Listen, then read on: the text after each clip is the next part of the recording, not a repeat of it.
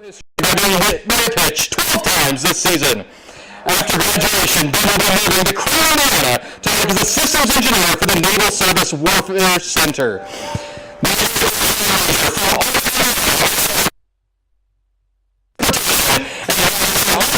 Studies and electrical engineering. He is joined today by his parents, Mark and Terry Christensen.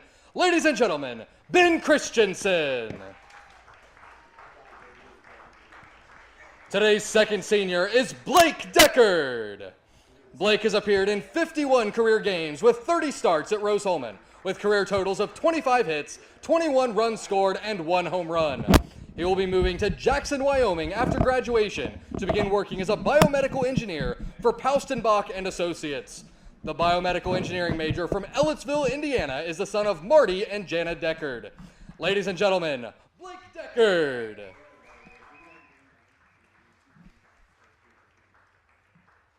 Today's third senior is Brendan Harris. Brendan has appeared in 7 career games as a fighting engineer over his 4-year career. After this season, Brendan will be returning to Rose-Hulman to finish his degree in optical engineering. The Nashville, Tennessee native is joined today by his father Derek, his mother Melissa, and his sister Kyla. Ladies and gentlemen, Brendan Harris.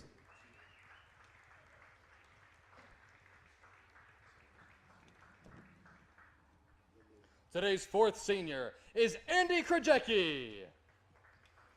Andy has appeared in 99 games with 81 starts at Rose-Hulman, with career totals of 113 hits, 39 extra base hits, 11 home runs, and 62 RBIs.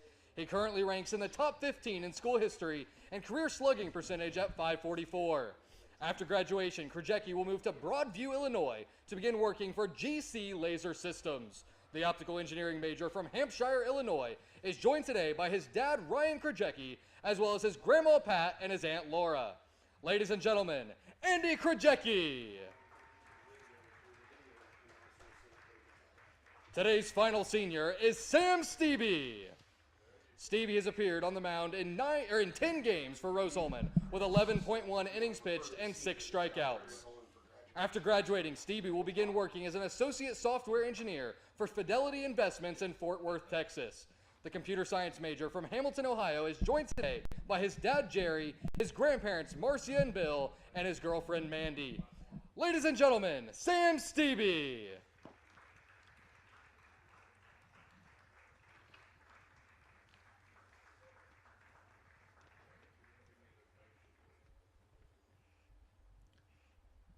Ladies and gentlemen, let's have one more warm round of applause for the Rose-Hulman Baseball Senior Class of 2023.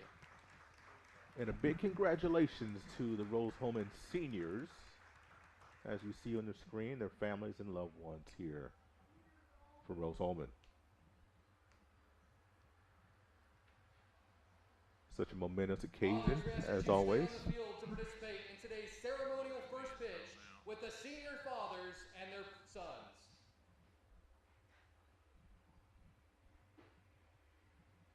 You see baseball at Rose-Hulman on the Indiana Sports Network.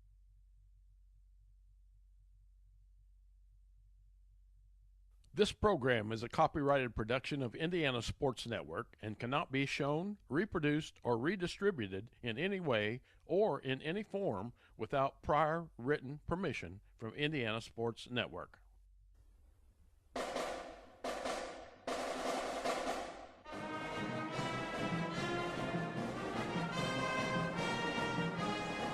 Welcome to Rose-Hulman Institute of Technology, the U.S. News & World Report's #1 engineering school in the United States that offers a master's as its highest degree for 20 consecutive years.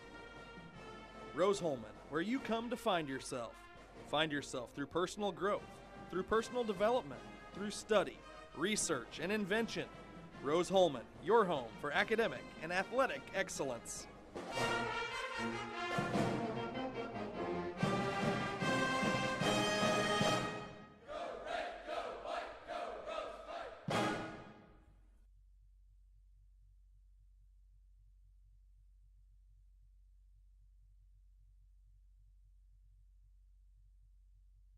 You are watching HCAC Baseball at Rose-Hulman on the Indiana Sports Network.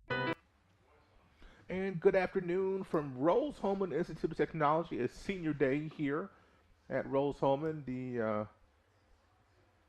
What you're seeing on your screen right now is the senior parents throwing out the first pitch to their sons, the sons that are 5 seniors on the baseball team that we just had the presentation for.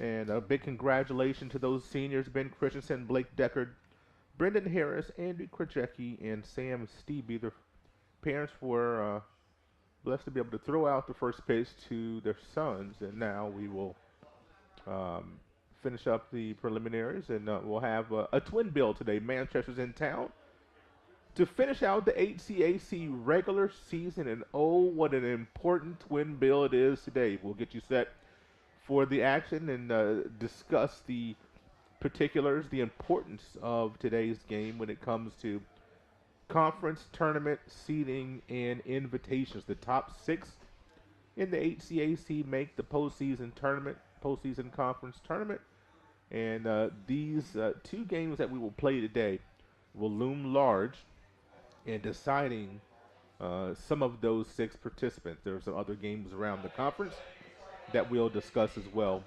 that will also provide significant importance. We'll have the starting lineups for today's ball game. For Manchester Spartans, Aiden Stevens will bat first and play center field. Zach White, the pitcher. We've got a hitting pitcher for the first time that we've seen this season. Zach White will bat second. Rocco Haynes, the catcher, will bat third. The cleanup hitter, Joe Kennedy, will play first base. Harrison Pittsford, the right fielder, will bat fifth. He'll protect Kennedy. Austin Knowles, the third baseman, will bat sixth. Brad Perez, the left fielder, seventh. Batting eighth, being Marini, will play second base. And rounding out the lineup for the Spartans, Mitchell Baker, the shortstop. Rick Esposito, coach for the Manchester Spartans, who had a nice little drive. Hopefully not too much of a rainy drive. You kind of relax and get that drive over from Manchester here to Terre Haute. A nice about 2.5 hour drive or so. Maybe in a Turner coach is a little bit longer.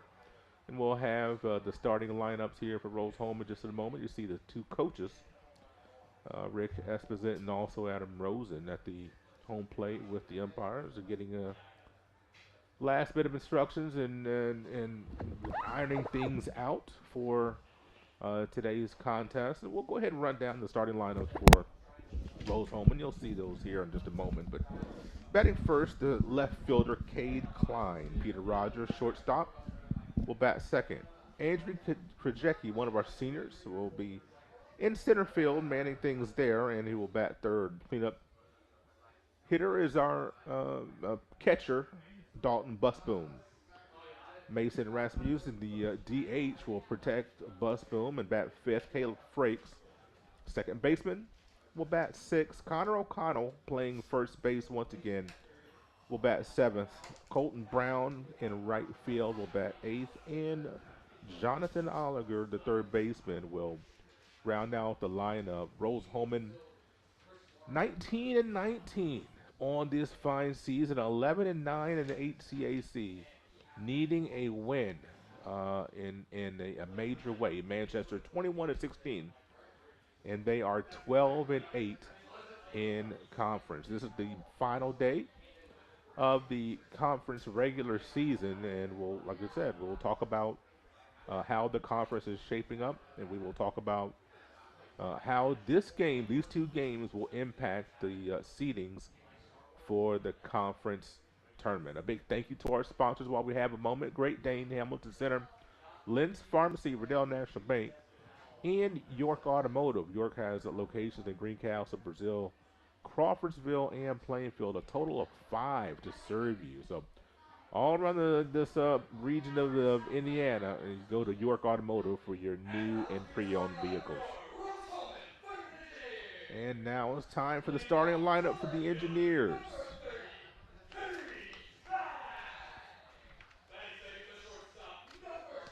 Cade Klein, now Peter Rogers. Andy Krajewski, one of our seniors that is in the starting lineup, is this will be his 100th game as an engineer, and young man has had just a fantastic career. You saw Bus Boom, Rasmussen, and now Caleb Frakes.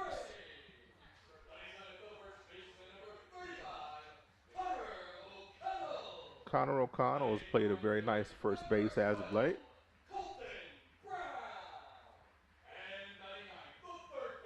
Colton Brown and then Jonathan Oliver, who will play third base. The pitcher for Rose-Hulman will be Alec Lewandowski. For the Manchester Spartans, the man that'll man the bump, Zach White. We'll step aside for a break here in our coverage at Rose-Hulman and come back and get you set for this twin bill of action. It's Manchester and Rose-Hulman right here on the Indiana Sports Network. Here at Mossy Oak Properties, Indiana Land and Lifestyle, we know hunting property, and our agents have the skills to close the deal.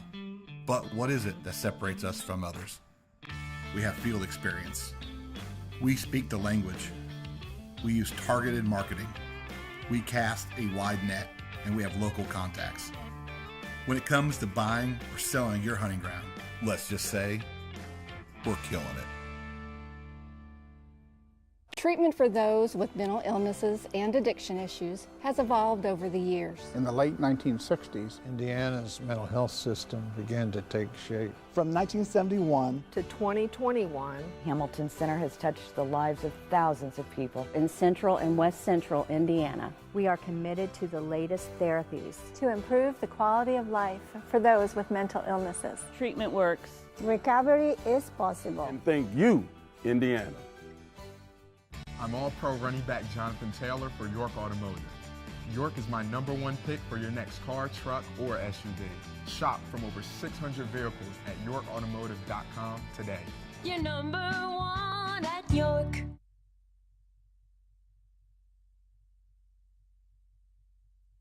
You are watching HCAC Baseball at Rose-Hulman on the Indiana Sports Network.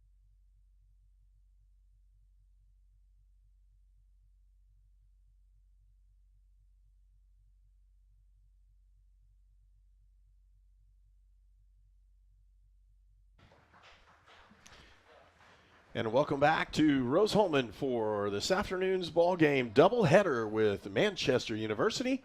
Again, if you're not familiar, we're in Manchester in northern Indiana, just on the other side of Wabash, if you know where that is. So close enough on this one. Let's give the lineup for Manchester as we head into the top of the first inning. Batting first is Aiden Stevens, the center fielder. Then it's the pitcher, Zach White, #9. Catching is Rocco Haynes. He'll bat third in the order, and followed up by the first baseman, Joel Kennedy, as we get prepared for this one. And glad I could make it in today. It was a tight squeeze, but I was able to get here to watch the Fighting Engineers take on this final doubleheader, and it's an important one, as we'll talk about through this ball game. Manchester, again, one of those teams that they look to be in the tournament. Rose-Hulman needs a win desperately to get in and make sure that they have that opportunity to play in the top 6 teams in the HCAC. You know, we always talk about it doesn't matter what's a sport that we're playing in the HCAC. It always comes down to that last day. And, of course, the doubleheaders being played all across the conference. And you know, looking at the conference standings right now, Rose-Hulman sitting in the 5th seed with Manchester in the 4th. And so things are very, very, very tight, very fluid, you know, when you look at the conference standings. And one game separates Rose-Hulman at 5th from Earlham and Anderson, sitting in 6th and 7th respectively. So a lot will be decided over the next 6 hours or so. The rain will pay a factor, and it's going to be important to get these games in. Yeah, hopefully we don't have storms like we did early this morning. Pretty bad ones. Pop up over towards first base. The catcher's there and slides, making the catch. A great job by Dalton Busboom to pick up the out on Aiden Stevens, the center fielder for Manchester. Next up for Manchester is the pitcher, number 9, Zach White. How a great way to start off. One pitch, one out, and Bus Move a great play to record that out. Pitch over that outside corner by Lewandowski for a strike to start this one out. Again, Rose-Hulman desperately needs this win this afternoon. Another pitch over the outside corner, but just wide enough. He's going to call that one a ball.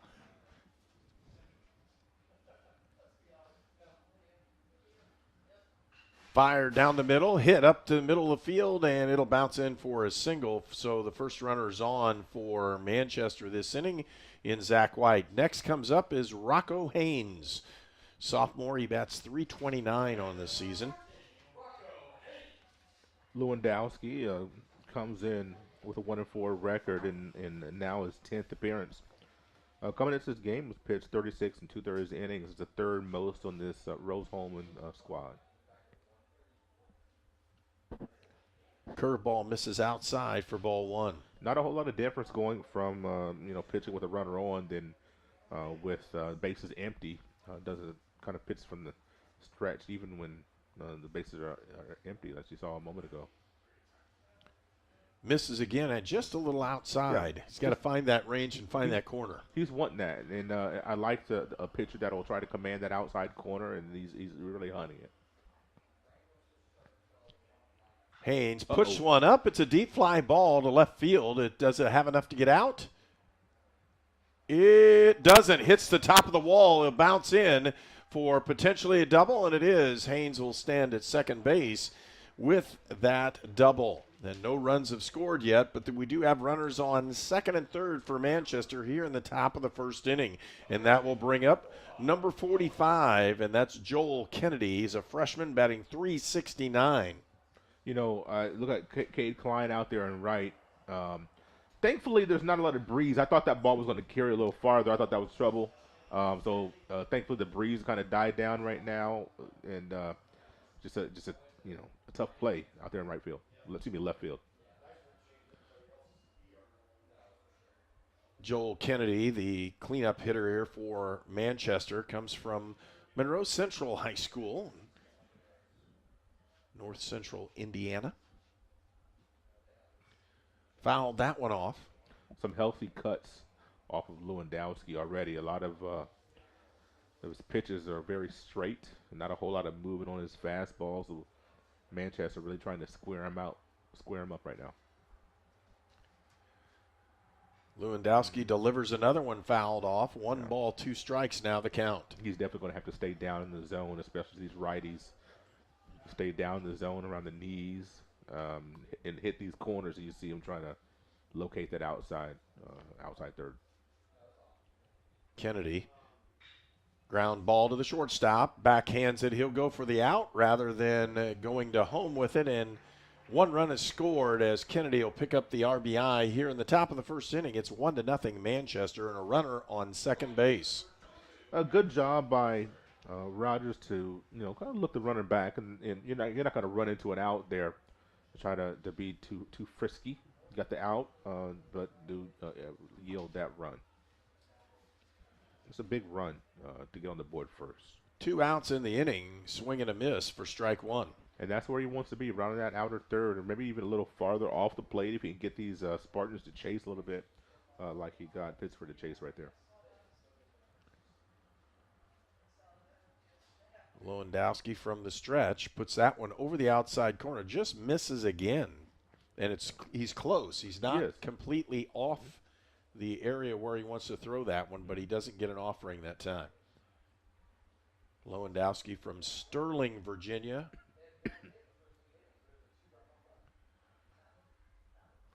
Misses outside with that one, and it's 3-1. Pittsburgh bats .288 on the season to started all 36 games for the Spartans. Swing and a miss. Yeah. And now there's only 2 balls in this one. It's 2-2 now, the count. You like that scoreboard, don't you? All those 2s. All the 2s. Harrison Pittsford is the batter. Misses outside, and it's a full count to Harrison Pittsford.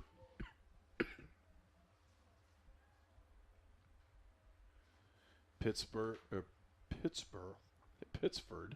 and I'm saying that from Edgewood High School in Ellisville, Indiana.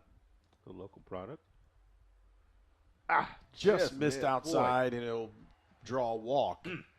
That was close. I mean, I love the fact that first of all, you got to know your limitations. He's not going to blow a ball by his Manchester, so you really can't come inside like you'd really like to. Got to command that outer third. I think he'll locate that eventually. You'll get there. Austin Knowles is the batter. He takes that first one in there, strike one. Knowles from Nassau, Bahamas. Went to school at Athens Christian in Georgia. And again, Lewandowski still trying to paint the corner on the outside, misses with ball one. Good friend of mine from Nassau that years ago came to Indiana State to play basketball. And Knowles pops this one up. It's in the infield. And caught over there by Jonathan Oliger for the final out of the inning. One run is scored for Manchester. We'll move to the bottom of the first. You're watching Indiana Sports Network. 4 years ago, I drove my daughter to Riddell National Bank, where she opened her savings account. Today, she's still saving money. My relationship with Riddell is better than ever, too. No other bank focuses on relationships as much as they do. I can count on them for small business loans when I need them. Riddell National Bank helps small business owners and their families grow, both financially and personally. Riddell National Bank, making friends since 1885. Your All-Pro running back Jonathan Taylor here for York Automotive. Looking for an All-Pro deal on your next car, truck, or SUV? York is my #1 pick. With over 600 vehicles in stock, York has the largest selection to meet your needs. We're talking new, pre-owned, and commercial vehicles. Take it from one All-Pro to another, York has your best deal. Shop online at yorkautomotive.com and we'll show you why we're not #1, you are. We're not #1. You are. You're #1 at York. You are watching HCAC baseball at Rose-Hulman on the Indiana Sports Network.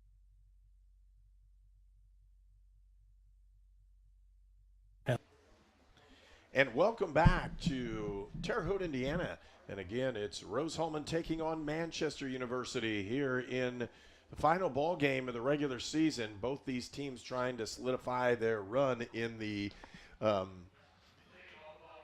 HCAC tournament if they can get in. Yeah, and for Rose-Hulman, they need wins to get in. Yes, they don't own the tiebreakers with Anderson or I believe Earl either. So line shot right up the middle and a base hit for Cade Klein, who leads off with a solid strike on that one. I mean, he got all of it. He really did, and this is what the engineers really need to get some run production early and often. And this is the kind of struggle to hit the ball, especially as of late. And so Rose-Hulman, getting those bats moving early, it would be a good sign. That'll bring up sophomore Peter Rogers, the shortstop of today's game. Takes that first one for ball one.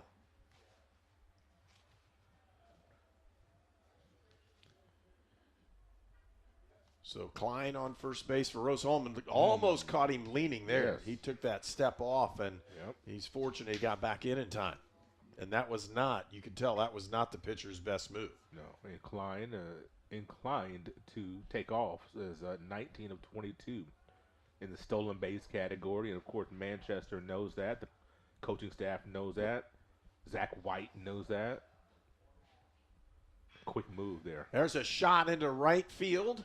It's fairly deep, but playable, and picking up the out is Harrison Pittsford for out number one for Manchester. Now you see the little slide step there by White just a moment ago. As he's definitely, this is not the guy you want to have on first base and have a prolonged move to the plate. You got to make it quick. There's got to be careful. You're looking at a White, 5.66 ERA, 3-3 record is come into the season of this game pitching 62 innings, so that leads Manchester as far as a number of innings pitched. Andy Krajewski is the batter for Rose-Hulman. Takes that first pitch in there over the outside corner for strike one. You see, neither of these pitchers are just overpowering, and so you got to live outside, and they are trying to do that. Both of them. Somebody has to field the ball in today's game. Right. Outside, ball one. White wasting no time, is he? Working very quickly. Yeah, nothing wrong with that. Snap throw back over to first base. Especially today when you look at possible weather later on, and we'd love to get both of these games in. Hopefully it's just just rain showers. Ooh, and he hit him on the inside. And he wondered. He's like, show me where it hit you. I don't think I've seen that one for a while because it ricocheted off his hands and potentially his forearm. Runners on first and second now for Rose-Hulman with one out, and that'll bring up number 24, Dalton Busboom, the catcher. Bats .219.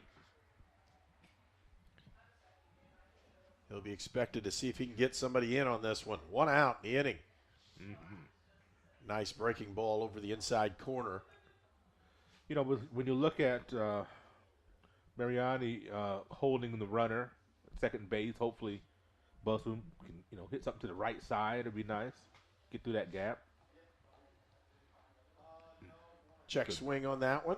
That was a great pitch. They're saying he didn't go. 1-1 the count now. Great job by Busboom to hold off. That was a fantastic pitch, I think.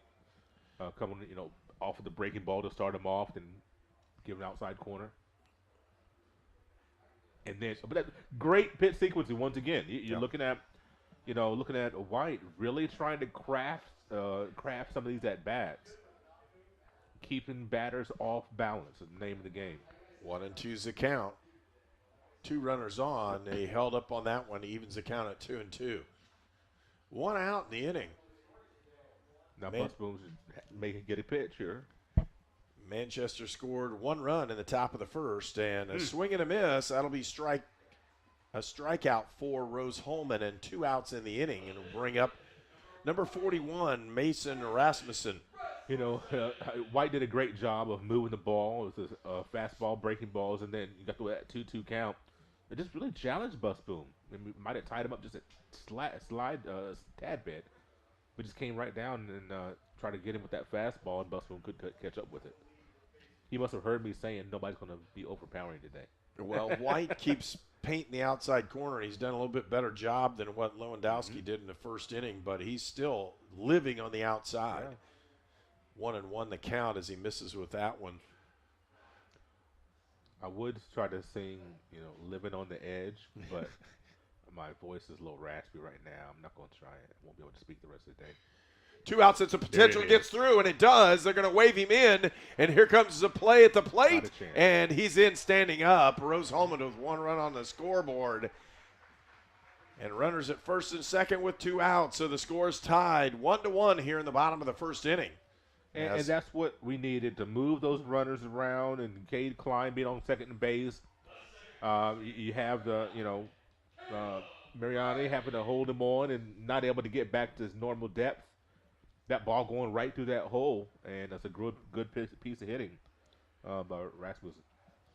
Krajewski at second and Rasmussen at first are the 2 runners. 1 ball, no strikes. As Caleb Frakes is up. Caleb batting .289. He's a freshman. He's played in 22 ball games, has 9 starts. Yeah. Rasmussen, a freshman as well. So you look at 2 sophomores to start the lineup, 2 sophomores to finish out the lineup. And you got a couple of freshmen mixed in there as well. So we talked about this being a young team. We talked about this. And Lewandowski, the pitcher, is a sophomore. So they've got a youth movement going on here. They're only going to get better here at Rose-Hulman as the time goes on. 2 outs, 2-1 count. They're going to flip back to second base again. And the reason they're doing that is because, again, Krajewski can move. He's a senior. He's athletic, plays center field. Also gave Rose-Hulman an easy hit here in the first inning to score the run. And when I say an easy hit, he hit it right where the second baseman normally would be playing, but he was helping to cover the bag. Got him close. They were really close on that one, but he dropped the ball. That was a close throw. It was a close throw, way closer than it probably should have been. Ball was on the second base side of the bag, fortunately, as opposed to the shortstop hole side of the bag. So, got to be careful down there at second base. 3-1 the count. Puts it over the outside corner, but they misses, and the bases are loaded with 2 outs here in the bottom of the first inning. And Rose-Hulman's put a lot of players in on this one. They just continue to put them up to the plate.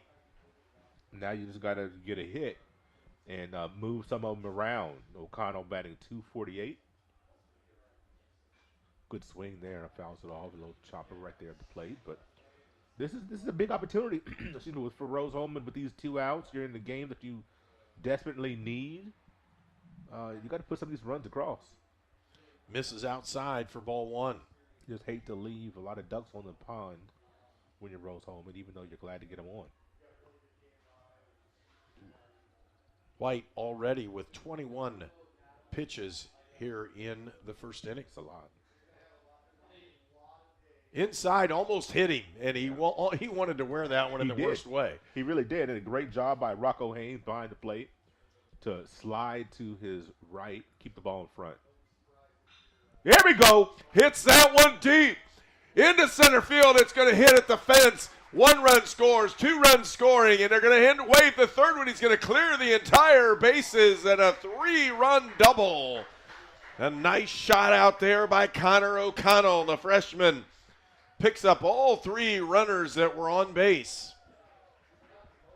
Pitch count for White is up to 26 in the inning, and that's not good if you're trying to keep a starter in. And Rose-Hulman has 4 runs on the board here in the bottom of the first. Colton Brown, the right fielder, steps in, and again, he has a runner in scoring position in Connor O'Connell. And he hits one and fouls it off. And again, I think these guys are really wanting to swing the bat. They've done a nice job at this at bat. They really are wanting to swing the bat, being very aggressive. And it was a very much needed hit by O'Connell. Ground ball could get through, and it does. And they're waving him in. Easy double. He's going to stand up. Well, actually slides in there because he likes to slide, I think. Another double. And Rose-Hulman has 5 runs on the board, and they're going to have the 9th batter in the order, which is Jonathan Oliger. He's going to step up to the plate. So Rose-Hulman has batted the entire round here in the bottom of the first inning. That's something that we haven't seen in the games that we've broadcasted. Rose-Hulman going to bat around. We're going to see a conversation here on the pitcher's mound. And really, because White works so quickly, he'll have a tendency to wear out, especially in this part, and he really needs to be kind of settled down and give him a little bit of time and break on that arm so he has a chance to throw and get an out. They desperately need him. Every team, it comes down to pitching as to what's going to go on in these kind of situations. It really does, and your starters got to be able to give you a quality start, get you 5 or 6 innings, before you have to get into your bullpen. And Rose-Hulman really trying to make it hard on the coaching staff from Manchester and make some decisions as the umpire goes out to kind of break things up and say, hey, you said your piece, let's move along. And I love to see the fact that Rose-Hulman is able to get these bats going early. Like I said, they've struggled, especially in key times with runners in scoring position, whether it be 2 outs or less. They've struggled with that. And today, producing with 2 outs, scoring 4 runs with 2 outs. Ground ball, and he boots it off the heel of his glove. He'll get on. That'll call that one an error, but tough runners play at first and third, and that'll bring up the top of the order in Cade Klein. They're calling it a hit. That was a tough play. Okay. It ranged into the bag. Okay. Yeah. I kind of was in the same boat you were, though. Thinking. So Cade Klein started this mess in the first inning, and he's up to see if he can finish it off. Runners at first and third with 2 outs, and Rose-Hulman has scored a majority of the runs here with 2 outs. Klein gets one. It looks like it could get down. It does. 1 run scores, and runners at first and second now for Rose-Hulman as the second batter in the order, Peter Rogers, comes up. Again, runners at first and second. 6 runs have scored here in the bottom of the first inning, and this is really what Rose-Hulman needed. They needed a breakout inning, and they got one. They really did. Brady Perez out there in left field. I don't know if he saw that ball very well coming off the bat. Rogers gets one. It's out there and catchable, and finally hauled in that time by Brady Perez. But the damage is done. 6 runs. Rose-Hulman puts 11 batters up to bat here in the bottom of the first inning and pick up 6 runs. We'll return for the top of the second. You're watching Indiana Sports Network. We're the Browns, and this is our account. Our relationship with Riddell really began when we were kids, so when we started our business, it seemed like a natural fit for us. Riddell's provided all of our financial needs for both personal and business, and we could not be happier with the level of service that we're provided. Riddell National Bank has helped us grow our business so that we can help grow our communities with the core values that we both share. If you're looking to grow your business, Riddell is your best option. The city of Brazil was founded in 1866. By 1876, there were 2 schools, 7 dry goods stores, 2 hardware stores, 4 churches, and 5 drugstores. One of those drugstores is still there today, Lynn's Pharmacy. Lynn's Pharmacy has grown from a small neighborhood drugstore to a modern pharmacy, offering prescriptions and medical equipment with old-fashioned values and unparalleled service. You can even step back in time and visit Lynn's Soda Parlor here at Lynn's Pharmacy, downtown Brazil.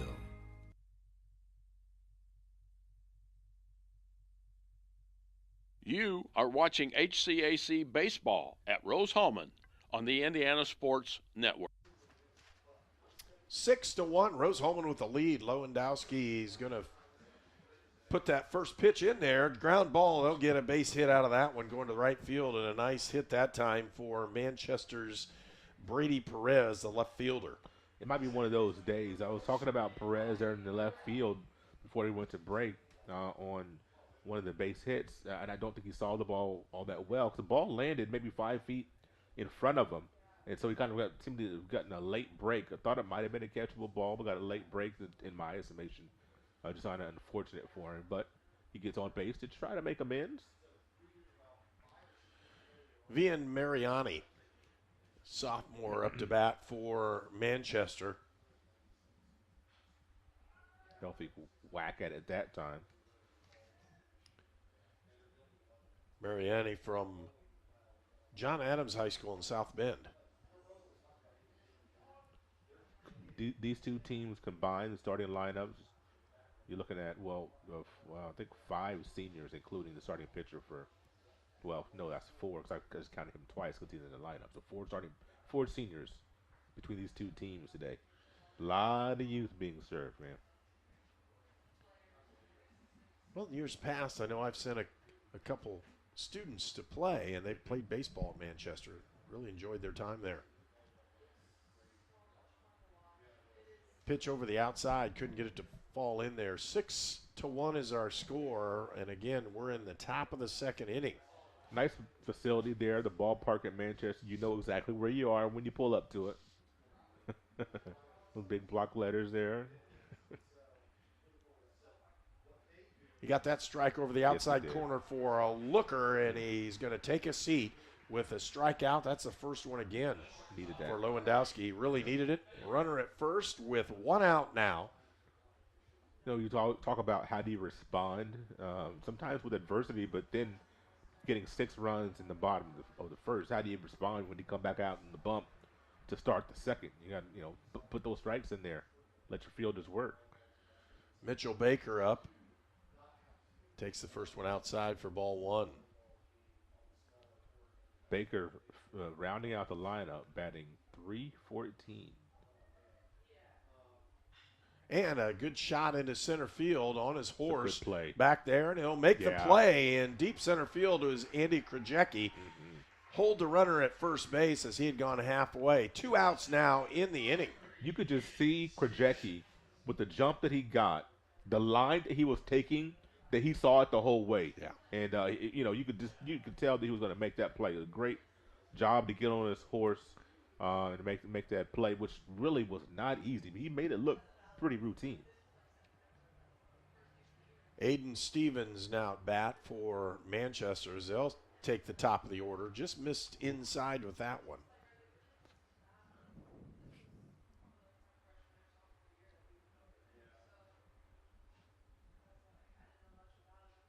Misses outside. It's 2-0. Stevens popped up to the busted on the very first pitch of the game in the foul territory. Now takes a couple. I don't blame him. Misses high for ball 3. That's the first 3-0 count that we've seen by either pitcher today, and so we'll see how Lewandowski responds from that.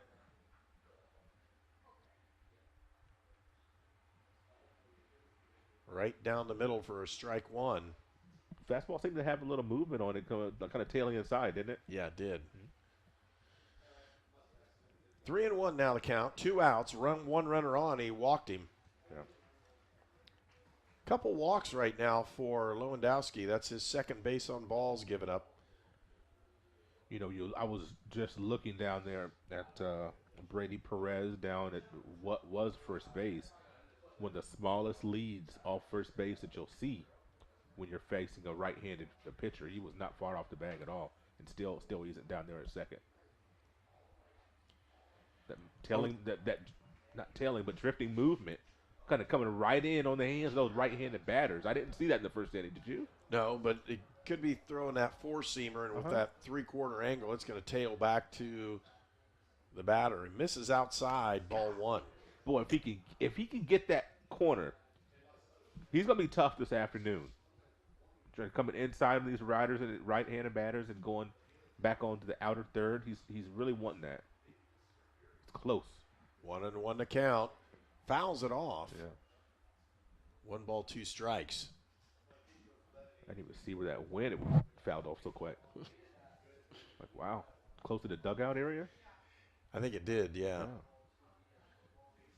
2 outs in the inning. 2 runners on base. 1 and 2's the count. Curveball gets it right up the middle, and what a grab! Great play that time by Caleb Frakes for the 3rd out of the inning, and Rose-Hulman does not give up a run in the top of the 2nd. And they'll go to the bottom of the 2nd. Rose-Hulman leads Manchester 6-1. It could be anyone. The star student, the all-state athlete. I never thought it could happen to me, that I could lose everything.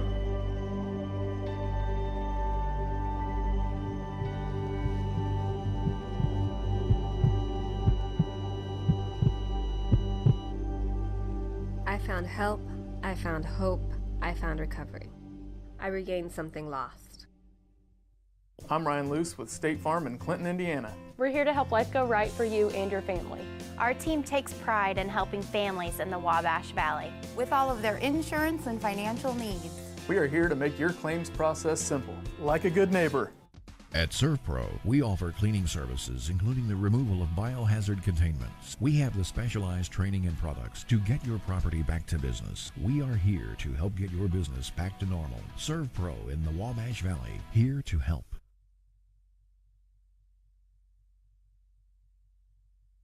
You are watching HCAC Baseball at Rose-Hulman on the Indiana Sports Network. Well, we're talking about the storms, the potential for storms, and this is the time. New pitcher into the ball game, it looks like, too, as he's getting a complete warm-up in here. See if we can get a number. Number 5 for Manchester, and that's Jared Holly, a junior from Wabash High School. You have to say Wabash High School, too, because there's yes, right. 3 of them in Wabash, 3 that have rural Wabash. Actually, 4 schools in Wabash County. So Holly, the pitcher and outfielder, and we're going to see where everybody moves around here. And 9 for Manchester. We'll see here. See if I can get this one.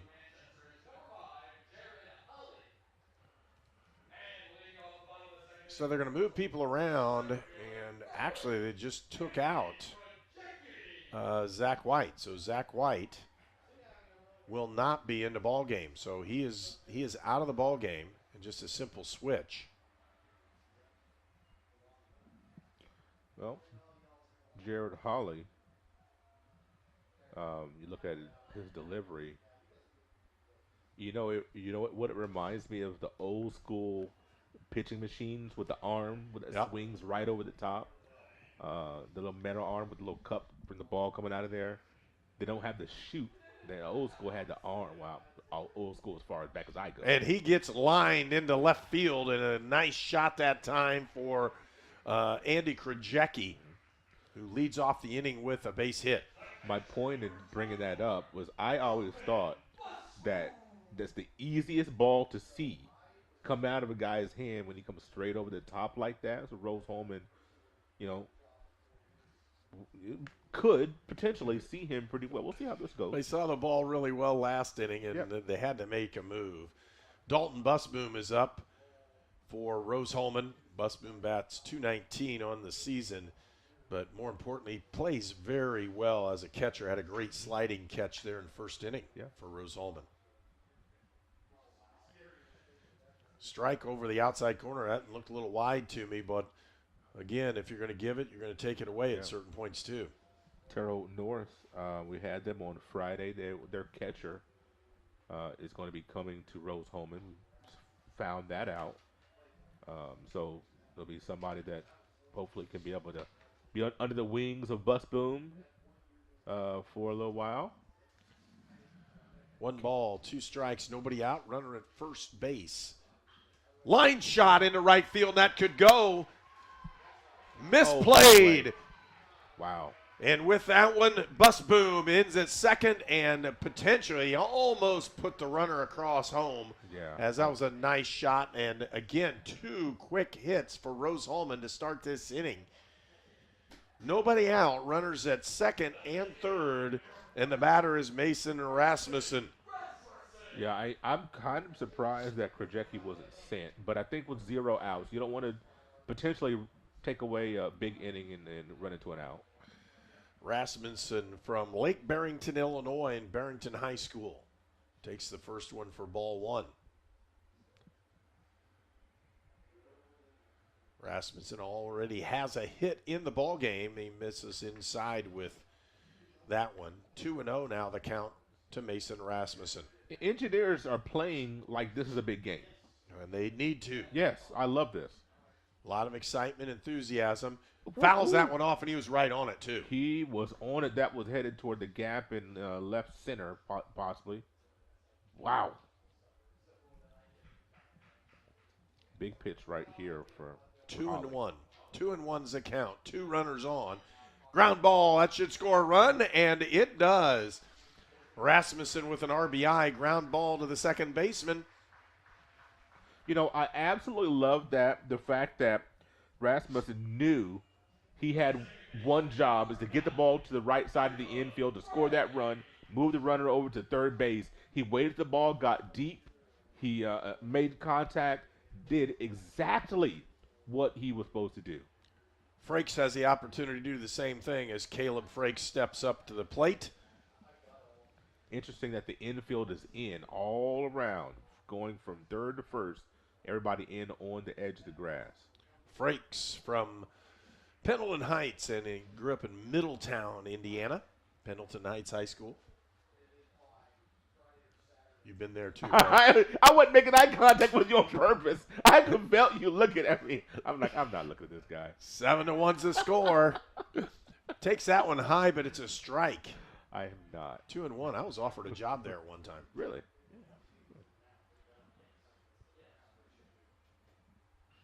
Ground ball. It could get him on first with the throw. Play. It got him.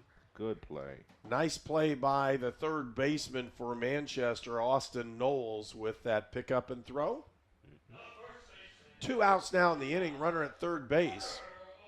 If that's Maybe anyone other than Bus Boom.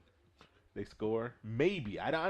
No disrespect to Bus Boom, but I like the idea of keeping him there at third base. Plays right there in front of him. Just slow chopper, but not sure if he'd be able to make it home or not. Connor O'Connell is the batter. He had a nice line shot double to clear the bases last time he was up. 3 RBIs already for him in the ball game with that one hit. Right now, O'Connell's probably the player of the game with that one shot. Yeah. Ground ball. Ball got in a little bit of inside on him, and he was looking to turn on another one there. Well, he got his hands extended on that first one. Did. That's always trouble when you can do that. And you could tell that was going to hit the ground and roll, and it did. There's a ground ball. He golfed at that one. Second baseman over, throws him out. Mariani with a great play, and with that, that'll end the inning. 1 run is scored for Rose-Hulman, raises their lead to 6. They lead 7-1. We return for more action on Indiana Sports Network. At Great Dane, we are proud to invest in our people and the communities we call home. We are hiring now for trailer assemblers and welders across the country. We need the makers, people who are ready to make a difference. We need you. Build something bigger for yourself and your family with great health benefits, advancement opportunities, 401k, pension, and more. Apply today at greatdane.com/careers.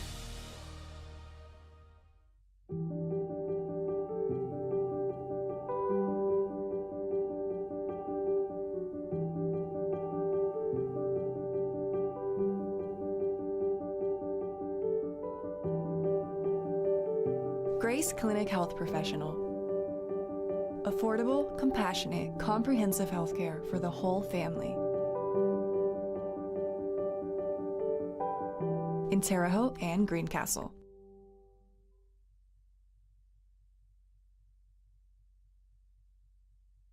You are watching HCAC Baseball at Rose-Hulman on the Indiana Sports Network. And welcome back to Rose-Hulman, where the Fighting Engineers lead going into the top of the third inning, 7-1. They scored 6 runs in the first inning, 1 run in the second, and it's Manchester's turn here in the top of the third. Shot into the gap. He's going to get some play on that one. It'll be a base hit as they'll hold him up. It's a loud single right there. Is that? I thought that was going to the wall as far as that carried, but a good job by Klein. Now, Klein's playing deep, mind you, so he wasn't able to get past he or Krajecki to get to the wall, but that was a nice stroke there to start off the inning. So Rocco Haynes with that leadoff single. That'll bring up Joel Kennedy. Lewandowski misses outside for ball 1. Kennedy has an RBI, the only RBI for Manchester in this ball game. It was his first time up to bat with a fly out. Deep enough to get somebody in. Or actually, that was the ground ball. We took an actual out on that one rather than throwing towards the plate. Ground ball right up the middle. Potential double play, but he gets through. Oh, boy. That a couple of big hops. I didn't know it was going to be that high, that second hop. I was hoping that somebody was going to be able to grab that because I thought that was going to be easy too. When you look at Rock, I was going to say, to get a chance to, Rocco's lead catcher, extremely small. And so I thought that would have been a good time to turn to, being right at the second base bag. Nobody could get it. And so we got a little trouble brewing. Runners on first and second with nobody out. Brings up Harrison Pittsford. Oh, just about hit him. Yeah, you don't want to wear that one. I know you got a helmet there, but that might could, even though it being an off-speed pitch, it could ring a little bit. 7-1's our score. 2 runners on for Manchester here in the top of the third. Lewandowski misses outside. 2-0 is the count. You got to wonder when you're looking at Coach Rose and how much room, how much slack do you give Lewandowski here, knowing how important these 2 games are. You know you have to play 2. Yep. We'd love to take both, but when you have a 7-1 lead here in the third, you got to protect this thing and can't let it get away with you. You got a 3-0 count. 3-0's the count. Lewandowski gets that one in there for strike one. We want to thank our sponsors for today's game: Great Dane, the Hamilton Center, Lynn's Pharmacy, Riddell National Bank, and York Automotive. 3-1 count. Swing and a miss for strike two, and Pittsford brings that count up to a full count. Big pitch right here, Herb. Nobody out. Runners at first and second. And not a big lead. They've got a chance for a ground ball double play. And he missed it outside and walked him and walked the bases loaded with nobody out and brings up number one. That's Austin Knowles. And Knowles today, again, good athlete. He had a great play at third base. You're starting to see movement down there in the Rose-Hulman bullpen. Look like Zacchaeus Carr, I do believe is who that is, going, and they're on the quick step. They're not strolling down there to the bullpen. He and one of the catchers on a dead sprint to get there to get warmed up, and you saw that Busboom going out there to give a little time to. So that answers my question partially. How much slack? Well, we're gonna get somebody ready. You got to protect this lead, and you have to get this game. This is a must-win. Austin Knowles, the batter, takes the first one outside again. Lewandowski's not hitting the strike zone right now. Just can't find that corner. He is so just tantalizingly close enough to where Manchester's offered at times. There you go. Got that one. 1-1 the count now. Nobody out. Bases loaded here in the top of the third inning.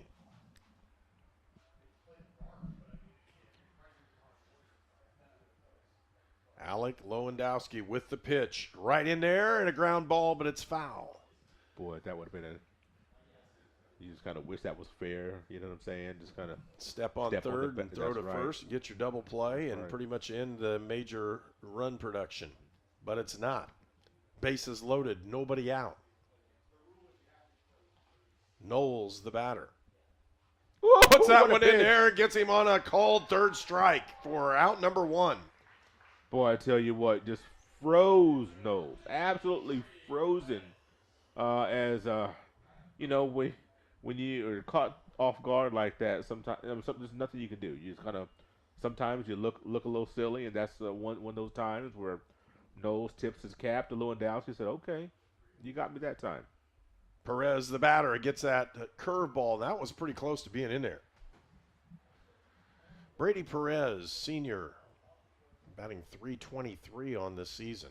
One out in the inning, bases loaded for Manchester. Tails that one off. This is one for Manchester. You look at bases loaded with no outs, you have to score multiple runs this inning. This is something that it would be kind of demoralizing with a lowercase d if they don't score. Fouled it off and right to us. Yeah. That netting, if that was lower, it would have hit this window. Yeah. It would have shattered that bad boy. 2-1's the count. Swing and a miss. Strike two. Nice high heat. Mm-hmm. Tied him up. Had nothing he could have done with that. So I think it was beneficial for Perez that he missed it. That probably would have been a dribbler somewhere. 2-2's the count. One out. Fouls it off. He's had some healthy cuts. 1 for 1 already today, and you've seen some healthy cuts by Manchester up and down this lineup.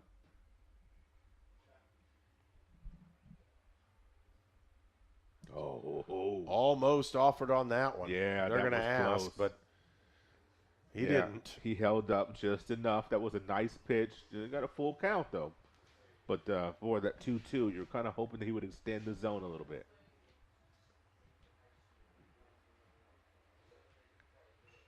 Popped it up, but it's foul. And grabbing over there, and with the play is Connor O'Connell. Looked like it was going to carry out, and all of a sudden, I think that blew back in. Yeah, that's a big out right there. Once again, foul territory. It's the second out being recorded in foul territory today for Rose-Hulman. So Lewandowski had bases loaded with nobody out. Yeah. And now 2 outs and bases loaded as he's gotten the last 2 batters out of this one. Vian Mariani up to bat. He'll take a healthy cut and fouls it off. Yeah, the pressure, you could just, you see nobody out, bases loaded, you feel one way. Then with 2 outs, you're like, oh, boy. You start to get a little bit tight as a batter, so Mariani's going to have to be free with this at-bat. High and inside, ball 1. We'll set him up to go back outside, where Lewandowski's been trying to live. You wouldn't be surprised to see something off speed on the outside corner. There it was, but just off the edge. Boy, I'm telling you, if he can locate that outer edge, it'll be really hard to hit him today. But he's just a little bit off. Some days it's like that. 2-1, swing and a miss. They're saying he fouled it off. Yeah. 2-2 now the count. Just hung him up. 7-1 is our score. 2 outs in the inning. Bases are loaded. Manchester had them loaded with nobody out, and last 2 batters, Rose-Hulman's been able to retire. Curveball, popped it up. Wow. Camped underneath as Frakes makes the play, and Rose-Hulman gets out of the inning without Manchester scoring any runs. We'll go to the bottom of the 3rd inning where it's 7-1. Rose-Hulman with the lead. I ran out of my pain meds too quickly. I took more and more to get through my day. I did anything to get them. I needed help. I needed hope. I found them both. Professional, safe, no wait times, quality treatment. Regain something lost. Call or go to winrecovery.org. You're watching the Indiana Sports Network.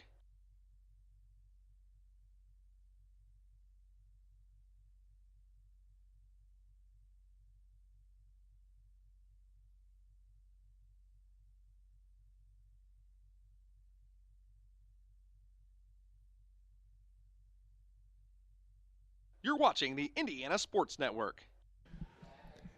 Hey, we put up the time clock. We're not ready for this ball game to be over, but Rose-Hulman sure would like it with the score 7-1 as the Fighting Engineers taking a commanding lead in this one. Already, Manchester using their 2nd pitcher of the day, and Jared Holly.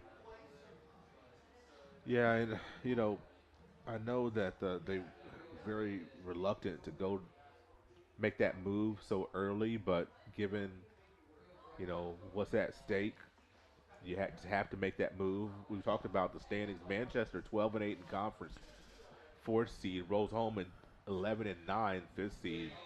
Earlham 10-10, Anderson 10-10. Earlham listed as the 6th seed and Anderson the 7th, 1 place outside looking in, which is where they were last week when they were here and took 2 of both of the games that we saw. So very fluid situations in conference standings, as it always is, and Rose-Hulman desperately needs a win. Manchester looks to be squarely in, with their seeding to be determined. Jonathan Oliger is the batter. Takes that one in there. 2-1 to count as Oliger playing 3rd base for Rose-Hulman this afternoon. 3-1 for Jonathan Oliger, a sophomore from Mount Zion High School in Dalton City, Illinois. Takes the walk and a leadoff walk for Rose-Hulman. Yeah, that's the last thing you want when you're having a deficit like this. Leadoff walk, you definitely do not want that.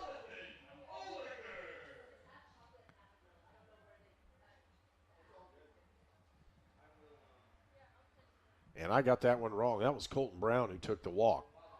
Oliger at bat, and a wild pitch will put the ball back towards the screen. Brown will take 2nd base. So again, Brown with the leadoff walk. This is I call this danger time for Manchester right here. This could get away from you pretty quick. Call a strike on that one. Whoa. To Oliger. Oliger is, again, playing third base. He plays a really solid third base. Rose-Hulman appearing that they're going to try to bunt and put him over. Nice bunt. Very nice. Gets it there. Throws it over his head, and that will be an error on the throw. One run is scored, and Rose-Hulman putting the ball in play. When you put it in play, good things happen, and that one it did. They had a rush to see if they could pick up Jonathan Oliger as he was running towards first base. It would have been a close play, probably out. But with that error, one run scores. Yeah, and Colton Brown on his horse, the third head first slide. No chance to get him there, so you had to go to first base to airmail the throw. Just unfortunate now, as talked about. Just dangerous time right here for Manchester. That this thing doesn't get out of hand.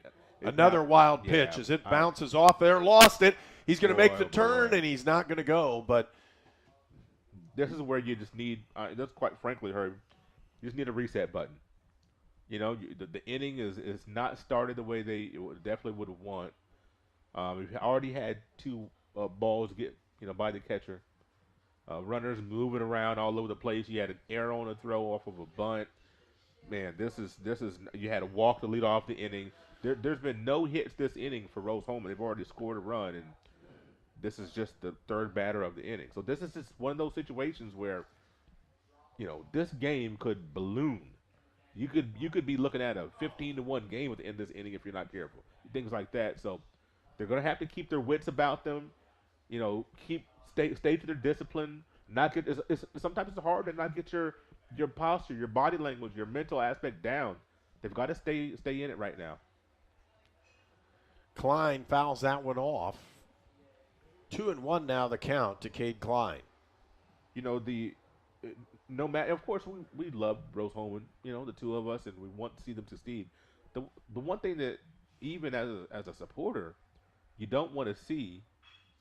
Klein just rips that one in the gap, and it is off the wall. It's at the base of the wall and still there. Klein rounding second base. He'll head to third.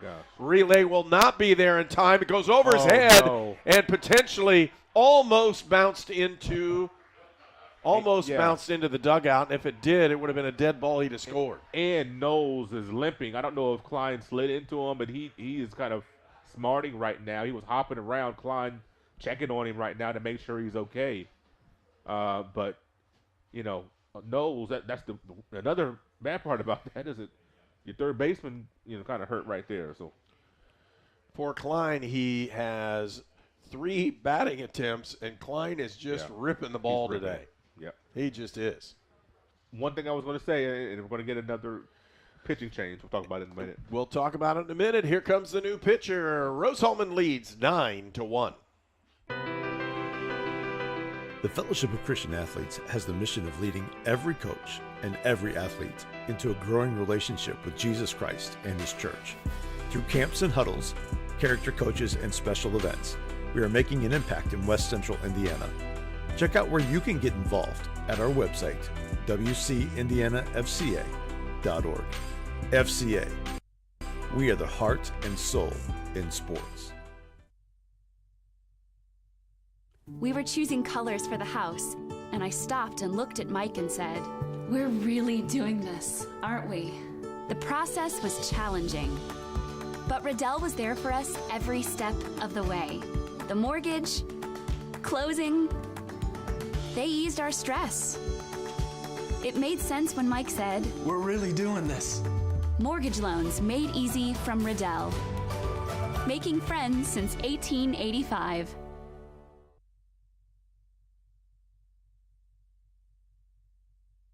You are watching HCAC Baseball at Rose-Hulman on the Indiana Sports Network. New pitcher is number 10, and that's Tyler Reneker. He's a freshman from Oak Hill High School in Marion, Indiana. Tyler Renneker, a 1-2 record, 5.52 ERA.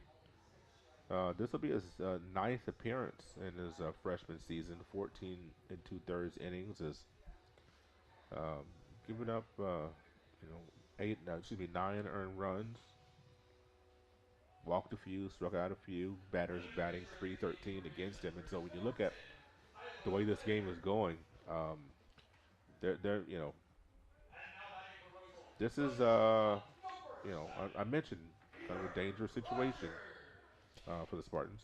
Peter Rogers is the batter for Rose-Hulman, and a curveball outside. He throws it in the dirt. The one thing that I was saying, and then I'll finish this thought quickly, even as a supporter of Rose-Hulman, the one thing that we don't want, I hate to see, is the opposition mentally out of it or feeling down. And I'm not saying, oh boy, I hit him.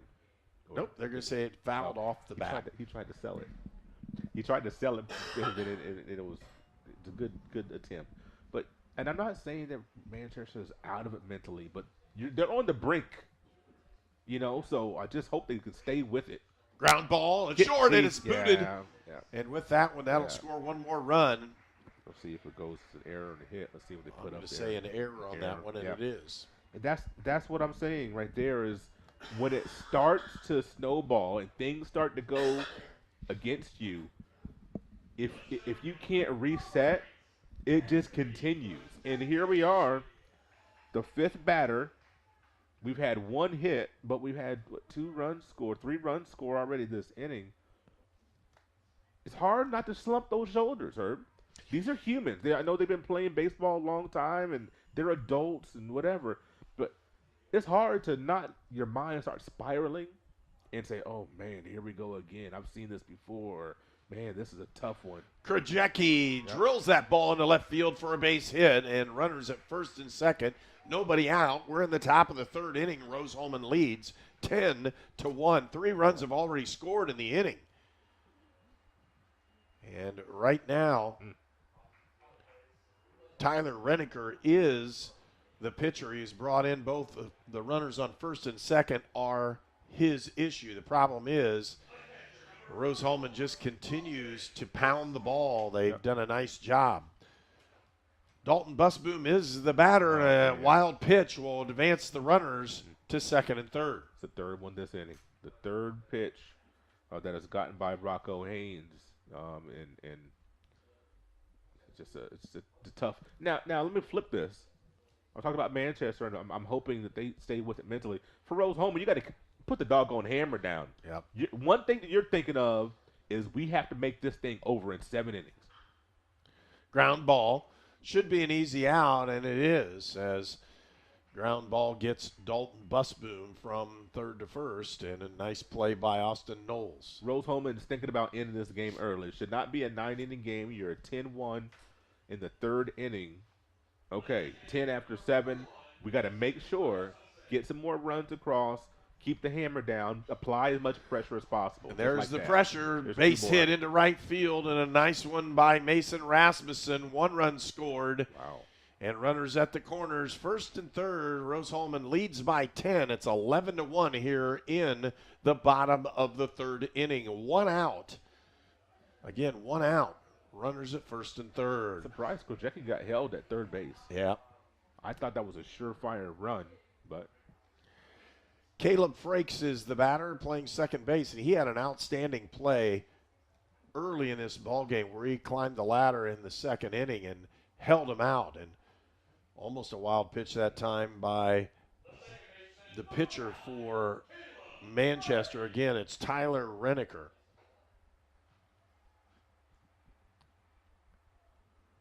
Want to knows the count. There's one out in the inning. Runners at first and third. It's 2-0.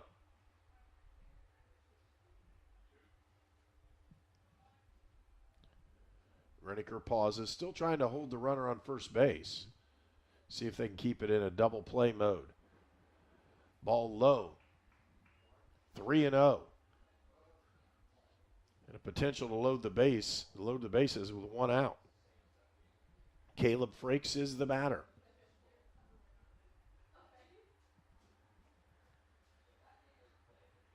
Curveball misses high. And Frakes will take that jog to first base. Bases are now loaded. Wow.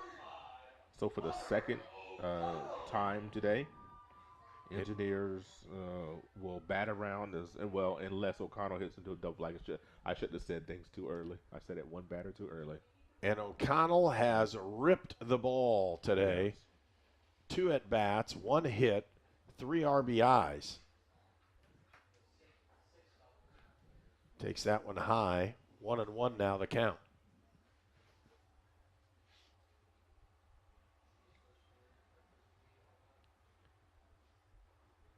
Gets a strike over the outside corner. That was a good pitch by Rennick. I like it.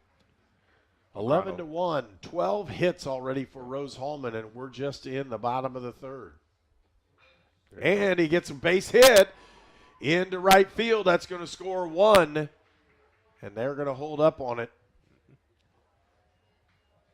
1 run is scored, and Connor O'Connell with another RBI. That's 4 on him for the day. What a day for O'Connell. 4 RBIs, 2 hits, a great play over there at first base to record it out. I think on his last inning. He's had himself a day, hasn't he?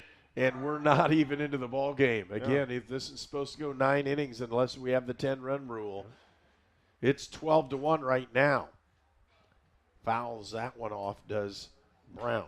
Yeah, Engineers, I'm telling you, they have to be thinking we're at the 10-run rule situation right now. We got to keep applying pressure and make sure that this game is over after 7.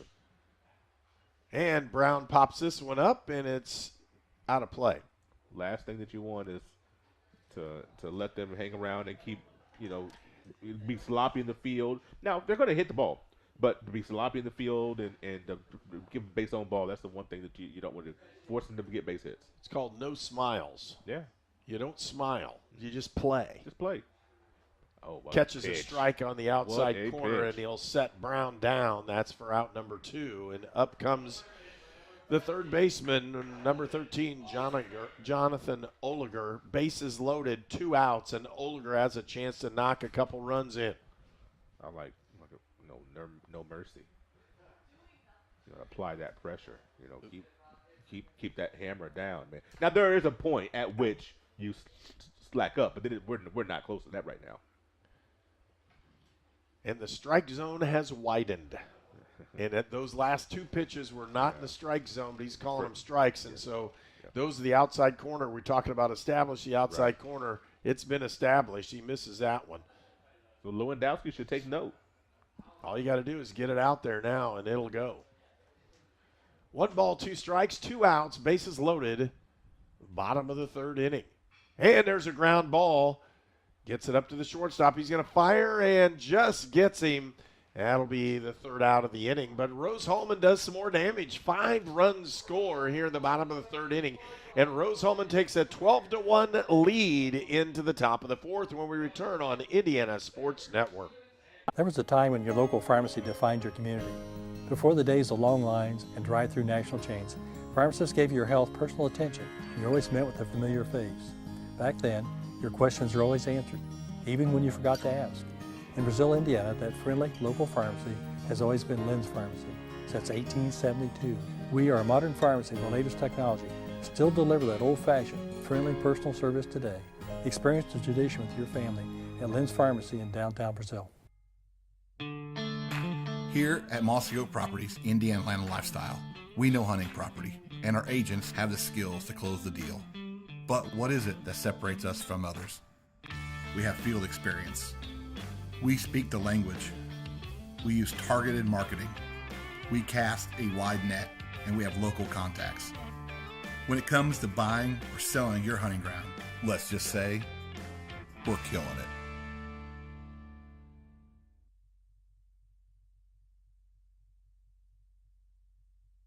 You are watching HCAC Baseball at Rose-Hulman on the Indiana Sports Network. Income. Welcome back to Terre Haute, Indiana, Rose-Hulman, where the Fighting Engineers lead Manchester 12-1 here in the top of the 4th inning.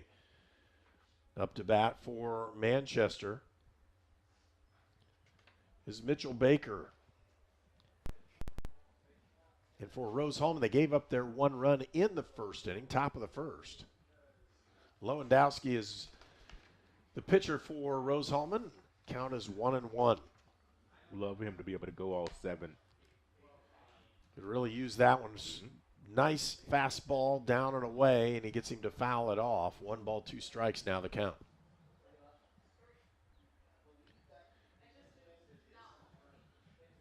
Really, you can't say enough. Rose-Hulman, the bats have just come alive in this ball game. We haven't seen him hit like this in several of the ball games we've been in. No. And all of a sudden, they're pounding it. And Manchester has helped. A couple errors. Yeah. Has given him opportunities. Full count now. Now, don't put him on now. Don't put him on. If he gets on because he hits, okay, but don't put him on. Lewandowski also has 3 walks, and they'll make it 4 they say he missed on that one. That looked pretty good pitch. So he puts another runner on. That's 4 base on balls. He has 2 strikeouts recorded in the ball game, does Lewandowski. Mitchell Baker, who hits the ball very well. The 9-hole is going to restart this lineup. Short lead once again. I'm surprised. I don't quite understand Herb when you're looking at it. I mean, and Mitchell's got some good wheels. He moves well. 8 stolen bases out of 11 attempts, but that lead is so short at first base. Well, they're not going to take any risks on this one. Just misses a little bit. They're going to say that one's high, is what they're going to say. 1-1 the count. 1 runner on base and nobody out here in the top of the 4th inning. Misses outside with that one. And the other issue is Lewandowski's been he's had 2 innings where he's had to wait a long time to pitch. Yes, I agree. And I agree. Even though that wait is long, sometimes it's hard to get your groove back on. Yep. 3-1 now the count. 1 runner's already been walked. And Aiden Stevens at the plate for Manchester. Swing and a miss, and now we have a full count at 3-2. One of the things that I was thinking a moment ago, I talked about that short lead. If I'm Manchester, I'd love to put pressure on Rose-Hulman. You know, I'm looking at. I know it's a long, big deficit, but you're playing for the second game at least. So let's apply a little pressure, steal a base, move a runner around, go for a hit and run, or whatever you got to do to try to get some mojo back. You got to get that energy back playing, stationary baseball. And at this point, maybe that would be the answer. They're going to have to because they're so far behind that they can't risk any outs, and that's what's going on. But if you don't risk any outs, you don't reward yourself at all either. He's going, I like and that. There it is, a hit and run. They've got it into left field, and his stopped. That's exactly what I'm talking about. Move the runners, force Cade Klein to make. I know it would bang bang, but man, I'm telling you, I'm down 12. I'm down 12-1 right now. I want to give my team a shot in the arm. If we're going to go down, we're going to go down doggone swinging. You know what I'm saying? So I know it's very risky. And yep, they're not going to. And the old style is you don't do that. So up to bat now, number 9 is Zach White. So White became the DH on what went on.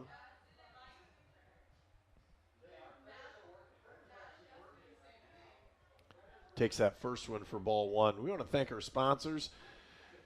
York Automotive is a transportation specialist we use with 5 locations in Brazil, Greencastle, Crawfordsville, and Plainfield. Trying to be good today. I know. 2 balls, no strikes. Nobody out. Top of the 4th, gets that one in there for a strike, and that's the pitch that he hadn't been given away. Yeah. He gave that one to him. Yeah. And again, that the Manchester pitchers have gotten that call most of the day. Another pretty decent pitch, but it's fouled off. Now see if Lewandowski can put him away. A double play would be fantastic for Rose-Hulman right here, but you got to at least get it out. Bases were loaded in the top of the 3rd with no outs for Manchester, and they didn't score. Ground ball, opportunity for double play. They turn one. They got him, double play. Double play on a 4-6-3. Really nice play and a good turn by Peter Rogers at second to get him. Frakes with the ground ball, picks it up, throws it to Peter Rogers, over to Connor O'Connell for the double play. It all started with Frakes and the fact that he was able to get the ball out of his mitts so quickly. That gave them an opportunity to turn that double play. He snared it, pivoted his body, got the ball out immediately. Pop up, Look at that. O'Connell right at first base. How about and they're out of the inning.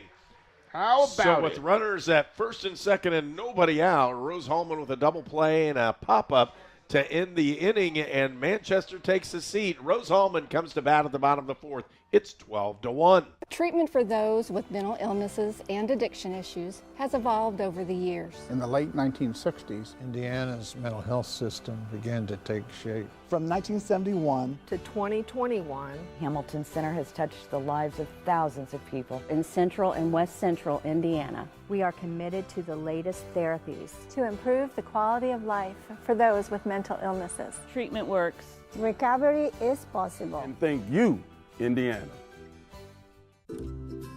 4 years ago, I drove my daughter to Riddell National Bank, where she opened her savings account. Today, she's still saving money. My relationship with Riddell is better than ever, too. No other bank focuses on relationships as much as they do. I can count on them for small business loans when I need them. Riddell National Bank helps small business owners and their families grow, both financially and personally. Riddell National Bank, making friends since 1885.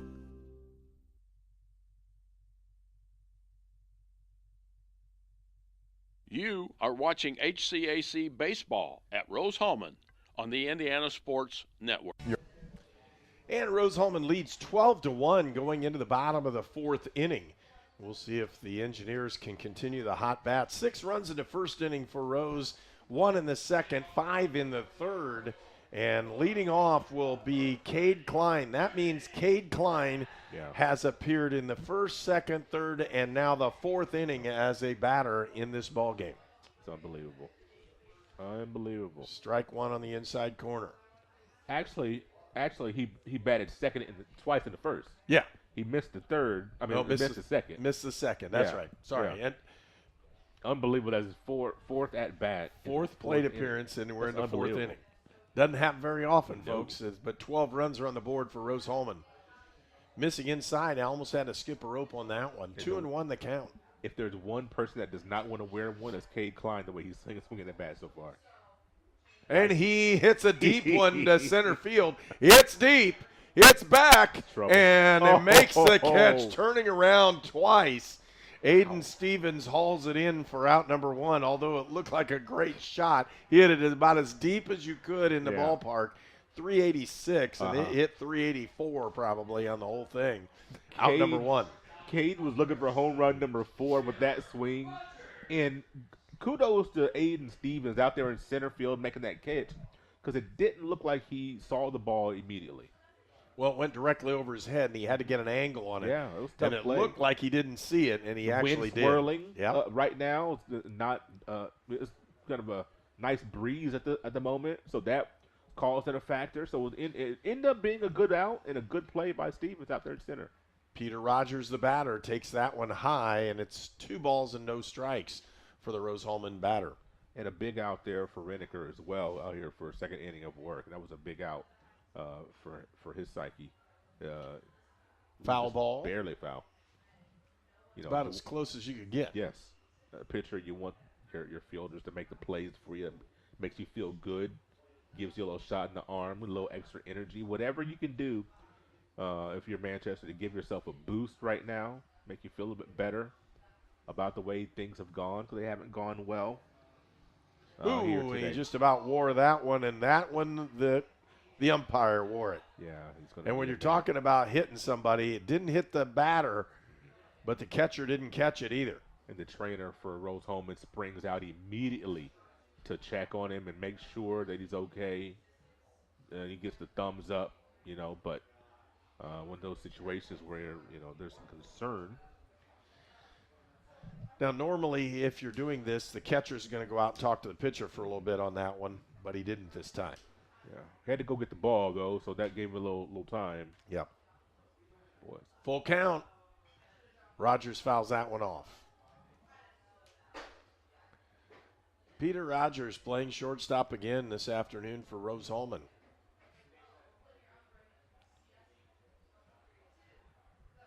Ground ball. He just lines that one right into left field. And Rogers turns on another one. That's 14 hits on the afternoon for Rose-Hulman. Man, this is really something. They're batting about 500 right now, folks, in the ball game. Yep. Just continually pounding the ball. Reneker's given up 4 hits so far in the afternoon.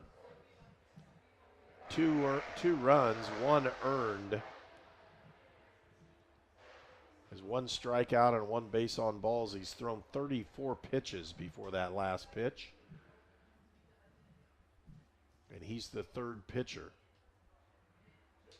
Gets a strike off the corner again. Trying to check on those scores, aren't we? Well, I will be in a moment, but I was actually looking at some of the. There's a shot in the gap. It could go, and it does. Home run. Rose-Hulman's Andy Krajewski pounds one over left center. And 3 more runs come in for Rose-Hulman. That's Krajewski's 12th career home run. And a gentleman who is currently in the top 15 in school history in slugging percentage as a senior. What a day to go out as a senior, Andrew Krajewski. And Rose-Hulman desperately needs the win. Looks like they're cruising in this one. That's the problem. You don't want to let up. And the score now 14-1. Just 1 out here in the inning still. Dalton Busboom is the next batter. Again, if you're Manchester, you're trying to slow this one down. Looks like he went on it. You did. 1-1 now the count with 1 out. 2 runs have scored in the inning. Rose-Hulman has scored runs in all 4 innings. Wow. There's a base hit for Busboom right up the middle. Well, I was looking at some of our scores, in prior home games. I'm looking at 14 runs right now. Of course, last time we were here was the end of April. We had the two games on that Saturday against Anderson. The Wednesday before that, we had DePaul. In those 3 games in that homestand, 15 runs combined scored by Rose-Hulman in those 3 games. Line shot, probably got an out. They did, and they won't get him doubled off of first. But, again, a solid shot that time by Mason Rasmussen. Leads to an out, and that'll bring up Caleb Frakes. So 15 runs scored in those 3 games. Today we got 14. That was I'm looking at. I'm like, this is just something that I didn't see this coming. I did not see this come. This outbreak of the bat. And this is what we were wanting to see. Sometimes though, you just have one of those games where everything just turns up roses. 16 hits on the afternoon for Rose-Hulman. Frakes gets one over in the gap, and he's going to run it down, and the runner will take off to third. He may wave him. No. Frakes into second base, and again, a nice job of running by Frakes, and a good job of running that time. At third base is Busboom. So Busboom saw the misplay after he had actually hesitated at second base. So yeah. They scored that as a hit in the air. That'll be error on Perez. That's tough. I think he slipped out there. Yeah, but a little bit damp. But I mean, that's tough. Connor O'Connell, who really started things off, he had a double with the bases loaded and cleared the bases in that first inning where Rose-Hulman scored 6. And got a shot of that one. Launched it in the gap and off the wall, just the top of the wall. He's running at second base. He'll hold up with another double and clears the base paths. And now instead of 4 RBIs, he has 6 on the day. 6 RBIs for Connor O'Connell. I thought that was going to leave the yard.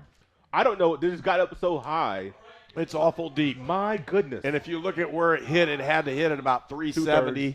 Two-thirds up the ball. Yeah, so that would have been a tough one to go out. And with that, Manchester's going to come out and talk about this one. 18 hits so far in the ballgame for Rose-Hulman. 15 runs have scored. At some point, I think maybe Rasmus Vinegar might have to just be the sacrificial lamb and say, hey, man, we're just going to leave you out here. I don't know what's going to happen, but I would think he'd probably stay out here. Game probably out of reach. Yeah, he's going to stay out there. And I like the fact that Coach came out to talk to him. So you know, this is what we're doing. doing. Have to eat some innings. Yeah. I'm sorry. We're going to have to leave you out here. We're going to eat some innings. And he's going to have to bear down and try to get a few more outs just to stay out there and help his team out, help out the rest of the pitching staff. You know, sometimes you're going to have to just be the guy that's just out there and, you know, and kind of take the lumps. Colton Brown, who had a walk the last time up to bat, is up on this one again. O'Connell at second base is in scoring position.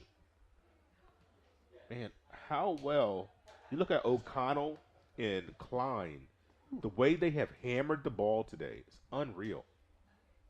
And there's a shot. It's going to get a base hit. It's going to be in. And here comes O'Connell. Yep.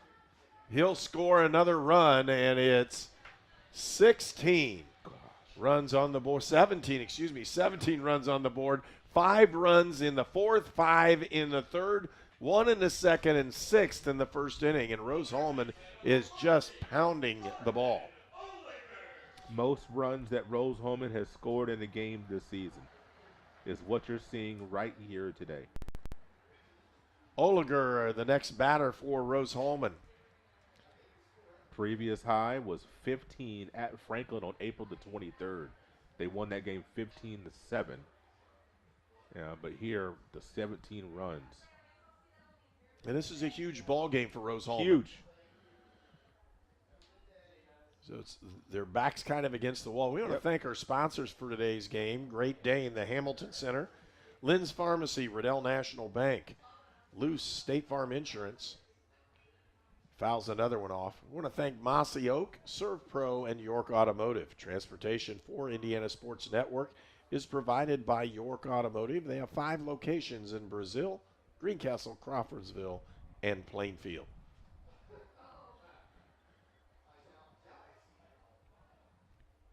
One ball, 2 strikes. There are 2 outs in the inning, and a swing and a miss, and that'll send them down. And it's a held ball off the foul tip, but that is the 3rd out of the inning. But 5 runs in for Rose-Hulman. They lead 17-1 when we return for more on Indiana Sports Network.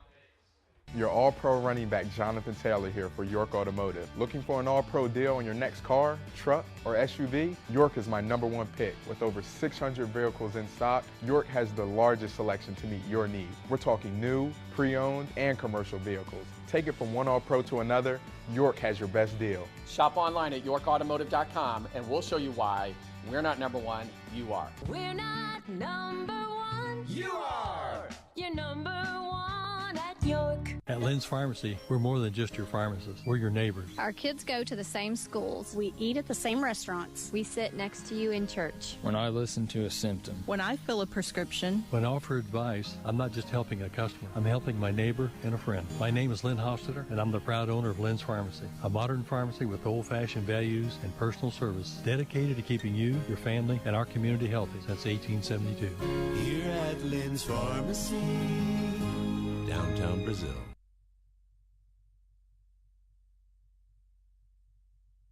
You are watching HCAC Baseball at Rose-Hulman on the Indiana Sports Network. Rose-Hulman, Zacchaeus Carr is the new pitcher. He's a sophomore from Mahomet Seymour High School in Illinois. And he'll be the pitcher in this inning as, again, a solid performance for the pitching. Well, it's been just a good job in the field because you have bases loaded with nobody out and you end up not scoring with a couple of pretty good plays in the infield. And Carr will come in and try to close the door and pick up a couple innings here. And we've seen Zacchaeus before. He's done a really nice job in coming in relief, and that's his duty on this year. And, again, real solid player is Zacchaeus Carr. 7.42 ERA. That's his 16th appearance on the season. 3-4 record has pitched 30 in the third innings. And he is a sophomore. Carr puts the first one over the outside corner for strike one. That's one of the things. He'll locate the ball. Mm-hmm. It's just a matter of where Manchester will hit it and hit it well. And he located that one into the screen. That looked like Grabowski. Sorry, that shows my age, doesn't it? Do you remember that guy? Al Grabowski? I remember he actually was the Mad Hungarian. That's the one. Yeah, I remember him not from playing, but I remember him from doing baseball games for the Cardinals. I love listening to Al. So he's more in the studio now. But 1 ball, 2 strikes. And a swing and a miss for his first strikeout of the ball game. 1 batter faced, 1 strikeout, and a nice pitch by Zacchaeus Carr.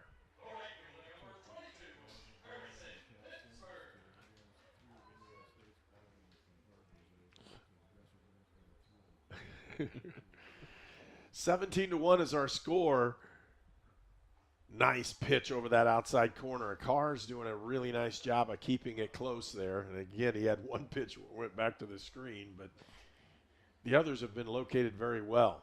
Tough to see on what's going on. That was a potential strike. He called a ball. 17-1's our score. Again, Rose-Hulman with the lead. We're in the top of the 5th inning. Swing and a miss as he got him on the inside. So I've been looking back at previous seasons to try to find offensive outbursts like what we're seeing today. Harrison Pittsford and another strikeout. As Carr's stuff seems to be working, nobody's able to touch it yet. Austin Knowles is the next batter for Manchester. There's 2 outs in the inning. Again, nobody on. 2 strikeouts for Carr to start the top of the 5th. Didn't have to go back very far. Last season, April the 6th, 18-15 was a score. Ground ball. Rogers scoops and delivers the out and out of the inning, and a really nice inning by Zacchaeus Carr. And we'll go to the bottom of the 5th. Rose-Hulman leads 17-1. There is a greatness inside of you, a passion, a strength, a determination. So embrace it. Embrace the greatness that you bring. It's the idea that you can do work that makes an impact, work that keeps the country moving forward and our economy strong. Because not everyone has what you have. And that's exactly what connects you to all of us at Great Dane. There's greatness inside of you. Are you ready to embrace it?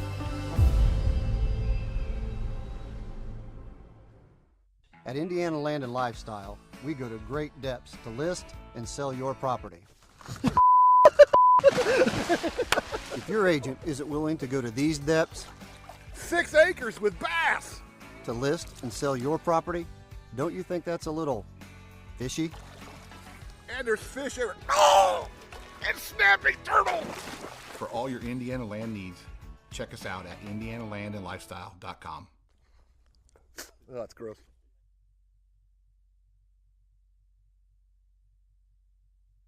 You are watching HCAC Baseball at Rose-Hulman on the Indiana Sports Network. Welcome back to Terre Haute, Indiana. We're going to see a new pitcher in the ball game for Manchester. And we'll go to the bottom of the 5th inning. Pitcher is number 24. That's Brett Wathan, a sophomore from Ossian, Indiana, Norwell High School. You know where that is? I do not. Okay. Where is it? It's close to Fort Wayne. Okay. What town did you say? Ossian. Spell it. Is that O-C? Ossian. Oh, One of my okay. former Not players owns an antique store in Ossian. Ground ball. And off of the second baseman, Vian Mariani. Couldn't field that one. And again, look at the shot that Klein hit. Yep. And we'll see if that's an error. They'll give me a hit, I think. Yep. No. So, they gave him an error. Peter Rogers is up on this one. One runner on, nobody out in the bottom of the 5th inning. 17-1's our score, and throws that one up and over.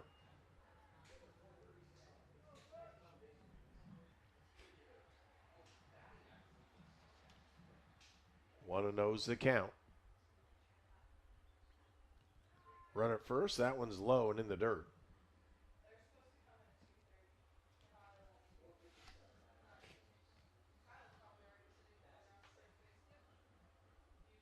Two and oh's the count. Puts that one low again. 3-0. This is Wathan's second appearance of the season. He's pitched 3 innings in his only outing, but has had much experience on the hill this season. Gets a strike over there. Again, 3-1 now the count. And I would say Manchester, if they can, they're going to keep him in the rest of the ballgame. Yeah, so we'll see how this goes. We kind of thought that Reniger would be out there a little bit longer. Shot, and it's high. That's the only issue. Will it get out or not? And it does. A home run. Wow. For Peter Rogers. And for Rogers, that's his 3rd home run of the season. Picks up his 25th RBI. Rogers pounds that one. It's 19-1. The hits just keep coming, and I tell you, Rose-Hulman is just cranking the ball right now. You see a much more tempered celebration from Rose-Hulman, and rightly so with the score. You don't want to be out there turning cartwheels in a game like this, and so they give respect to their teammate, but just in a more tempered fashion. So Krajewski is the batter, takes the first pitch in there for strike one. And you don't just stop swinging. No. You keep playing, but you also, if you're Coach Rosen, you won't be mad if there's some quick outs to get your defense back out there to get this game over with.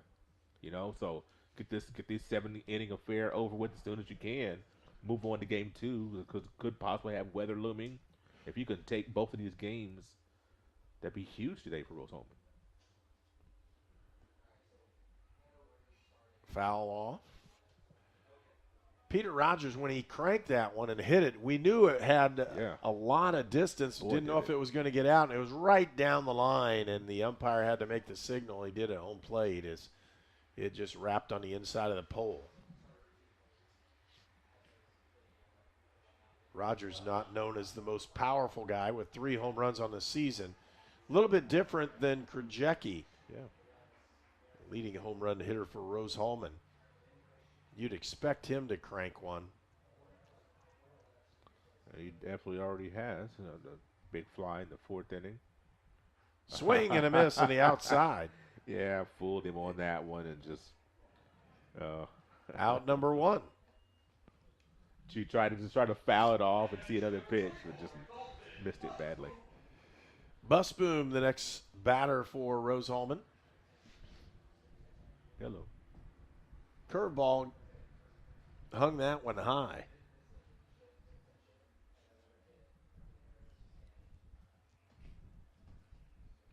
Nice little breeze coming through right now, isn't it? It is nice. I just don't want to see hail anymore. I saw too much of it last night and this morning. And I showed you a couple pictures, and those were brutal. Just hope everybody is okay with their property and things of that nature. I had no idea. No clue. I slept very well last night. I was talking to my son this morning. He was heard about the storm. I was like, what do you, neither one of us woke up. It didn't total the car, but there's some damage. On the inside for strike, in this case, strike 1. Because I didn't get a chance to, ask my mom or dad if they, I know it rained in Terre Haute, and it seemed to rain pretty significantly, a lot of pools of water, but I don't know how much hail we had. About 5 miles from us, it looked like snow. It came down so hard. Gosh. It was bouncing and everything else. We saw pictures of what went on. Yeah. I had hail about the size of golf balls, but not all of it. Just, I'd say every 5 or 6 feet there was a shot like that. There was a strike and a strikeout. Got him looking on that one for out number 2. So back-to-back strikeouts after that 2-run home run. And Busboom not too happy, but ring them up and move it on. Next up for Rose-Hulman is number 33. That's Ben Christensen. He's a senior from Auburn, Indiana, DeKalb High School. You know where Auburn is, right? Oh, yeah. Okay, just checking. I always have to ask my partner, Walt Gordon, here if he knows where certain things are, because he used to give me the Chris. I'm like, yeah, I know there. I've had. Then once I realized that you've been everywhere in the state, I stopped asking.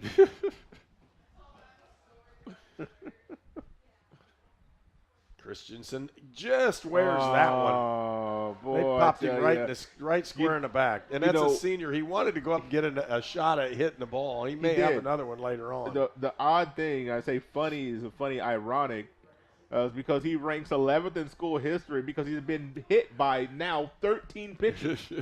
So this is the guy that just has a magnet on his body, but is one of our seniors that we have here at Rose-Hulman. Going to work at my gosh. Oh, he's going to work in Crane, Indiana, working going to be a system engineer for the Naval Service Welfare Center. So he's going to do big things after graduation, as many of you shot into center field. It's going to be caught, camped underneath it. Aiden Stevens with the out. That'll end the inning. 2 runs have scored on a 2-run home run for Rose-Hulman. 19 runs now in the ball game. We'll move to the top of the 6th. You're watching Indiana Sports Network. I'm Ryan Luce with State Farm in Clinton, Indiana. We're here to help life go right for you and your family. Our team takes pride in helping families in the Wabash Valley with all of their insurance and financial needs. We are here to make your claims process simple, like a good neighbor. It could be anyone. The star student, the all-state athlete. I never thought it could happen to me, that I could lose everything.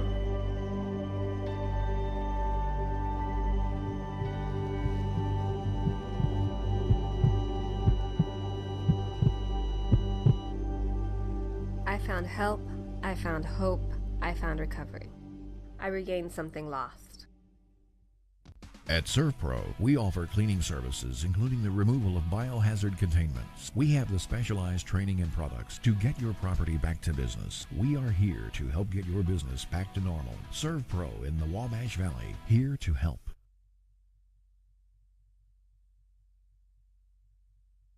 You are watching HCAC Baseball at Rose-Hulman on the Indiana Sports Network. That's good. And we're going to have a lot of substitutions in the next few innings because people are going to go, well, the ball game is pretty much over. We're going to get through these 2 innings. For Manchester, number 15, Brady Perez. So we'll see people moving around all over in this one just to get it over with as quickly as they can before the storm hits. And speaking of that, Peter Rogers' ground ball scoops up, scores that really nice out by throwing it to first base. So again, Brady Perez grounds out to short. That'll bring up Vian Mariani. 1 out in the inning. We're in the top of the 6th. And if you're a Rose-Hulman fan right now, you're saying, please, can you get this over with quickly so we can start game 2? Yep. Just forget the 30 minutes. Let's just keep going. Let's just keep on motoring. Strike over the outside corner. If you notice, Zacchaeus Carr is not wasting time on the mound. None. Throwing strikes, trying to get it in there to see what they can do with it. April 6, 2022, the Engineers scored 18 runs against Hanover, 18-15. I'm pretty sure we did that game. The wild one. Pop up. Camping underneath it, and for the out is Caleb Frakes. And 2 then outs. on the following week, April 10th of last year, we went to Manchester and hung a double deuce. 22-9. Wow. The Engineers beat Manchester up at their place. So that was the most runs we've scored since. This is the most runs we've scored since that contest. Mitchell Baker is the batter. That's .314 on the season coming into this ball game. Boy, and I mean, working fast is maybe an understatement. Zacchaeus Carr on the mound, puts another one in there. Ground ball right to the third baseman. Oliger scoops it up and throws him out. And 1-2-3 inning. We'll go to the bottom of the 6th inning. 19-1, Rose-Hulman with the lead when we return on Indiana Sports Network. At Great Dane, we are proud to invest in our people and the communities we call home.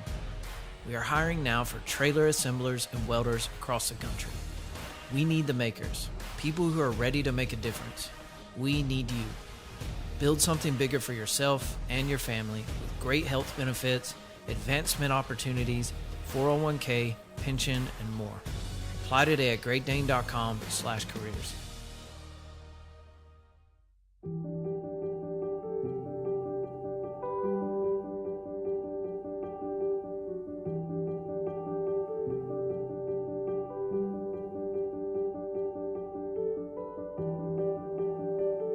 Grace Clinic Health Professional. Affordable, compassionate, comprehensive healthcare for the whole family. In Terre Haute and Greencastle.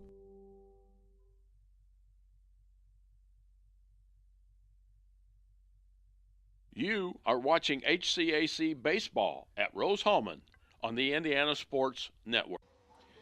New pitcher is Armando Martinez, a freshman from Valparaiso, Indiana. Went to Marquette Catholic High School. And he'll enter this ball game bottom of the 6th inning. This is Martinez's 6th appearance.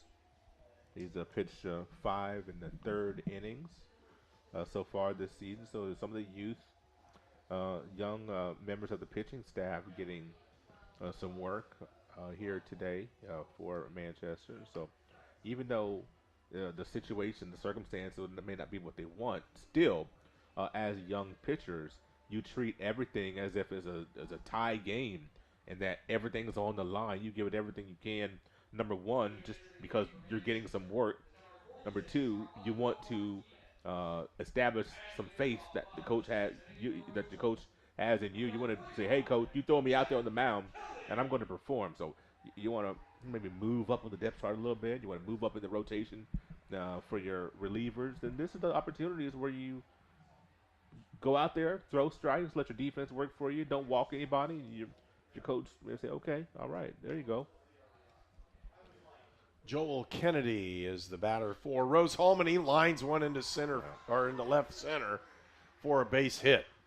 So Kennedy, the freshman from Monroe Central, pounds that one.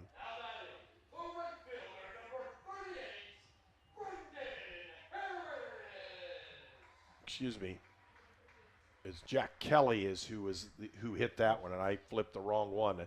Jack Kelly, the first baseman from Crestwood, Illinois, made that hit and he's at first. A bunch of people are going to be in this one. 38 now is Brendan Harris. He's an outfielder from Nashville, Tennessee, in Montgomery Bell Academy. I know where Nashville is. Does that count for anything? It does. Can you say straight south? Right. Almost got him hung up there at first base. He went diving back in. Yeah, you don't want to get caught up there. Brendan Harris, again, another senior getting an opportunity to play in this one on Senior Day. Seniors were announced prior to this ball game. They had a really nice presentation with those. Absolutely. This is Harris's 8th game he's appeared in. Let me get his degree in optical engineering. He'll return after the season to finish that up.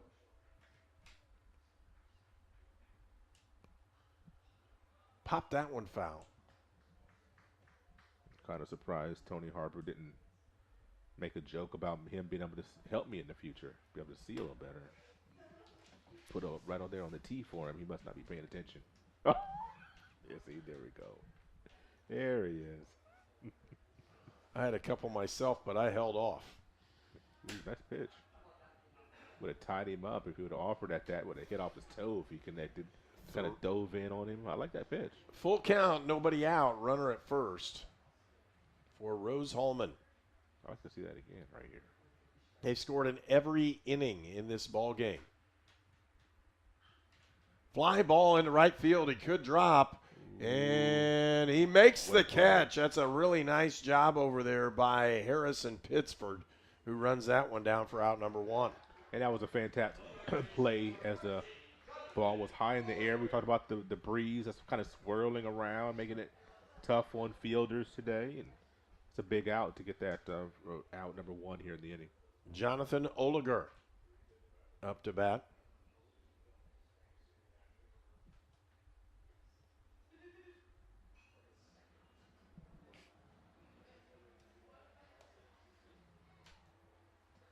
Oliger, the 9th batter in the order for Rose-Hulman. These 19 runs, the second most runs, tied for at least. Ground ball up the middle. Could be a double play. Scoop, step, fires, and got him. Nice play.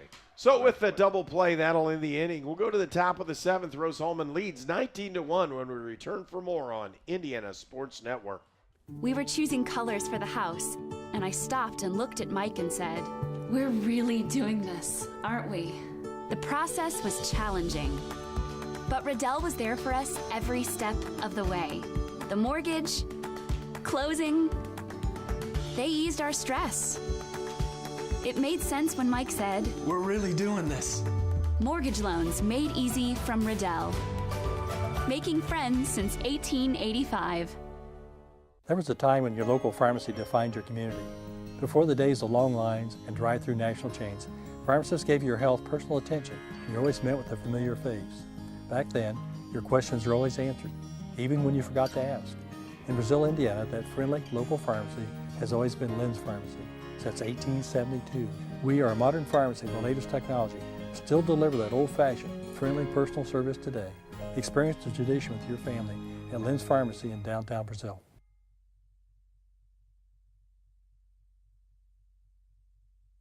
You are watching HCAC Baseball at Rose-Hulman on the Indiana Sports Network. And with that, a new pitcher in for Rose-Hulman, and it's Sam Stevie, senior from Hamilton, Ohio, Talawanda High School. And he'll have a chance to close this ball game out. Yep.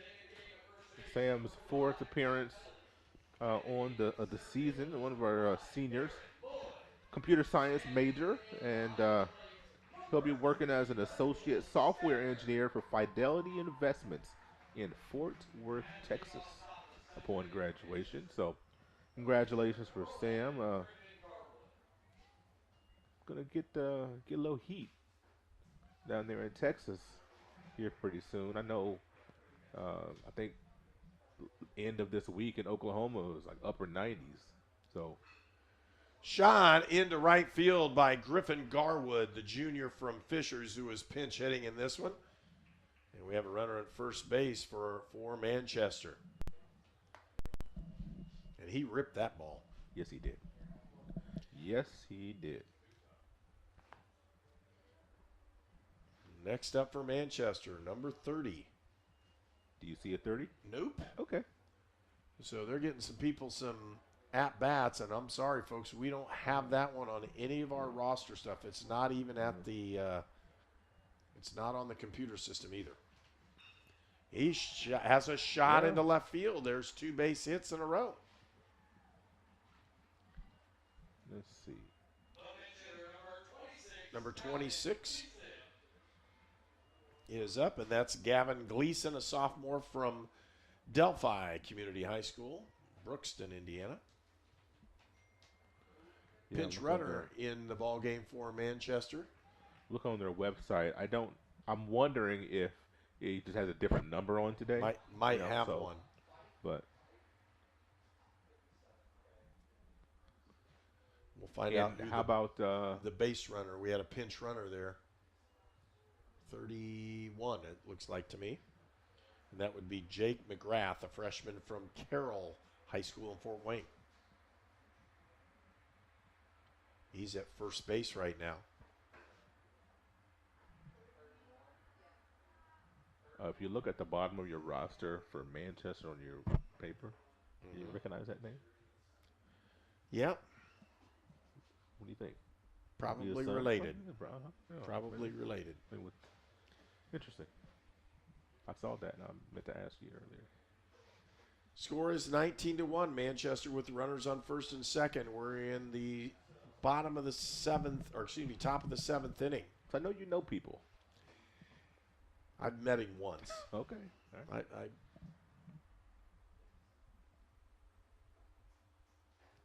Strike on the inside corner. You know, I was talking about the run production. I bet we were talking about this 19 runs in conference in the season. This is the second most runs scored by a conference member this season. Stevie with that curveball, they'll say it's outside, and that was a pretty good pitch. Nice, slow, hanging curve, and he got it just off the plate, they said. And he's trying to induce the ground ball. Right. 3-1's the count.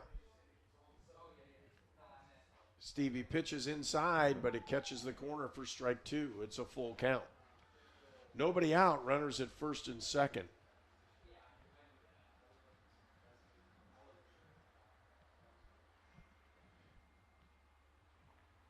We continue to progress through this when he throws it in the dirt and the bases are loaded with that walk. Up comes number 29 for Manchester. Mitchell Cobb, he's a sophomore utility fieldman from Pendleton Heights in Pendleton, Indiana.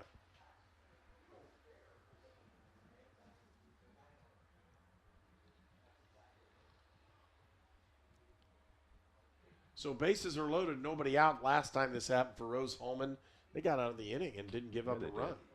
That was in the third inning.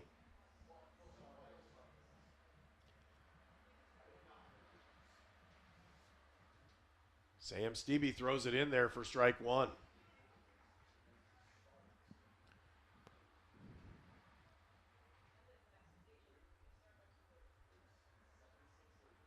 Bases loaded, nobody out, one strike.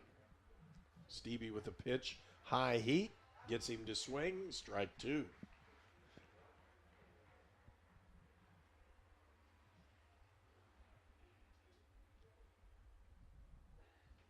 "21 hits on the afternoon for Rose-Hulman in this ball game. 8 hits for Manchester. And 2 of them occurred in this inning. That sounded about like the hail that hit my house last night. I believe that. Man, it was coming down.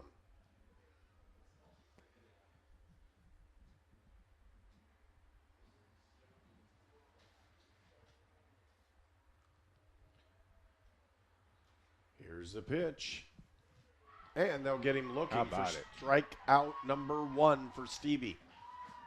Love that cheer from the crowd as Stevie gets a big strikeout there. Another pinch hitter, number 20. Jackson Todor, a freshman from Homestead High School in Fort Wayne.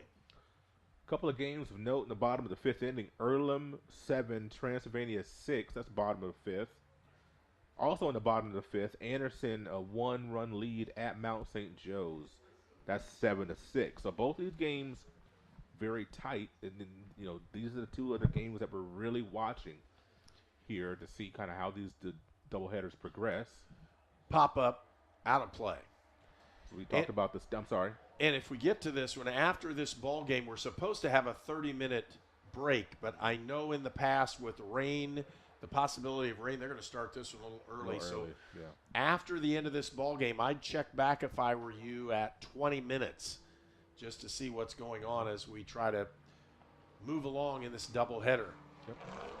Of course, you can just feel the wind starting to shift a little bit as far as the breeze. So, you know, kind of makes you in the coolness of that breeze. It makes you wonder if that weather's on the way. It's a nice day to play baseball, though. Yes.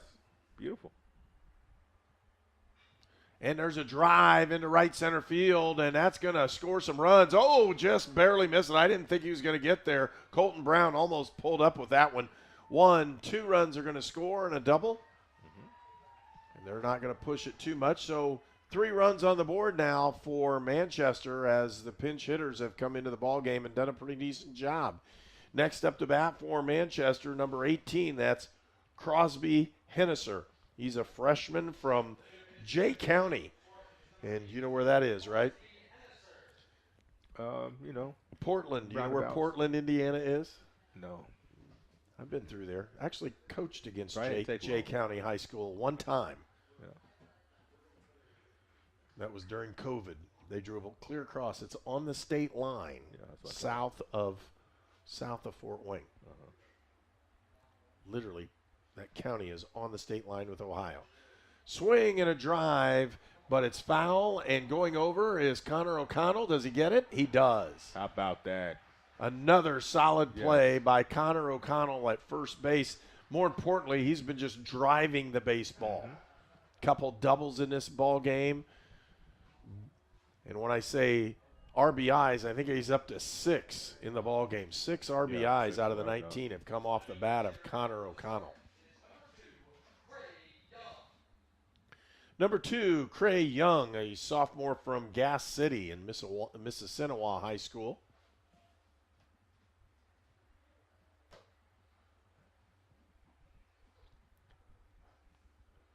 Pitch is low and inside for ball 1. 2 outs in the inning. Runners at second and third for Manchester.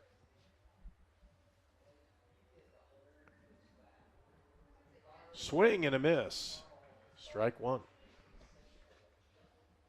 What a big first game here for Rose-Hulman, boy, I tell you.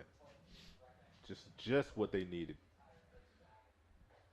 A little high for ball 2. 2-1 now the count. 2 outs. Been looking good as far as conference standings all season long. 2-8 in the last 10 games. Just really slipping and sliding in the standings. And curveball, and he got it in there. That was a big sweeper, too. Needed a big game, and here we are with the 19th spot in game number 1, taking some of the pressure off. Just what we needed. Fastball over the outside corner, and he didn't quite get it. It's about 3 or 4 inches.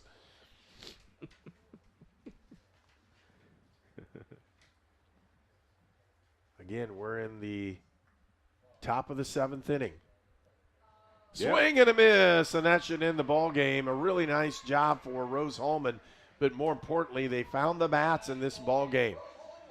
Rose-Hulman wins the ball game 19-3 for Manchester. They had 3 runs on 9 hits, and Manchester committed 4 errors in the field. For Rose-Hulman, 19 runs on 21 hits and no errors in the ball game. Rose-Hulman played what is considered probably the best ball game they played all year, just at between the plate and how they played in the field. Just a really good ball game. We're going to pause. A 30-minute break is what we're supposed to have.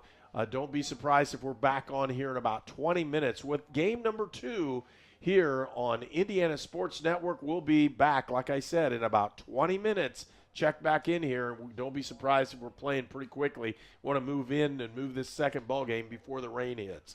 You're watching Indiana Sports Network. You are watching HCAC Baseball at Rose-Hulman on the Indiana Sports Network.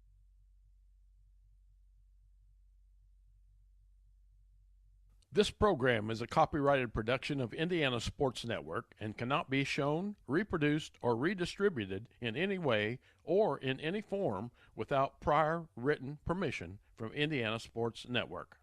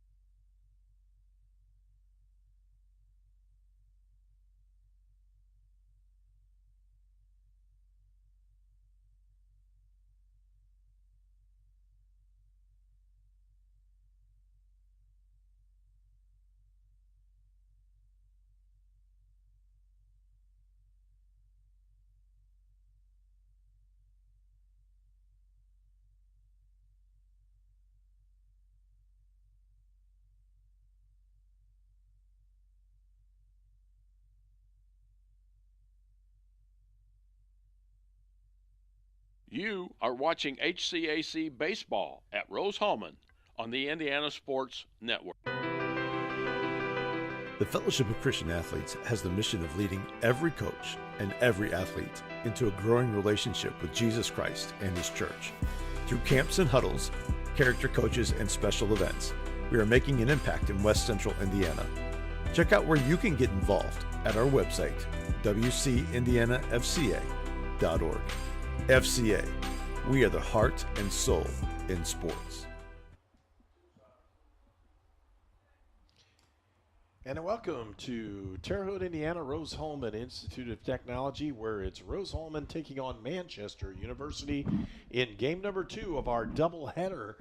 And the sun is shining. That's a good opportunity for what's going on today. Hopefully we can get this ball game in prior to some rain.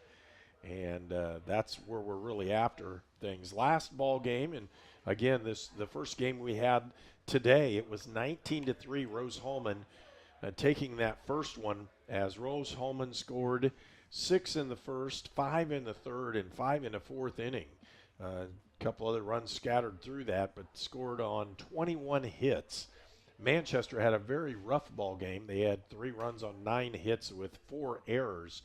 And so we'll see if these two ball clubs come out in the same kind of fashion, as Rose-Hulman was just pounding the baseball. And, you know this as well as I do. Everyone knows it. If you're seeing this go on, you're talking about a really, really tough thing going on for Manchester, especially in that ball game. Yeah, and that's just it's just been a tough way to start the day. For Manchester, is they got the first run, the first inning, and then from there it just went south. And sometimes when it starts, it's hard to just kind of slow things down. But you get a reset, you got another game, and they're looking to get a split while Rose-Hulman is looking to get a sweep. And with this, let's take a look at the starting lineups for both of these ball clubs in this one with the pitching. First of all, for Rose-Hulman on the mound, you'll find Paul Durrell. He's with 7.59 earned run average, has 9 appearances, started 2 ball games, has pitched 21 innings. And again, a batting average of .312 against him. He's going to go against Manchester's Rocco Haynes. Haynes, a sophomore with a 5.3 earned run average. He's 2-0 in his record, has 9 appearances, 6 games started, 1 complete game, and has pitched 35 innings. Batting average against him is .246. And again, for Rose-Hulman, they're going to throw somebody that Manchester has not seen in Paul Durrell. And let's take a look at Rose-Hulman's lineup. Cade Klein will be in left field. Andy Krajewski in center. And in right field will be Colton Brown. That's the same as it was in the first ball game. Jonathan Oliger is at third. Peter Rogers at short. Caleb Frakes is at second. And Dalton Busboom will move from behind the plate to first base. DH for this ball game is Connor O'Connell. Mason Rasmussen moves from DH to play catcher in this ball game. And again, the pitcher is Paul Durrell. For Manchester starting out with this one, and their first batter who's stepping up to the plate right now is Aiden Stevens. He'll be followed by Zach White, and then the pitcher, Rocco Haynes. So we're getting ready to start a big ball game for Rose-Hulman. They were continuing to keep a look at the ball games that are going around in the HCAC. Rose-Hulman helped their chances greatly with that win in game number 1, but they can solidify a pretty decent seed in the tournament with a second win in this ball game. And here comes our first pitch. Durrell fires that one high and outside, ball 1.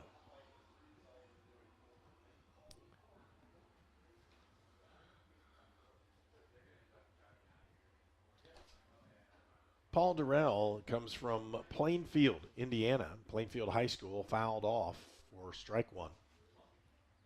And again, the batter is Aiden Stevens for Manchester.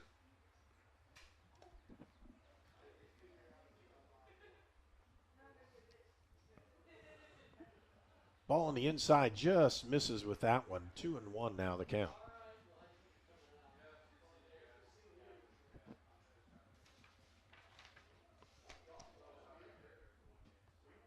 And a little bit low on the outside. It's 3-1. Let's see, Darrell Jr.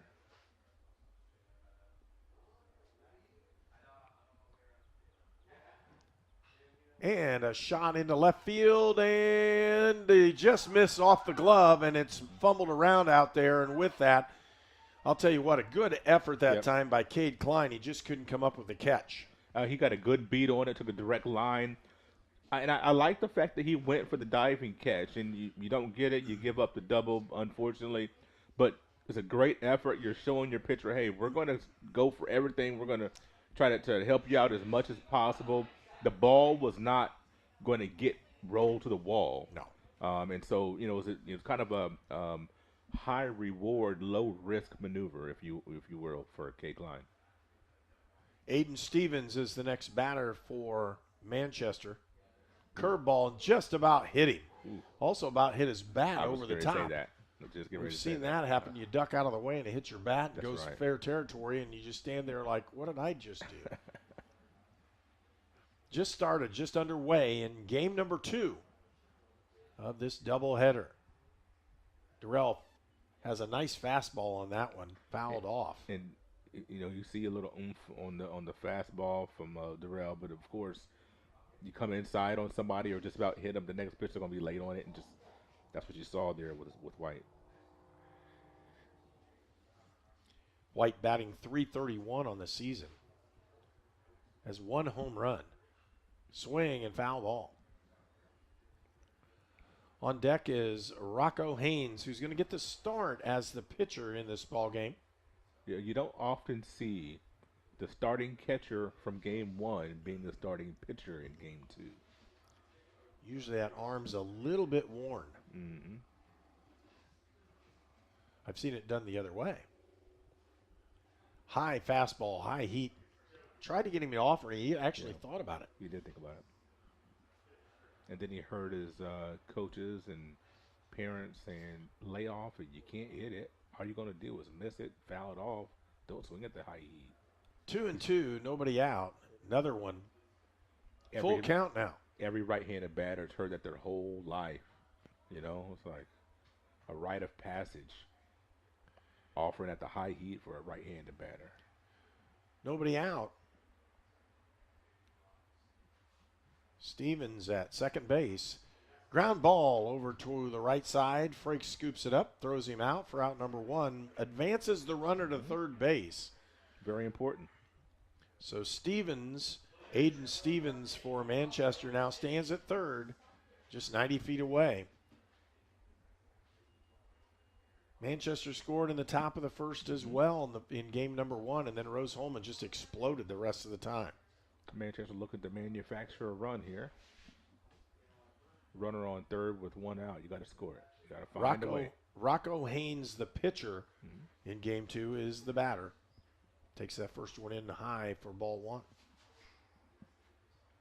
Manchester 5-5 in their last 10 games coming into now. Well, we'll say 5-6 in their last 11. Wanted to offer at that one. It was close to being in there for a strike, and it's 2-0 now in the count.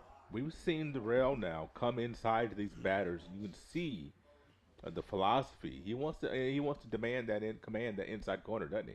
Really does. Fly ball into right field. That's going to drop for a run. And Haynes is going to turn the corner, head towards second. There's going to be a throw, and he cut it off. Thought maybe he'd let that one go through, but he didn't. Double for Haynes, and Manchester's on the scoreboard in game 2. It's 1-0 for Manchester. Probably wouldn't have been able to get Haynes anyway, but I kind of would have liked to see that go through. See if we can, make the play there, or how close we would get. I think out there in right field, Colton Brown had a little trouble getting his footing. He wheeled and then had to take an extra step or so to get the ball out of his hand, and that probably was the difference. Joel Kennedy up to bat for Manchester. He bats .368. There's a freshman that's batting cleanup. You don't see that all the time either. No, not all the time, and he's really been able to hit the ball well. He has 8 home runs on the season. And it's not like it's a spot starts. I mean, this young man is he's a in the rotation. Foul ball. It could be playable. It just goes foul, just over the fence. They weren't able to get to it. So many times you see, started, or played in 10 games and with that at. No, this is his 34th game that he's playing and started all of them. And so this is a freshman that has really produced for Manchester, and the future is very bright for this young man. Woo. Drives that one foul. Little get back at your coach. Remember that, coach? Remember you got on me the other day? You just smacked one right there at him, done to make him dance a little bit. Do players do that on purpose? No, but they sure not. enjoy it Of when course it happens. not. They Of enjoy course it not. when it happens. I know they do.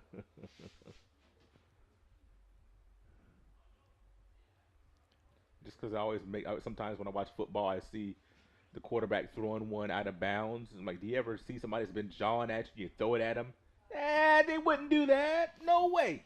No way would a quarterback do that. That's what I would do. I got stories on those, but bet I you won't do, tell them man. in here. Tell me later. Kennedy, 1-2 in the count. There's one out, runner at second base. Swing and a chopping ground ball, tough to play. Scooped it up, threw him out. That's a really nice play by Jonathan Oliger. Picks up out number 2. I didn't know if he was going to get him. Well, I think he, I don't mean this disrespectfully, but you got to know your personnel, know who is going down the first base line, and he knew that he had a little bit more time than he would with some other guys, and so able to collect himself, make a nice strong throw, and get Kennedy at first base. Harrison Pittsford is the batter, bats .286 on the season. He leads Manchester with 12 home runs. So he's got a lot of power, but his average is not as high as some of the other guys on the team. Again, batting 5th, you see he's got a chance to really break things open, and it does in this ball game as well. Runner on third, 2 outs. Second in the team in RBI is at 36. Swing and a miss. Yeah, he was going for something right there, wasn't he? Really trying to get a hold of that one. Well, Darrell's bringing it. He's got a little pop to that pitch. Another big ball game for Rose-Hulman today. High for ball 2. And that's the one thing right now. Some of his fastballs, breaking balls are missing high, and so he'll mechanically take care of that as the game goes on, I would imagine. 2-2 the count, 2 outs. Runner at third base. Throws that pitch just a little bit high. Full count now with 2 outs.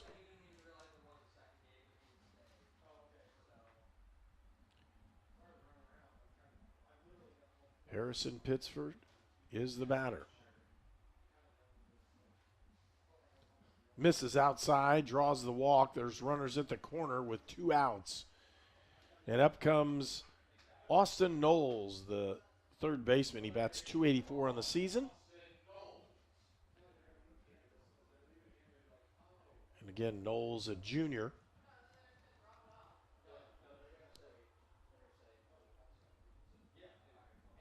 Two outs, and Rose-Hulman's going to fight to see if they can pick up this third one and get out of the inning. 1 run has scored for Manchester. Ground ball, backhanded, he popped that one. There's no way he's going to catch him.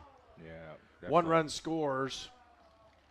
That's a tough one right there. Try to backhand that, going to go E6 as you're hoping that you can get that short hop and make a nice strong throw to first the base to get out of the inning.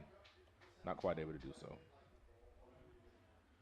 So 2 runs on the board for Manchester. There are 2 runners on base, 2 outs, and that'll bring up number 15. That's Brady Perez playing left field in game 2. Pretty good pitch over the outside corner.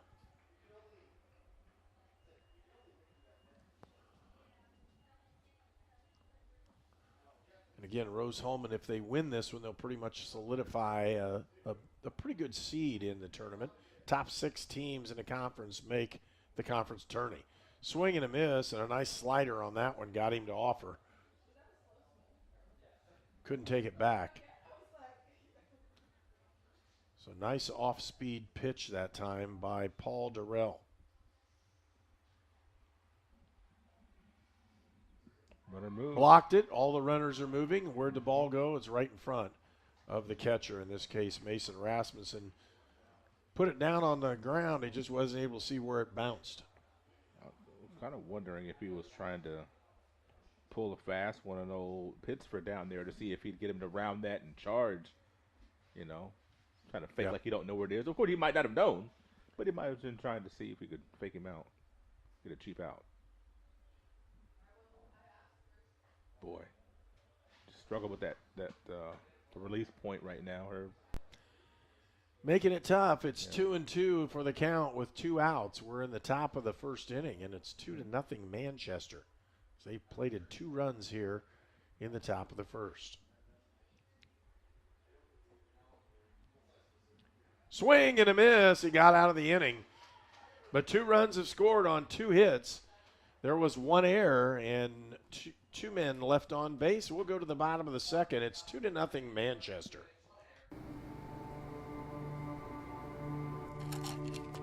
I ran out of my pain meds too quickly. I took more and more to get through my day.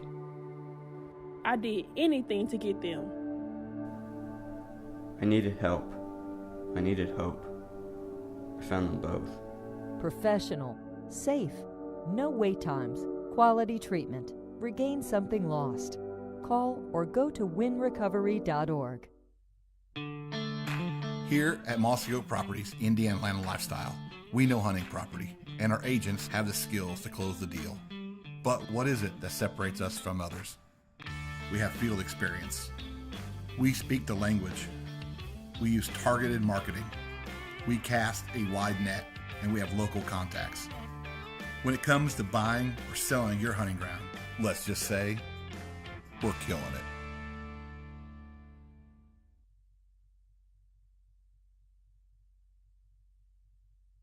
You are watching HCAC Baseball at Rose-Hulman on the Indiana Sports Network. For Manchester in the field, Brady Perez in left, Aiden Stevens in center, and Harrison Pittsford in right. It's Knowles, Baker, White, and Kennedy around the horn, and again, Rocco Haynes as the pitcher, Gavin Gleason the catcher. Swing and miss. He checked on it and couldn't hold up for strike 1 for Cade Klein. Klein comes in on this one, batting .337. And a very quick action from Rocco Haynes. Outside, that's ball 1.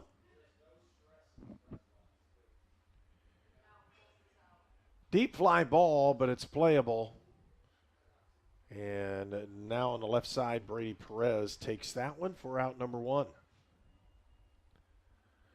Good start for Haynes, as he were able to get that first out. And you kind of want to ease into the game, and that's one of the ways you start to maybe get off to a good start is you get that leadoff batter. Peter Rogers from Merrick, New York is the next batter. Takes that one, ground ball, gives it up to Mitchell Baker. Baker fires it over and scooped out, but no, it went past him. Given an error on the throw to Baker, and Rose-Hulman has a base runner here in the bottom of the second. I was getting ready to say great scoop by Joe Kennedy. I thought he was able to scoop that, but he wasn't quite able to do so. Great job by Gavin Gleason, backing up the play at first base, exactly what he was taught to do since Little League. And helped keep Rogers at first base.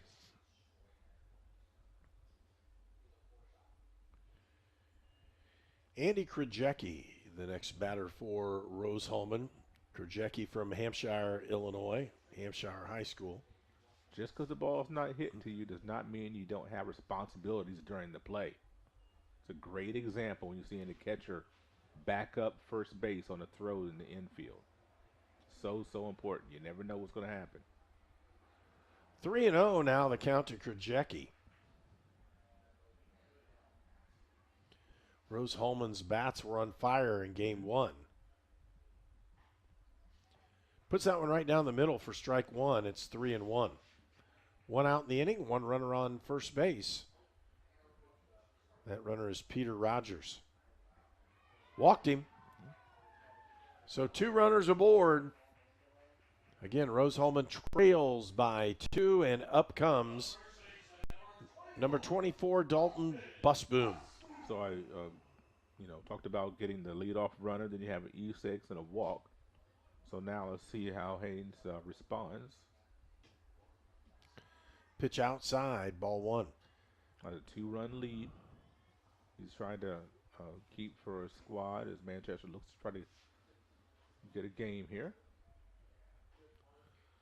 Misses again. So he's having trouble finding the strike zone, and Rose-Hulman's holding off to make sure he has enough pitches in this inning to make some damage later on. Gets that one in there for a strike. It's 2-1.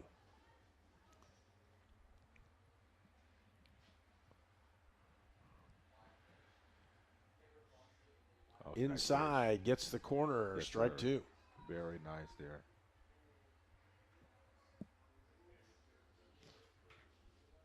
Two and 2 the count, 1 out. Runners at first and second. And he fouls that one off. That's a great pitch to foul off there because he came back to the well once again.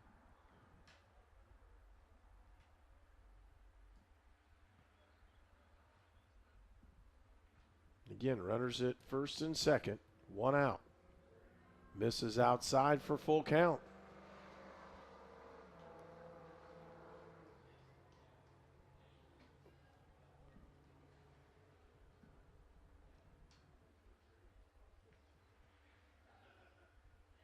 He'll throw it back to second base just to hold the runner, and more importantly, just to relax the pitcher for just a second.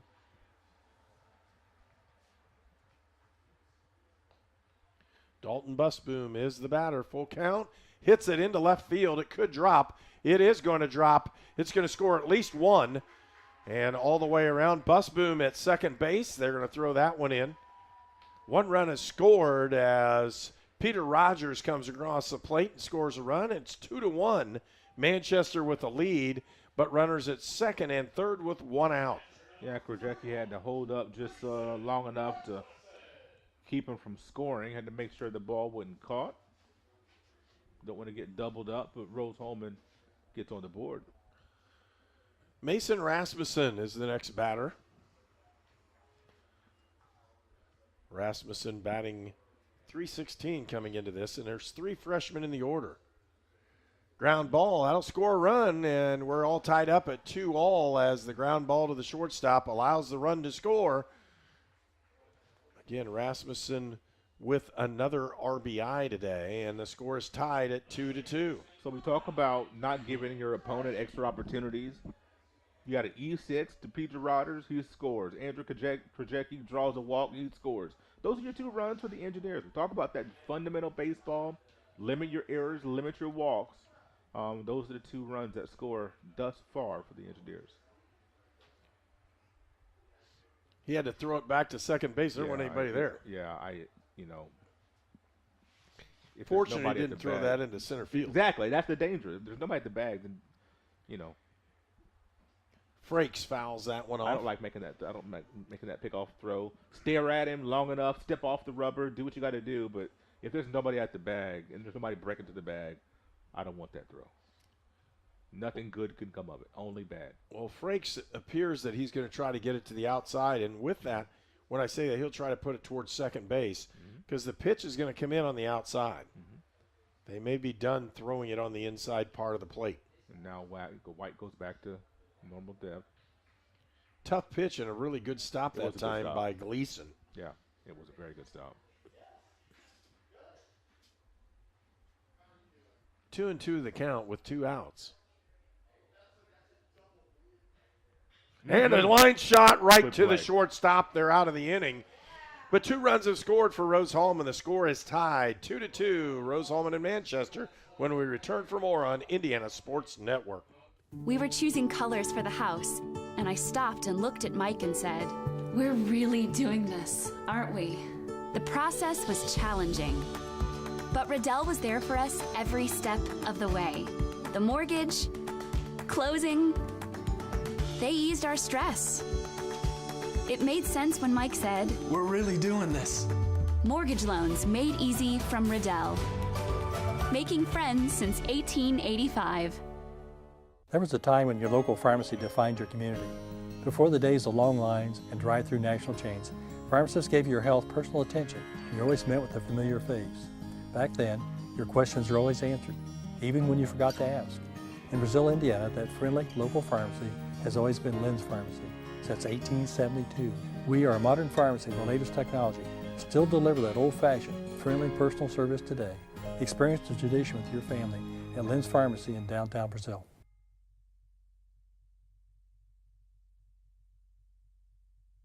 You are watching HCAC Baseball at Rose-Hulman on the Indiana Sports Network.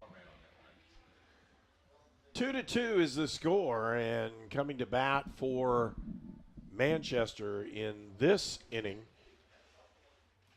Gavin Gleason, the catcher, will lead things off. He bats .200 on the season. He started in 6 ball games, and he's playing catcher here in the second ball game. Be followed up by Mitchell Baker, and then the top of the order with Stevens, White, and Haynes.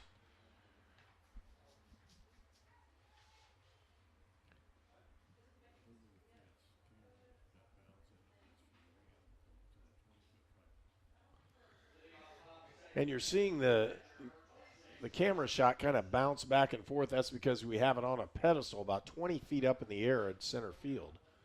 And the wind is blowing from right to left as you're in the back. 1-1 to count now as Gleason took that one in there for a strike. Durrell, the pitcher, just misses inside. He is commanding the inside part of the plate. Yeah, he really is. He's That's really efforting to do, though. Not scared to go in there. No, but you also can't miss. 2-1. Puts that one over the outside corner. Strike 2.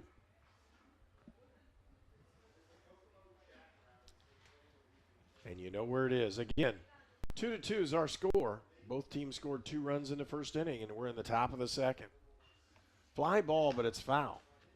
Yeah, kind of surprised to see Brown playing that far off the line with the way Durrell's pitching. So I'm kind of surprised. We're going to see some late swings, I would imagine. Gets that one, tries to get it over there, and a good effort by Dalton Busboom. Wasn't able to get to it. I mean, he's just got the velocity where maybe typically, the bottom third of your lineup may not get around on a pitch with that much velocity, especially on the outer third. Two balls, 2 strikes. And pops another one foul. He's doing a nice job, Gavin Gleason, the catcher for this ball game, game number 2. 19-3 was our score in the first game. Rose-Hulman won that one. Right. Fly ball into left field. Klein camps underneath it for out number 1 here in the second inning. That'll bring up Mitchell Baker. Baker batting .309 on the season. Scored 28 runs and has 20 RBIs.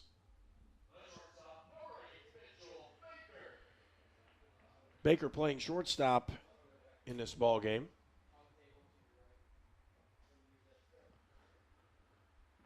High for ball 1.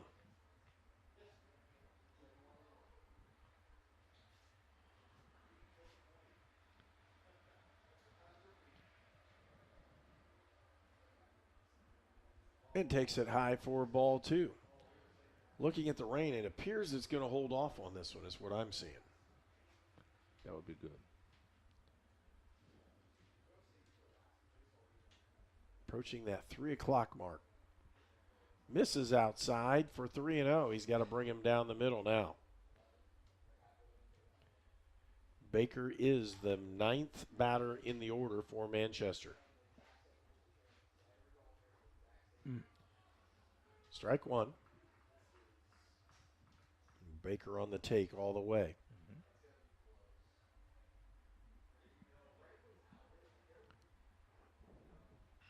Ground ball. They'll hit it over. Oliger throws him out. Jonathan plays a really solid third base, and he's had several good plays that we've seen since we've covered Rose-Hulman. Second out of the inning, and that'll bring up the leadoff hitter of the ball game. That's Aiden Stevens. Stevens had a base hit to start things out.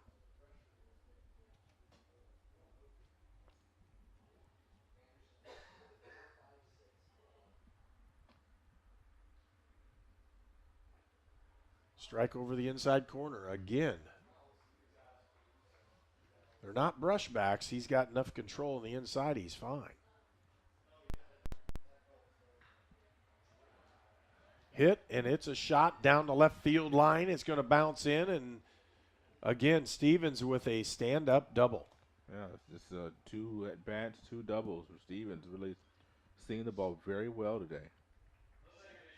So with 2 outs in the inning, Manchester gets its first base runner here in the second inning.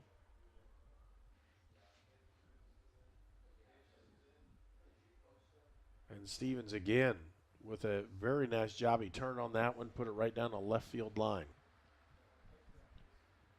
Zach White, who started pitching in the first game, has moved to playing second base here in game number 2. Curveball way high.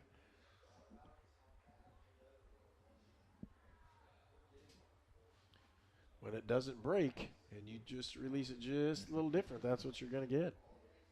2 outs in the inning.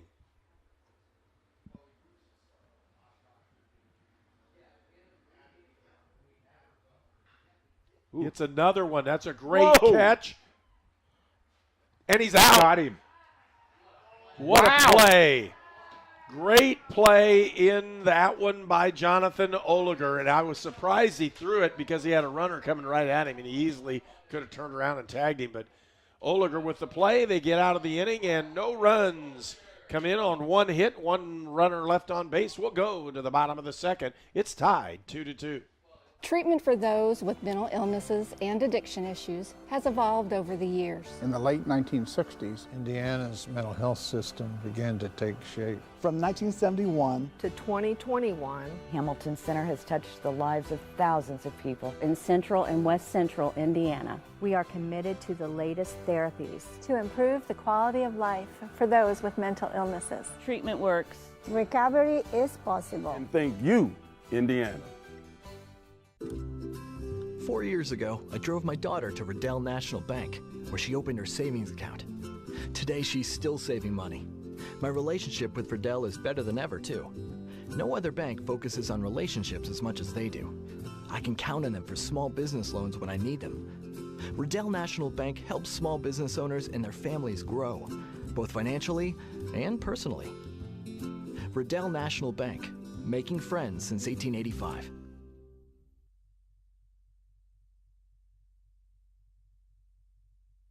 You are watching HCAC Baseball at Rose-Hulman on the Indiana Sports Network.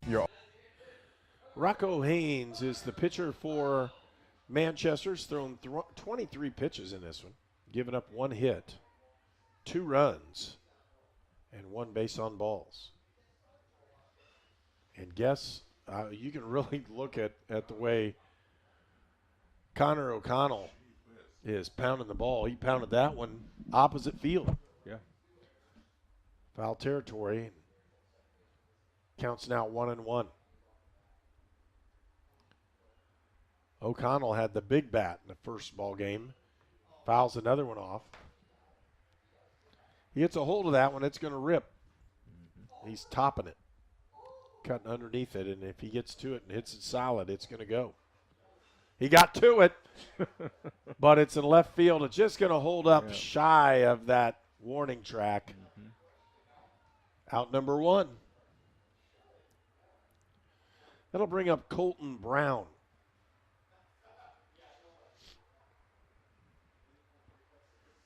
Brown batting .262. Colton coming from Bedford, Indiana, and Bedford North Lawrence High School.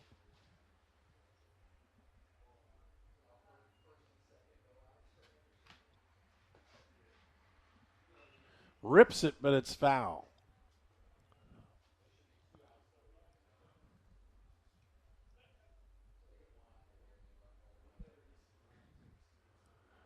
Again, Brown climbs back in. 1-1 the count. Fouls that one off as well. Headed towards your car there, wasn't it? I'm parked out next to you, so if it's going to hit my car, it's probably going to hit yours too. Yeah,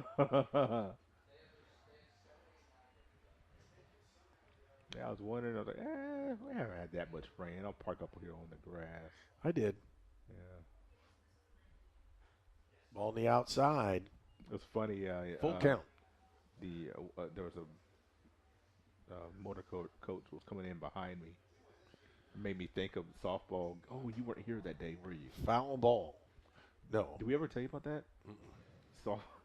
Softball. Gosh, who was that we were playing a couple weeks ago? Mount St. Joe's, maybe? And he hits this one, line shot, but right at the left fielder. He dropped the ball. Wow. And Brown, running hard, will go to second base. He'll give that an error. So the second error of the ball game for Manchester. Colton Brown standing at second base with one out. Yeah, that's not what you want after Perez made that nice play a minute ago, and ball finds you again. You make an error on it. I thought he had it dead to rights, but he had to go back. He was tracking back for that ball. Just tough play, but one you want to make. Fly ball into right field, and he makes the catch. And a good one at that for Harrison Pittsford. He'll hold that one in. 2 outs now in the inning. Runner at second base. Base hit could bring him in, but well, we had a motor coach come for softball and got stuck. Yeah, there you in go. The grass. They had to bring a tow truck to get the bus unstuck. Those are always fun. It was an interesting day at the ballpark. I had never seen that before. It's just a little too wet to try to back up on the grass, and back end of the bus got dug in on that hill. And kudos to the wrecking company that was able to come out, and I did not think it was going to be able to get it with just one wrecker, but he did. Cade Klein at bat and just skipped a rope on that one.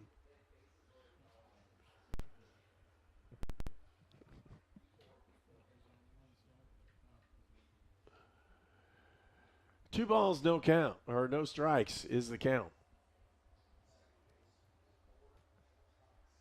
Looking for it again.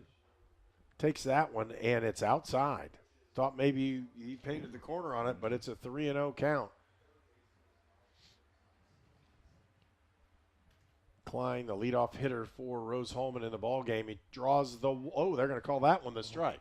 I thought it was the other way around if I was looking. Yeah, me too. But with that, it's a 3-1 count.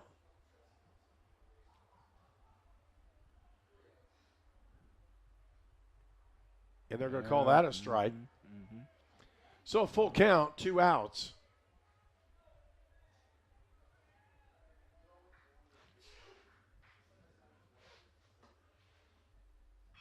Klein with the ground ball to the second baseman. He scoops it up, fires over, and picks the out. And that'll be the end of the inning. No runs scored, and we'll go to the top of the third. It's 2-2 here from Rose-Hulman. Your All-Pro running back Jonathan Taylor here for York Automotive. Looking for an All-Pro deal on your next car, truck, or SUV? York is my #1 pick. With over 600 vehicles in stock, York has the largest selection to meet your needs. We're talking new, pre-owned, and commercial vehicles. Take it from one All-Pro to another, York has your best deal. Shop online at yorkautomotive.com and we'll show you why we're not #1, you are. We're not #1. You are. You're #1 at York. At Lynn's Pharmacy, we're more than just your pharmacist. We're your neighbors. Our kids go to the same schools. We eat at the same restaurants. We sit next to you in church. When I listen to a symptom. When I fill a prescription. When I offer advice, I'm not just helping a customer. I'm helping my neighbor and a friend. My name is Lynn Hofstadter, and I'm the proud owner of Lynn's Pharmacy, a modern pharmacy with old-fashioned values and personal service dedicated to keeping you, your family, and our community healthy since 1872. Here at Lynn's Pharmacy, downtown Brazil.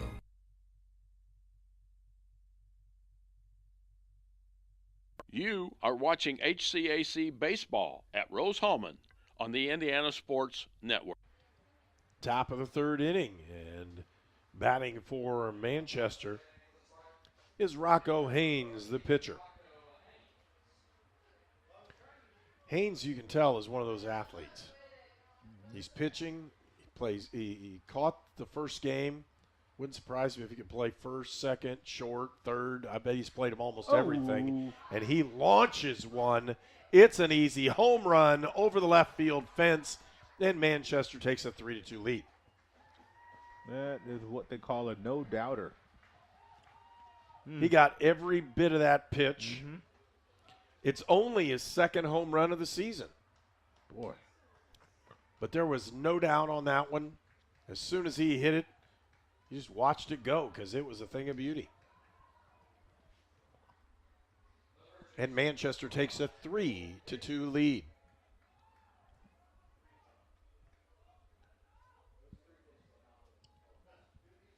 Trying to get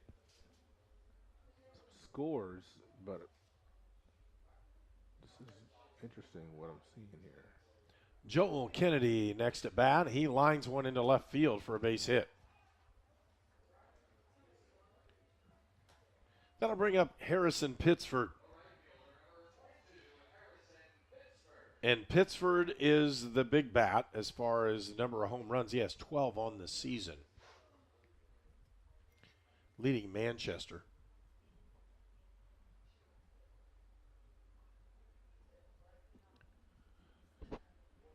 And we're going to talk one over here. I was saying, I'm trying to get some scores. Of course, we're watching the Earlham at Trancy, Anderson at Mount St. Joe's. Trancy's website, it keeps going back and forth between a game that's in the top of the ninth and a game that's in the top of the fourth. I don't know what's going on. Just toggling back and forth without me touching anything. So I don't know if the first game's over or not. That was a high-scoring affair. Same with Anderson. It was a high-scoring affair, their game, but I don't know. See, look at this. So it says 13-12. A minute ago it said nothing in the fourth. So don't know.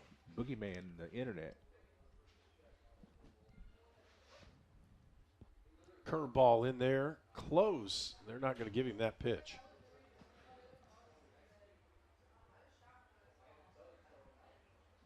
Give up on Trancy's website.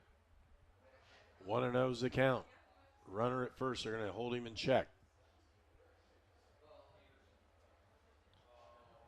A home run and a base hit to start this third inning. Gives Manchester a 3-2 lead. Fastball down the middle. Strike one.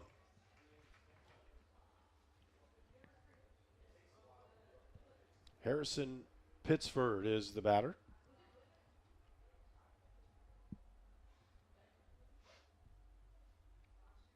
Curveball, popped it up, and it's foul and out of play.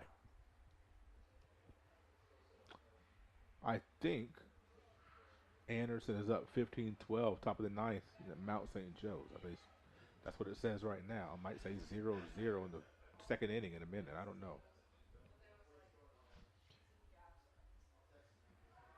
Tough and a really good job behind the plate by Mason Rasmussen, who corralled that one, kept the runner at first. Of course, we saw Anderson was last week scoring what seemed like at will. So to see them with 15 runs today doesn't surprise me. Swing and a miss, and down goes Pittsford with a strikeout. Number one, Austin Knowles. And Knowles will step to the plate again. Manchester leads 3-2. We're in the top of the third inning. Engineers winning a game, and you basically secure your spot.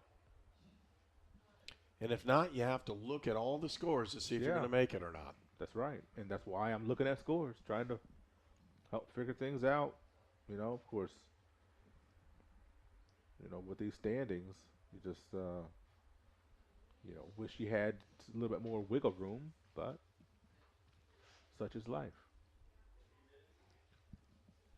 A little bit high.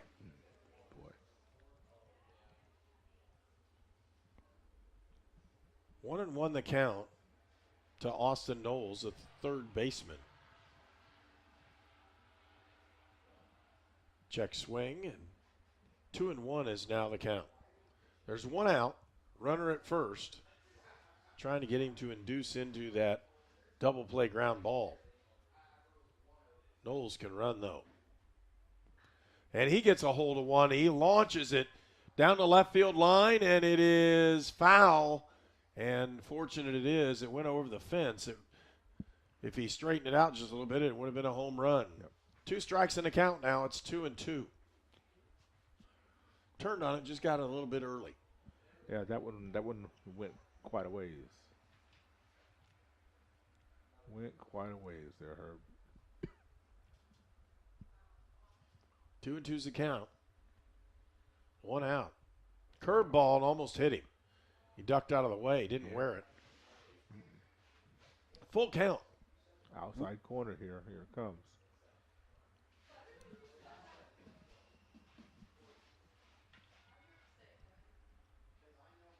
High, and he walked him. So runner at first and second now with 1 out. That's 2 walks and new pitcher into the ball game. Yeah. And they've already called for him, and coming in, we'll have a pitching warm-up, and then we'll have that pitching change. Again, we'll pause. You're watching Indiana Sports Network. We're the Browns, and this is our account.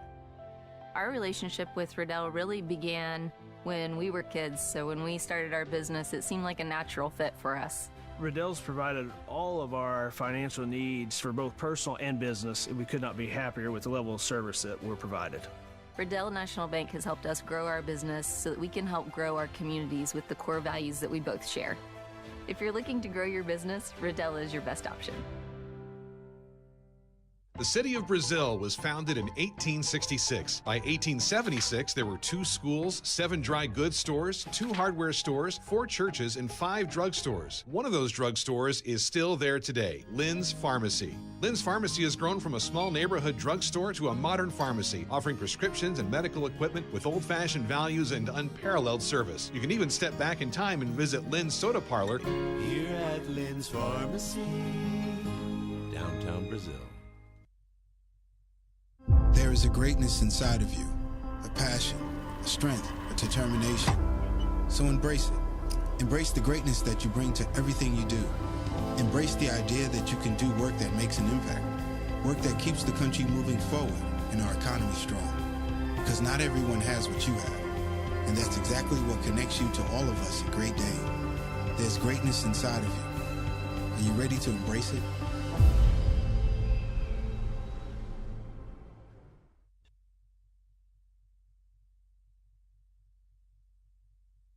You are watching HCAC Baseball at Rose-Hulman on the Indiana Sports Network.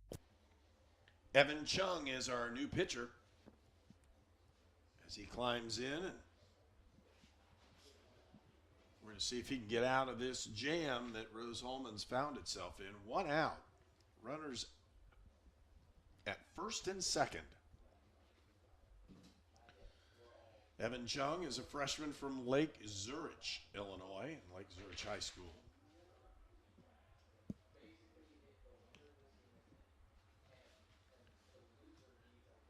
The batter is Brady Perez.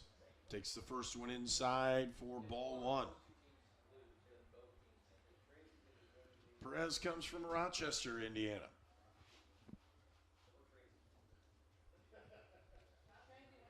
Swing and a foul ball.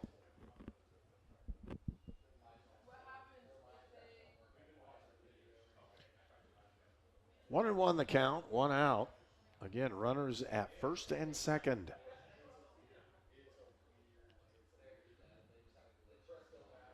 Curveball way outside. 2-1.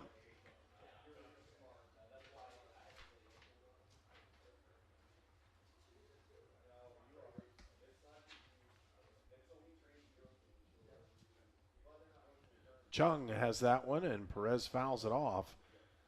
Pretty good pitch. Perez just got a piece of it. 2-2 now the count.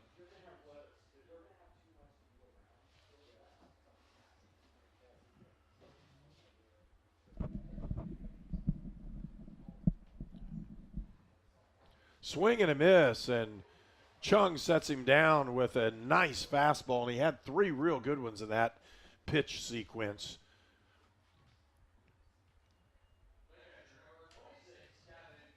Perez was able to foul a couple of them off, but wasn't able to reach back and get a hold of that one. Next batter is number 26, Gavin Gleason. Takes the first pitch outside, ball 1. You know, I was asking about Jones a moment ago, and he said he's been, solid all year, but he's had one bad outing, really, that just made his stats look pretty, skewed. I'll tell you what, he throws hard. He just rears back and lets it go. Yep, he does. And just a freshman, so one of those, another youngin'. Misses with that one. It's 3-0. And I was also asking about the situation with trying to get in this postseason conference tournament, trying to get updates on that, because trying to look at Transy's website was not working. There's a strike over the outside corner. 3-1.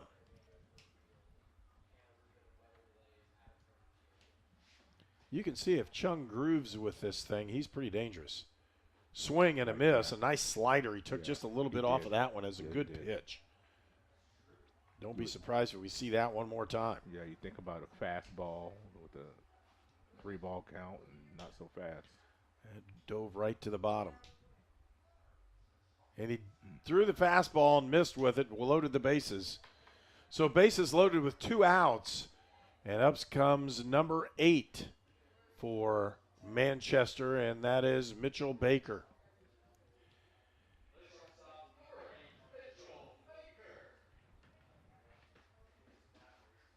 Baker, the 9th batter in the order for Manchester. Swing and a foul ball.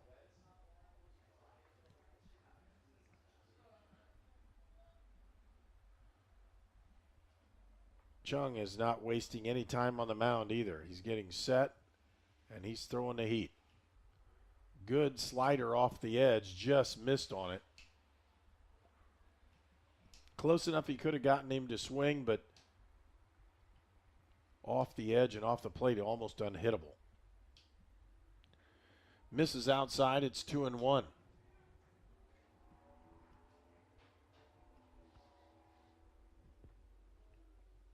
So we'll see if Baker's going to swing on this one or try to get him high in the count.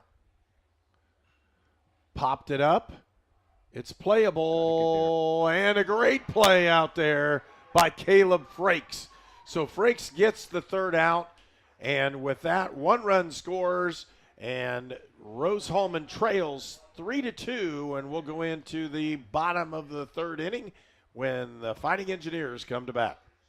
I'm Ryan Luce with State Farm in Clinton, Indiana. We're here to help life go right for you and your family. Our team takes pride in helping families in the Wabash Valley with all of their insurance and financial needs. We are here to make your claims process simple, like a good neighbor. It could be anyone. The star student, the all-state athlete. I never thought it could happen to me, that I could lose everything.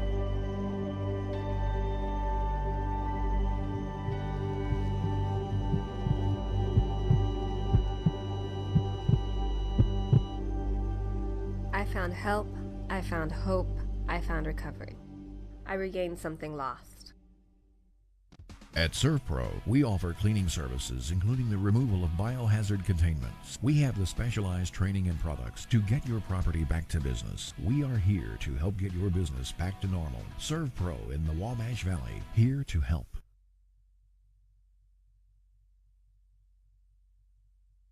You are watching HCAC Baseball. At Great Dane, we are proud to invest in our people and the communities we call home. We are hiring now for trailer assemblers and welders across the country. We need the makers, people who are ready to make a difference. We need you. Build something bigger for yourself and your family with great health benefits, advancement opportunities, 401k, pension, and more. Apply today at greatdane.com/careers. Number 7, Peter Rogers up for Rose-Hulman. Andy Krajewski follows with Dalton Busboom as the third in the order for this inning. And he gets a hold of that one. Rogers already had one home run. The problem is this one's only going to hit the warning track for out number one. I was just thinking somebody's going to sit on that all-speed pitch, and that's exactly what Rogers did. He sat on it, just didn't have enough muscle to get it out.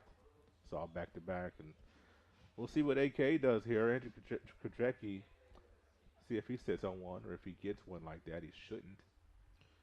Fouls it off. Just missed us. Yep. It's 3-2. Manchester with a one-run advantage here in the bottom of the third inning. One out.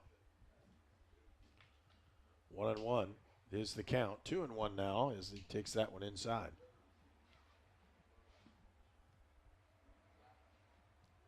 And he lines that one foul. He got a hold of all of it. Just got it foul.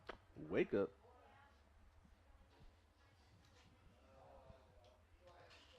2-2 the count. Swing and a miss and struck him out. Yeah, that's a nice pitch right there. That'll bring up Dalton Busboom. Busboom has started every ball game at some place. Just a consistent player for Rose-Hulman.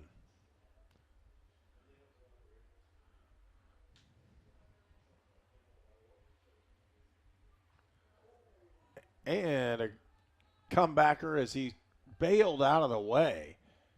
And that'll be the third out of the inning. And with that, 3 up, 3 down for Rose-Hulman. We'll go to the top of the fourth. Rose-Hulman trails 3-2.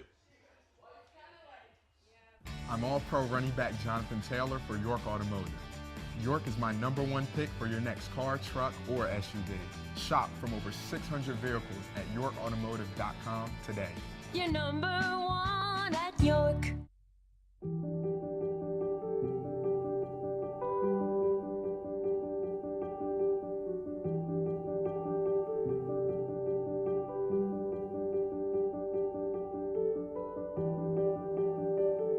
Grace Clinic Health Professional. Affordable, compassionate, comprehensive healthcare for the whole family. In Terre Haute and Greencastle.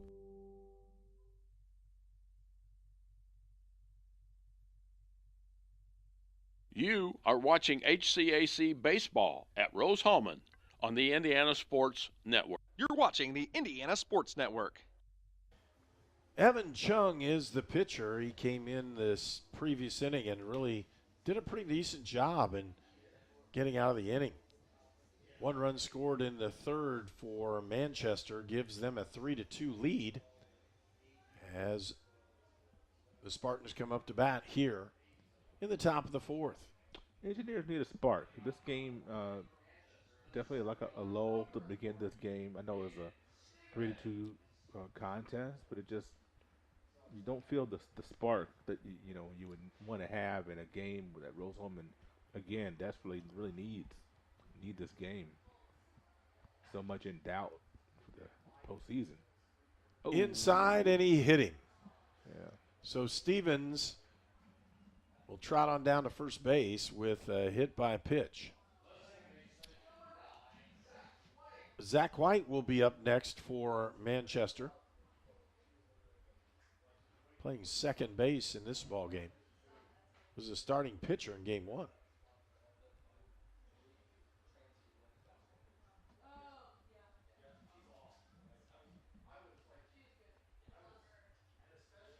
Just misses with that one.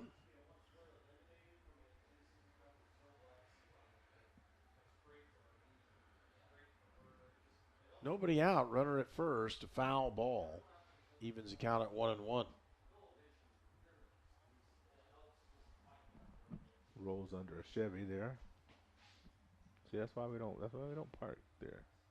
You know, it'd be hard if somebody hit on the grass hill back there. I like that. And it's going to be a double play. Chung with the stab, unassisted. Nope, he's going to throw it over. And 2 outs in the inning.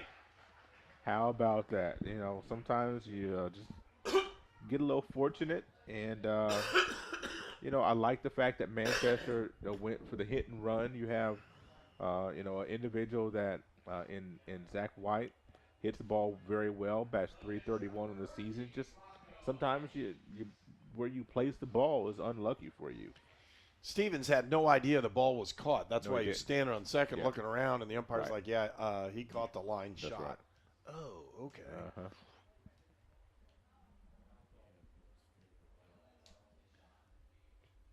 And a fly ball. It's a deep pop. It's going to be infield. And another solid play by Jonathan Oligar. And that'll retire the side. So 3 up, 3 down here in the top of the fourth. We'll go to the bottom of the fourth inning where it's 3-2 Manchester. The Fellowship of Christian Athletes has the mission of leading every coach and every athlete into a growing relationship with Jesus Christ and His church. Through camps and huddles, character coaches, and special events, we are making an impact in West Central Indiana. Check out where you can get involved at our website, wcindianafca.org.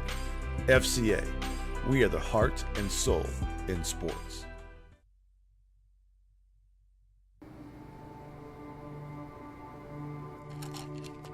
I ran out of my pain meds too quickly.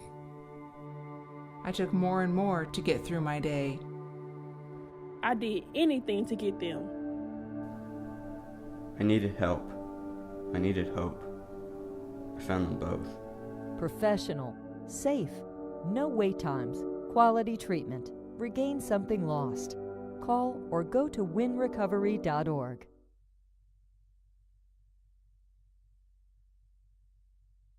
You are watching HCAC Baseball at Rose-Hulman on the Indiana Sports Network. Mason Rasmussen will lead off for Rose-Hulman. And then it'll be Caleb Frakes and Connor O'Connell. Ground ball. And it's booted for another potential error. And with that, we'll tell you what's going on. Rasmussen ends up at first base. It's an error. He literally booted it. He literally went off his foot. Yeah. He got his glove down.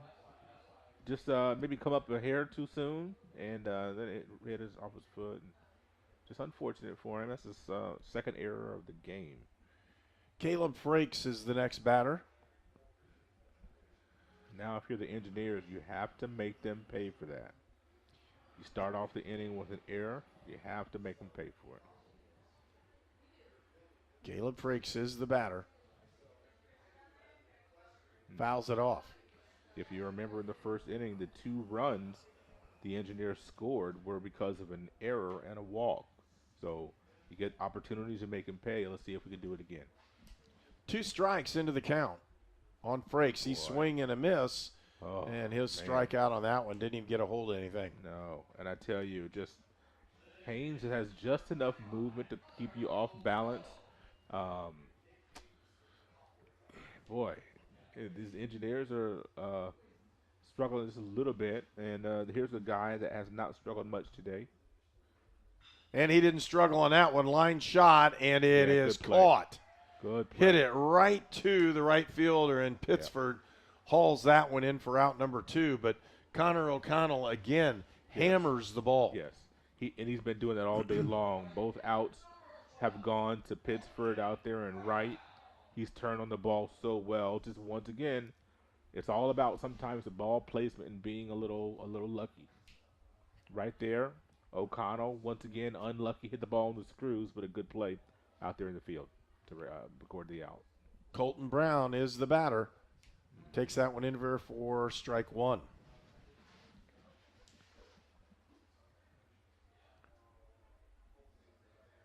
Two outs in the inning. Runner at first base. Brown fouls that one off. 2 strikes now into the count. 1-2. Hayes, 1 pitch away from getting out of this inning.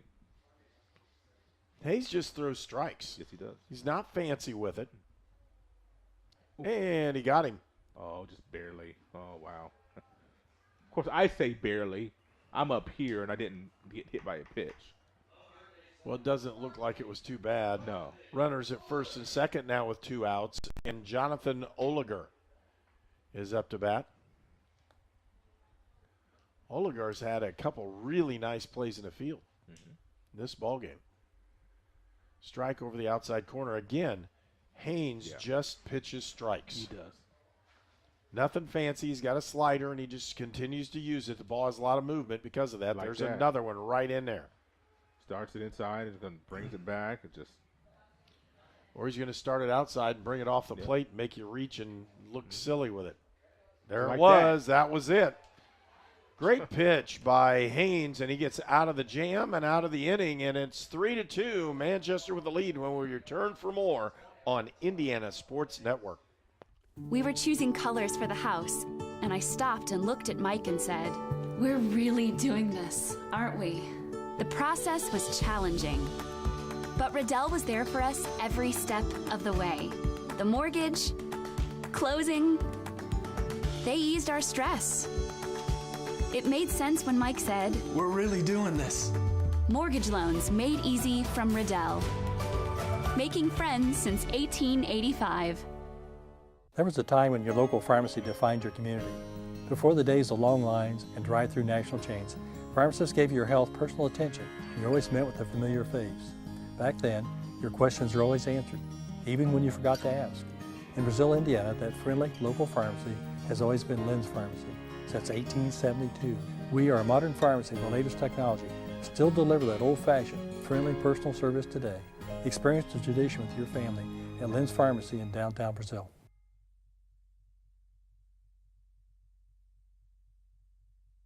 You are watching HCAC Baseball at Rose-Hulman on the Indiana Sports Network. Batter up for Manchester will be Joel Kennedy, followed by Harrison Pittsford and Austin Knowles. Again, the pitcher for Rose-Hulman is Evan Chung. And Evan right now has not given up a hit, a run. He has 1 base on ball and 1 strikeout. Joel Kennedy up to bat for Manchester. We're in the top of the 5th inning. Score is 3-2, Manchester with a 1-run lead. Hard fastball, just a little high. Had some inside breaking movement on that. Just came a little bit inside. And Evan Chung throws hard. And when I say that, a huge fly ball into center field and caught out there by Andy Krajewski for out number 1.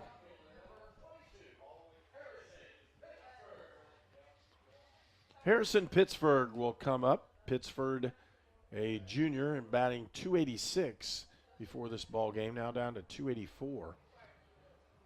Scored 27 runs. He has 12 home runs on the season. You know, the Spartans have sent 7 runners to the plate in innings 1 and 3. A lot quieter. Oh, wow, look out. Ooh, that was close. Ooh. A lot quieter in innings 2 and 4. Let's see what happens here in the 5th. 1 out. Ground ball, foul.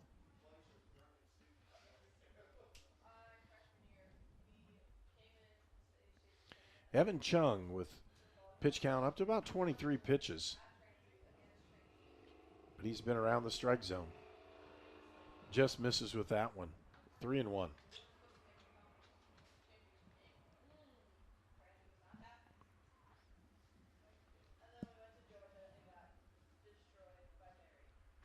And he hits that one a ton, and it is gone.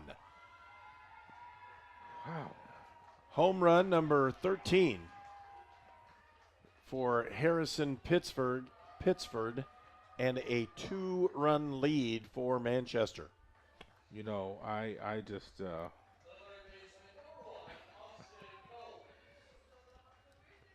that was a shot. A lot of power. Pittsford got all that thing, and you saw Klein turn and look. He's like, oh, okay, yeah. That's gone. Yeah. Woo. Pittsford a junior. Mercy sakes. So he'll be back as well. A 2-run lead now for Manchester, and up comes Austin Knowles.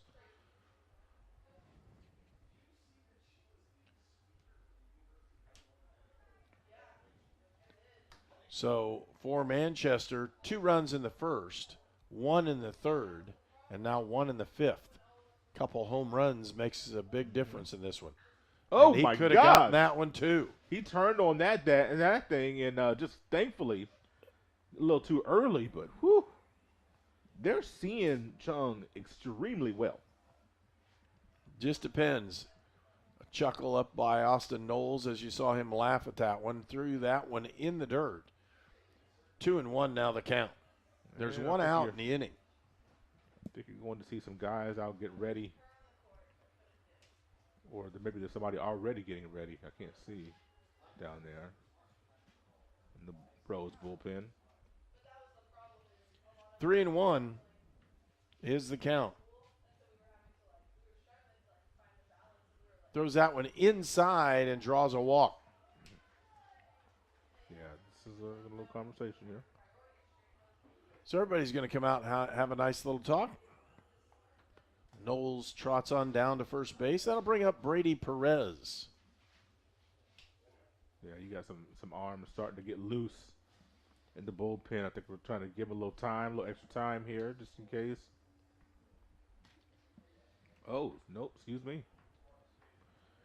And in comes the pitcher for a pitching change. And with that, we'll take a short break. Number 29 in, it'll be number 29 for Rose-Hulman. That is Skylar Wilcox. He's a junior from Centennial, Colorado. And we'll be back for more here on Indiana Sports Network. Treatment for those with mental illnesses and addiction issues has evolved over the years. In the late 1960s, Indiana's mental health system began to take shape. From 1971 to 2021, Hamilton Center has touched the lives of thousands of people in central and west central Indiana. We are committed to the latest therapies to improve the quality of life for those with mental illnesses. Treatment works. Recovery is possible. And thank you, Indiana. 4 years ago, I drove my daughter to Riddell National Bank, where she opened her savings account. Today, she's still saving money. My relationship with Riddell is better than ever, too. No other bank focuses on relationships as much as they do. I can count on them for small business loans when I need them. Riddell National Bank helps small business owners and their families grow, both financially and personally. Riddell National Bank, making friends since 1885.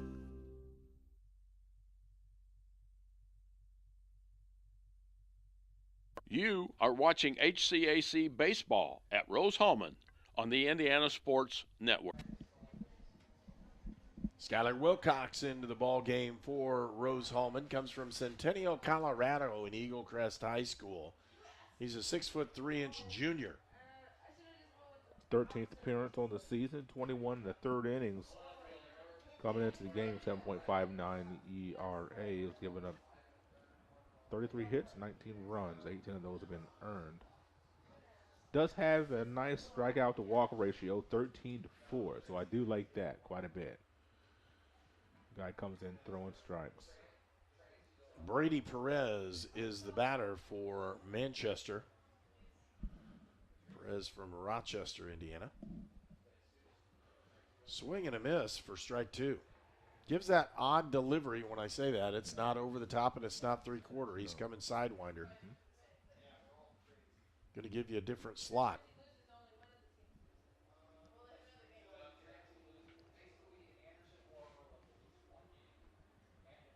Two strikes on the count. Wilcox gets him to offer and a swing and a miss and strikeout number one. That's 2 outs now and a runner at first. Always liked facing sidearm pitchers. I thought you see the ball as a right-handed batter. I thought you could see the ball pretty well coming out of their hand. Gavin Gleason at bat for Manchester. Ground ball. It is foul. Just foul. Yeah. And surprised he didn't run. I was just going to say that. bounced right back in play. I'm really surprised as well. It didn't even go, third of the way. He just stayed at the batter's box, assuming it was going to be foul. Worked out for him. If it didn't, he probably would have been told about it. He didn't move out of the batter's box. No. 1 strike on the count. Again, Manchester leads 4-2. There's another one he got on the inside, and Perez turns on that one as well. Excuse me, Gavin Gleason turns on that one.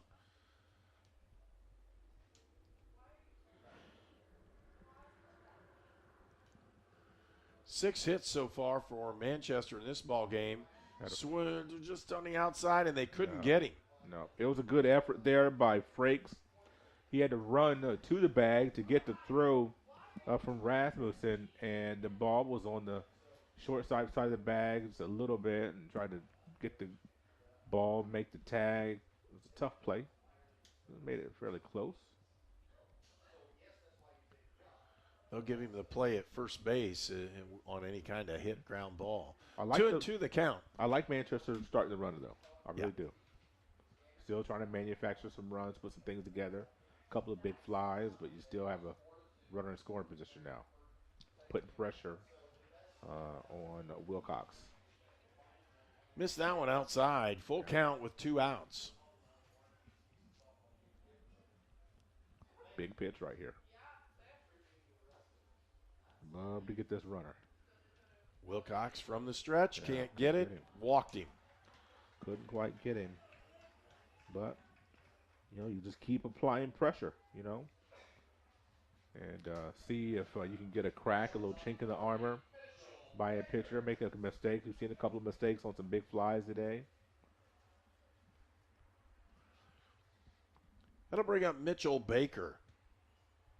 Oh, boy. Ooh. Baker 0-2 in 2 plate appearances in this ball game.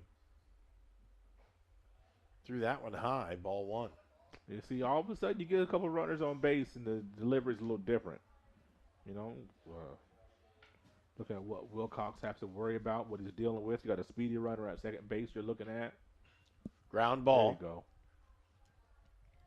And they'll throw him out at second base, and that'll be the end of the inning. But 1 run scores on a tremendous home run, and it's a 4-2 Manchester lead when we return for more on Indiana Sports Network. Your All-Pro running back Jonathan Taylor here for York Automotive. Looking for an All-Pro deal on your next car, truck, or SUV? York is my #1 pick. With over 600 vehicles in stock, York has the largest selection to meet your needs. We're talking new, pre-owned, and commercial vehicles. Take it from one All-Pro to another, York has your best deal. Shop online at yorkautomotive.com and we'll show you why we're not #1, you are. We're not #1. You are. You're #1 at York. At Lynn's Pharmacy, we're more than just your pharmacist. We're your neighbors. Our kids go to the same schools. We eat at the same restaurants. We sit next to you in church. When I listen to a symptom. When I fill a prescription. When I offer advice, I'm not just helping a customer. I'm helping my neighbor and a friend. My name is Lynn Hofstadter, and I'm the proud owner of Lynn's Pharmacy, a modern pharmacy with old-fashioned values and personal service dedicated to keeping you, your family, and our community healthy since 1872. Here at Lynn's Pharmacy, downtown Brazil.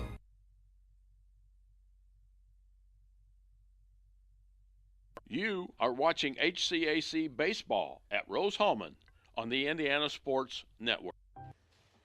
And we'll go to the bottom of the 5th inning where Rose-Hulman trails Manchester by 2 runs. It's 4-2. Big inning for Rose-Hulman. They need to get something going here. They've been kind of stagnant the last 3 innings as they scored 2 in the first inning and then just have not had anything cross the plate since then, and they trail 4-2. Yeah, hats off to Rocco Haynes, starting pitcher for Manchester in this game. He's done what he's needed to do to keep these engineers at bay, and he's just, like you said, been around the strike zone, moving his pitches inside and outside. Using some sliders, small speed pitches. Cade Klein takes that one for strike 1. It's 1-1. Klein 0 for 2. Swing and a miss on that one as well. I'd love to see somebody step out the batter's box, slow him down. Ground ball, and it's foul. When a pitcher's in that much of a rhythm, they're on the rubber. Like, he does not leave the mound. When he catches the ball from the catcher, he's right basically on the mound. He's ready to go. Take a moment, tie your shoe, dust your hat off, something. Break his rhythm so you can slow him down and see if that affects his delivery at any point.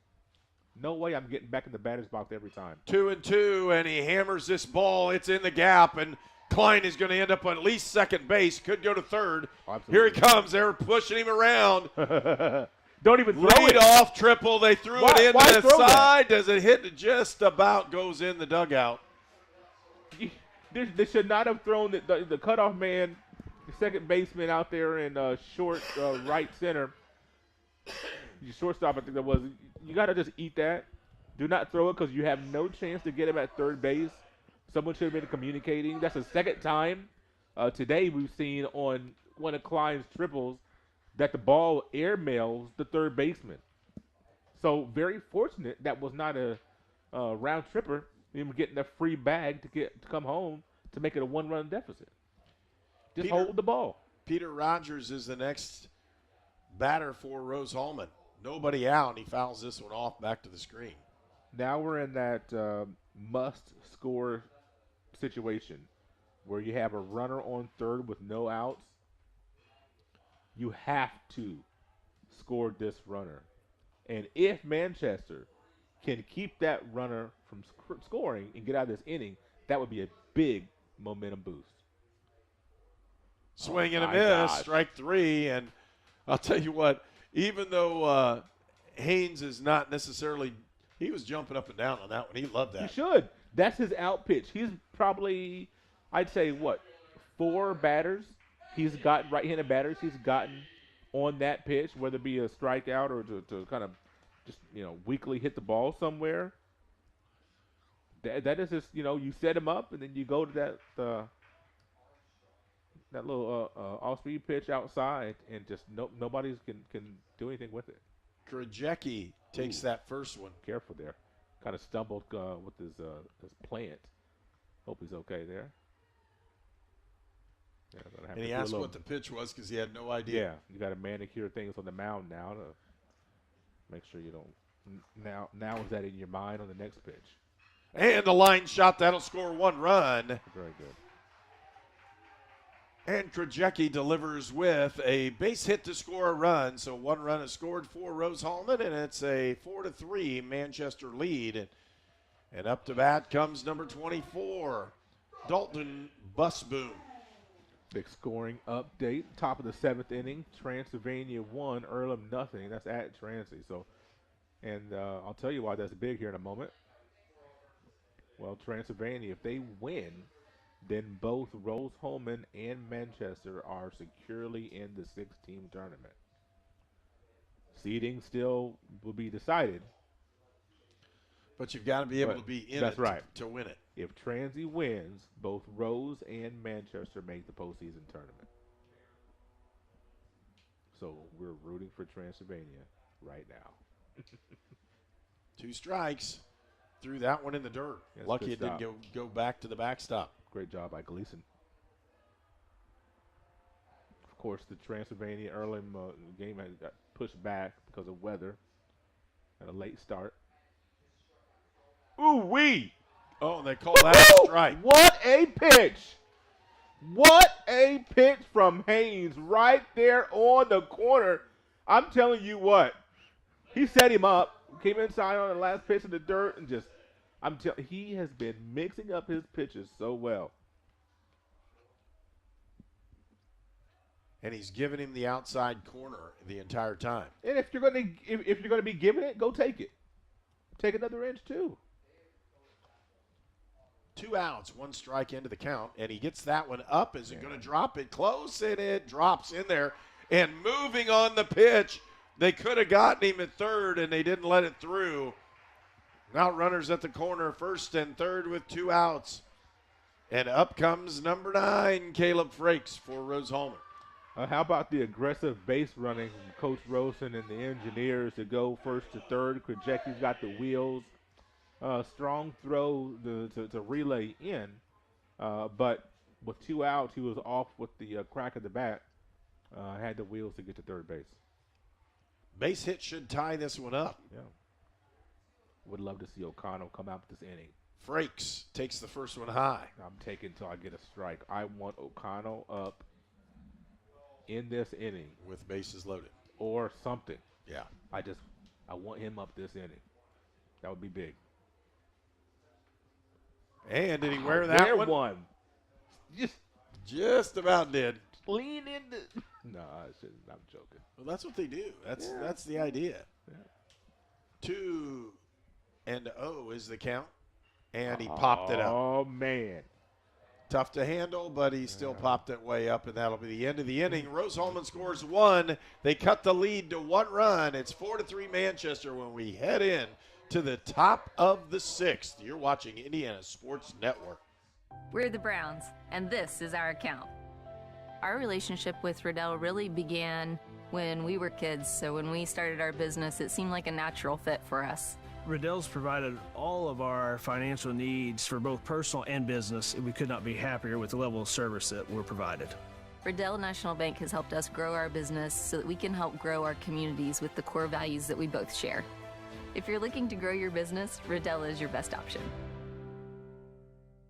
The city of Brazil was founded in 1866. By 1876, there were 2 schools, 7 dry goods stores, 2 hardware stores, 4 churches, and 5 drugstores. One of those drugstores is still there today, Lynn's Pharmacy. Lynn's Pharmacy has grown from a small neighborhood drugstore to a modern pharmacy, offering prescriptions and medical equipment with old-fashioned values and unparalleled service. You can even step back in time and visit Lynn's Soda Parlor Here at Lynn's Pharmacy, downtown Brazil.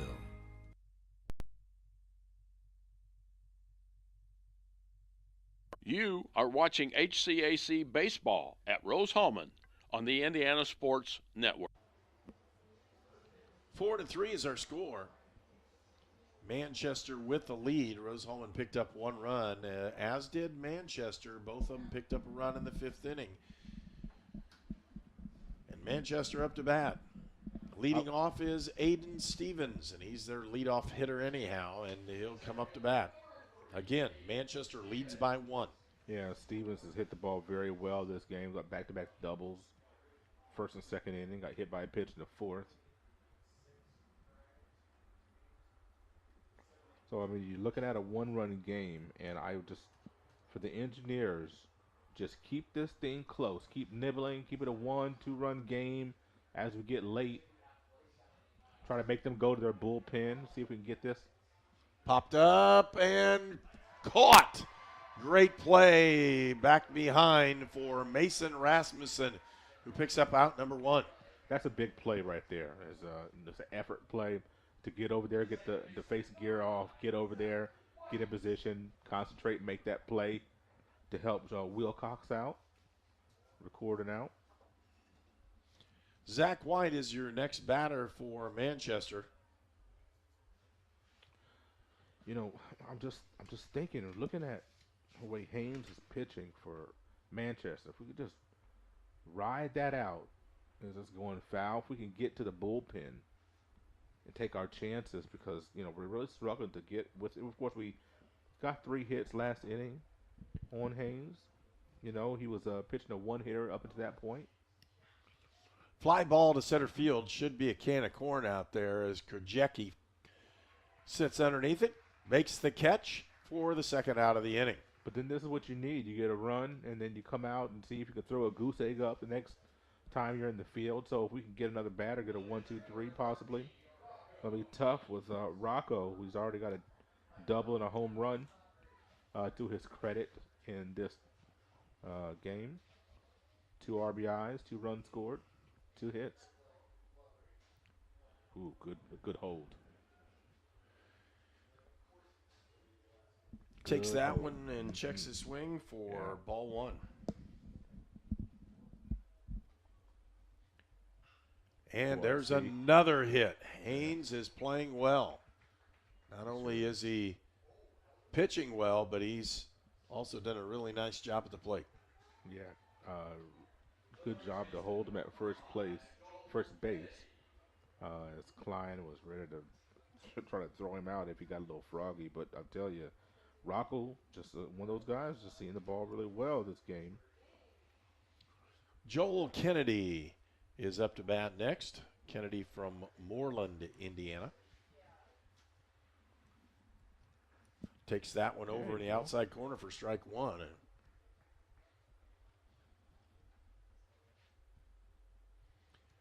It's where Wilcox does a nice job with that sidewinder. He's got a chance to get to all of the outside corner if he wants it. 2 outs in the inning, a runner at first base. Counts 1-1.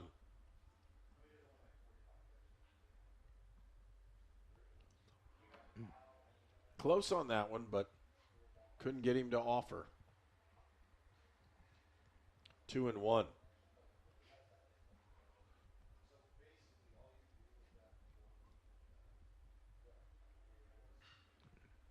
Fly ball, left center. It's pretty deep. And hauling it in is the center fielder, Andy Krajewski, for out number 3. And we'll go to the bottom half of the 6th inning. Rose-Hulman trails by 1. You're watching Indiana Sports Network. There is a greatness inside of you, a passion, a strength, a determination. So embrace it.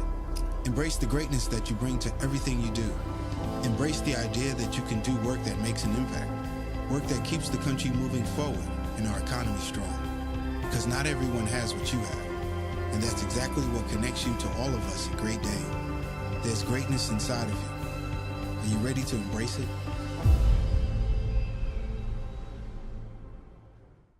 At Indiana Land and Lifestyle, we go to great depths to list and sell your property. If your agent isn't willing to go to these depths, 6 acres with bass, to list and sell your property, don't you think that's a little fishy? and there's fish everywhere. Oh, and snapping turtles. For all your Indiana land needs, check us out at indianalandandlifestyle.com. Oh, that's gross.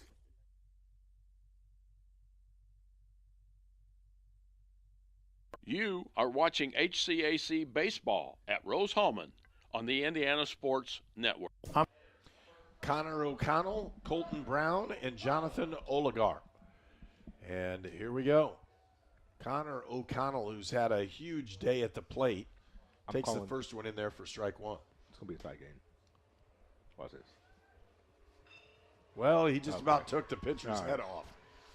For a base hit up the middle, and O'Connell again turns on another one. That's why I wanted him up last inning. With something happening, he was going to produce a run. I just was very confident in the way he's swinging the bat today that he was going to give us a run. He sees it right now. Yeah. He's seeing everything coming out of everybody's hands. And sometimes when it comes up there, it's as big as a pumpkin. Other times it looks like a BB. Yep. He's seen it well today. Rose trails by one. They're going to bunt it right back to the pitcher. He's going to throw to second base. Yeah. They get one, but they don't get the other. And with that one, Brown will be the runner at first base as O'Connell is thrown out at second. If he could have gotten that one angled right or left, it wouldn't matter. Or if he could have deadened the ball, but he got such square contact that it went too close to the pitching mound. It was an easier play for Haynes. Wasn't an easy play, but easier play for Haynes. But he just couldn't put it in the spot that he wanted to make Haynes come off the mound 5 or 6 steps. One out in the inning. The batter is Jonathan Oliger, and made some tremendous plays at third base today.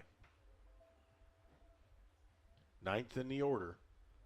A snap throw back just to try to keep Brown tight to the bag.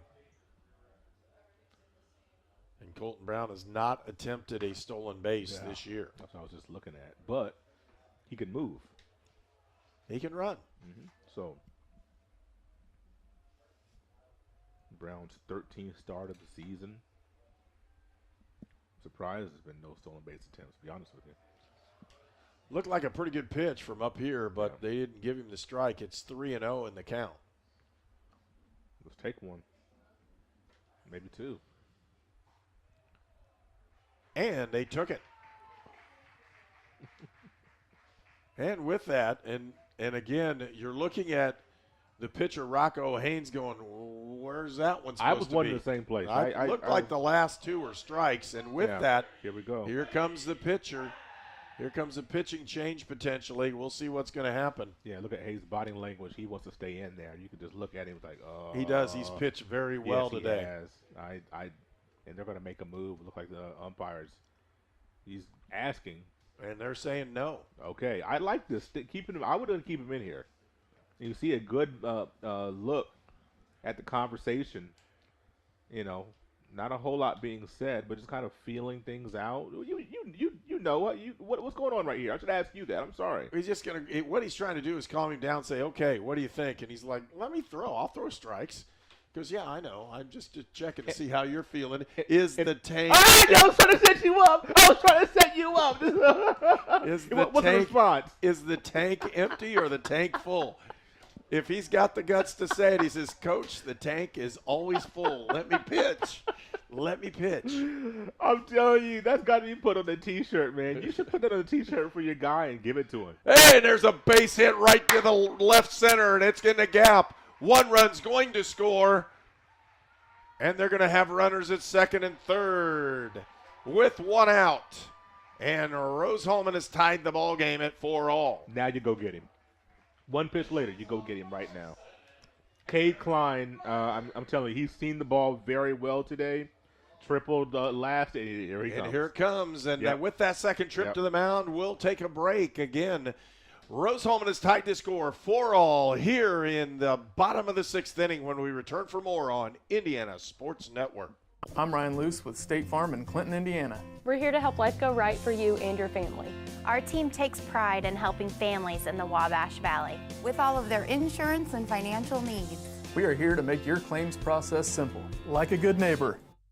It could be anyone. The star student, the all-state athlete. I never thought it could happen to me, that I could lose everything.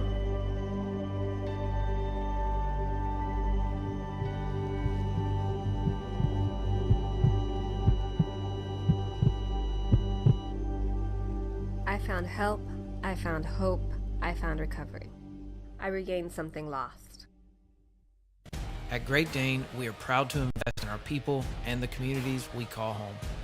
We are hiring now for trailer assemblers and welders across the country. We need the makers, people who are ready to make a difference. We need you. Build something bigger for yourself and your family with great health benefits, advancement opportunities, 401k, pension, and more. Apply today at greatdane.com/careers. At ServPro, we offer cleaning services, including the removal of biohazard containments. We have the specialized training and products to get your property back to business. We are here to help get your business back to normal. ServPro in the Wabash Valley, here to help. I'm All-Pro running back Jonathan Taylor for York Automotive. York is my #1 pick for your next car, truck, or SUV. Shop from over 600 vehicles at yorkautomotive.com today. You're #1 at York.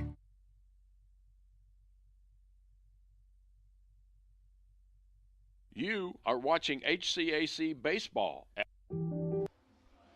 Arturo Casas is the pitcher. He's from Pendleton and Pendleton Heights High School. And you really don't know where Pendleton is, do you? I mean, I've been around that area. I guarantee you. Time in there. You know where I-69 goes north of Indianapolis? Yes. That's where we're talking about. Mm-hmm. I go to many trips to Fort Wayne, so there you go. I've been through the area, but I've never stopped. Yep, off of 36. Yeah. You know where US 36 crosses. If you turn and hang on the right-hand side, about a mile and a half later, you're right in Pendleton. So Casas into the ball game, and a fly ball, and put foul on this one. So Casas now is his 19th appearance, 24 in the third innings, 15 strikeouts, 7 walks. So he's putting the ball around the plate. And left-hander, a drive into right field, and a fly ball. It's going to score a run from third, and they're going to throw it in towards third base. Runners advance. 1 run scores, and Rose-Hulman has taken the lead 5-4. Also, Peter Rogers does his job. The runner advances, the runner scores. He gets an RBI on that sac fly, and, just Manufacture the run. That's right. all they were after at this point. They weren't after base hits. They want to manufacture one. And you get it now- out of the infield, you're going to score a run. Now you can get another run with Krajewski right here. And Andy Krajewski up to bat. And again, senior day. Waits on that one as well, just a little bit high. And strike zone has gone in and out just a little bit with these guys. Been pretty consistent most of the day, though. And again, he's not given that the last 2 or 3 innings. That pitch has been a ball the entire time. 3-0. Casas has got to bring one down the pipe. Got it there. 3-1. Krajewski can do some big damage here if he gets a big one. Outside, and they're going to call that a strike, too. Yeah, boy, there's kind of nibbling just a little bit and able to get that corner. Full count, 2 outs, runner at third. Nothing but fastball so far. And he got a hold of it, but it's foul. Just got around too early. And he did. He got all that pitch. It's just way early on it. Nothing but fastballs to a senior here. Let's see if he throws something different. Curveball outside, drew the walk. Runners at the corner with 2 outs. Dalton Busboom, who's playing first base here in the second ball game. Again, Rose-Hulman has taken a 5-4 lead, and we're in the bottom of the 6th.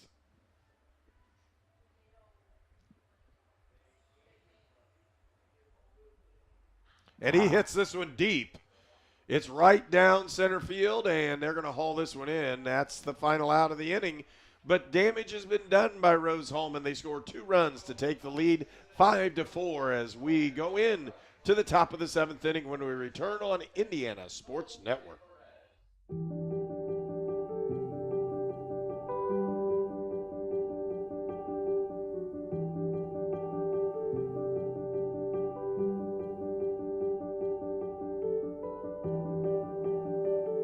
Grace Clinic Health Professional.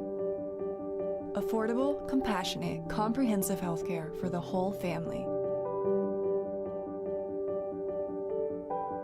In Terre Haute and Greencastle.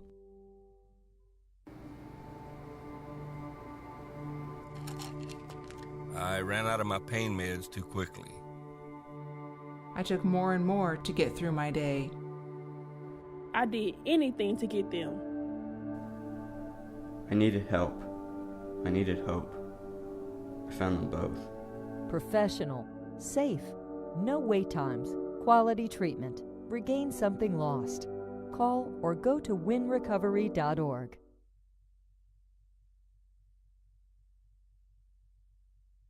You are watching HCAC Baseball at Rose-Hulman on the Indiana Sports Network. And we're at the top of the 7th inning as this one goes down to the wire. Top of the 7th. Rose-Hulman with a 5-4 lead over Manchester. Number 22 is Harrison Pittsford. Pittsford parked one over the left field fence the last time he was up, and it was a bomb. And he hits one high. Major league fly ball. Oh my and goodness. Out goes the shortstop, Peter Rogers. He's clear on the left field line, and that's a tremendous play. But they get out number 1. Yeah, and I guess that's all that matters. You get the out, but that had disaster written all over it. As that needs to be Klein's ball. As long as that was in the air, coming in on it, that needs to be Klein's ball. So I don't know if he didn't get it. Maybe he didn't see it well. Good thing that Rogers did. Austin Knowles, the batter. And where the strike was given last half of the inning, it's given the same way this half for strike 1.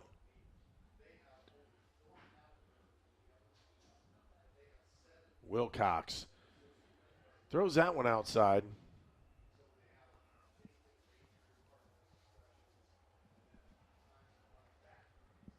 One ball, one strike.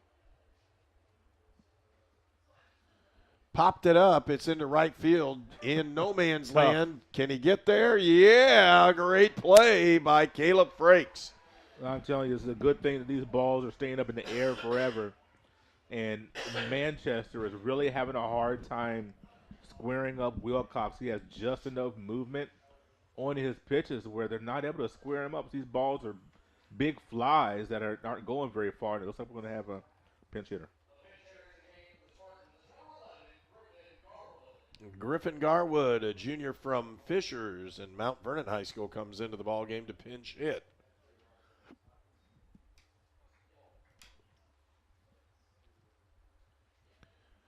So Garwood comes in for Perez, left-hander. We'll see if he can locate this side-winding pitch. And he doesn't, because that's a really nice one over the outside corner. Do that again. If you can do that 2 more times, you'll get out of this inning. Garwood's batting .500 on the season, but not very many plate appearances. Mm-hmm. He has 1 home run and 4 RBIs, go along with 5 runs scored. Swing and a miss for strike 2. Yep. 1 more of those. Be ready, Oliger. Big hole between third and short, though. Rogers close to the bag. Gets that one low and evens the count at 2-2. Going right back outside here with it.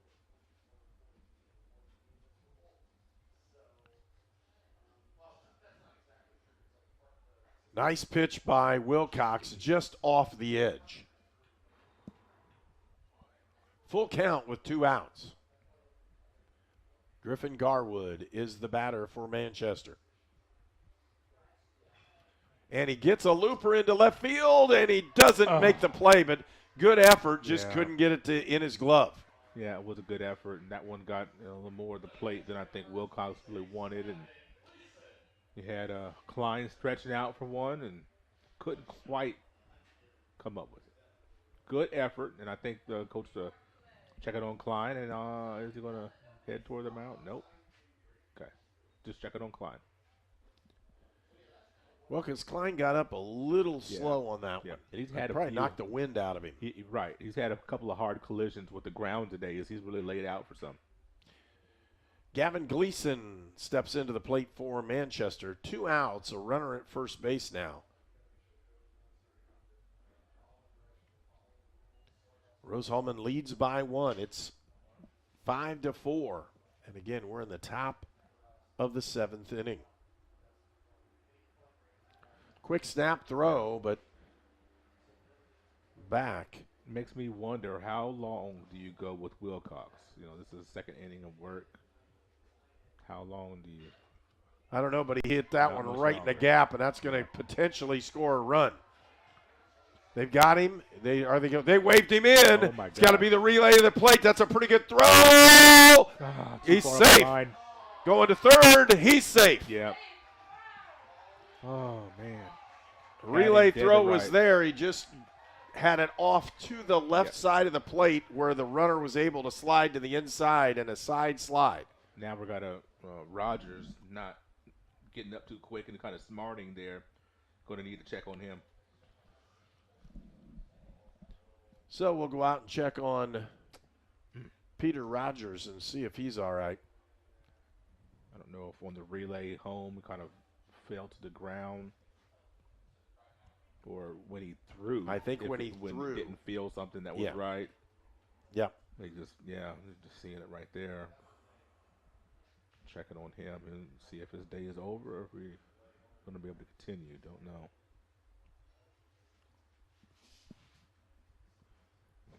And we'll see. They're going to give him a few tosses to see if he's all right.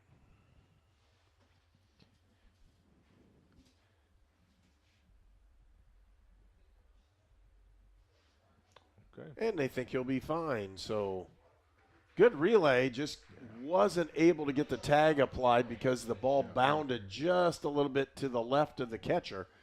And the runner ran over to the right-hand side and ended up scoring that one. Just aggressive base running once again by Manchester, though, paying off. Pushing their run across, making them make a play.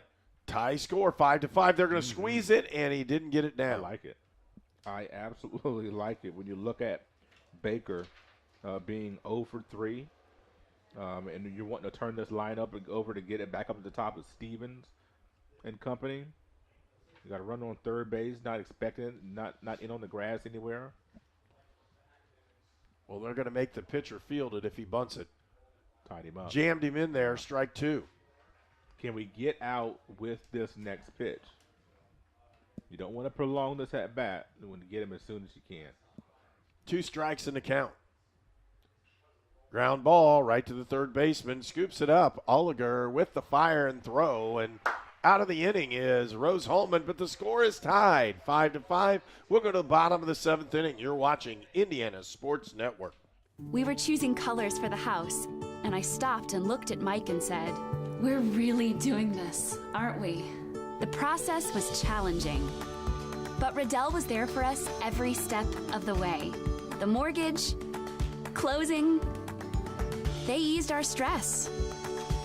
It made sense when Mike said, "We're really doing this." Mortgage loans made easy from Riddell. Making friends since 1885. There was a time when your local pharmacy defined your community. Before the days of long lines and drive-through national chains, pharmacists gave your health personal attention, and you always met with a familiar face. Back then, your questions were always answered, even when you forgot to ask. In Brazil, Indiana, that friendly local pharmacy has always been Lynn's Pharmacy since 1872. We are a modern pharmacy with the latest technology, still deliver that old-fashioned, friendly personal service today. Experience the tradition with your family at Lynn's Pharmacy in downtown Brazil.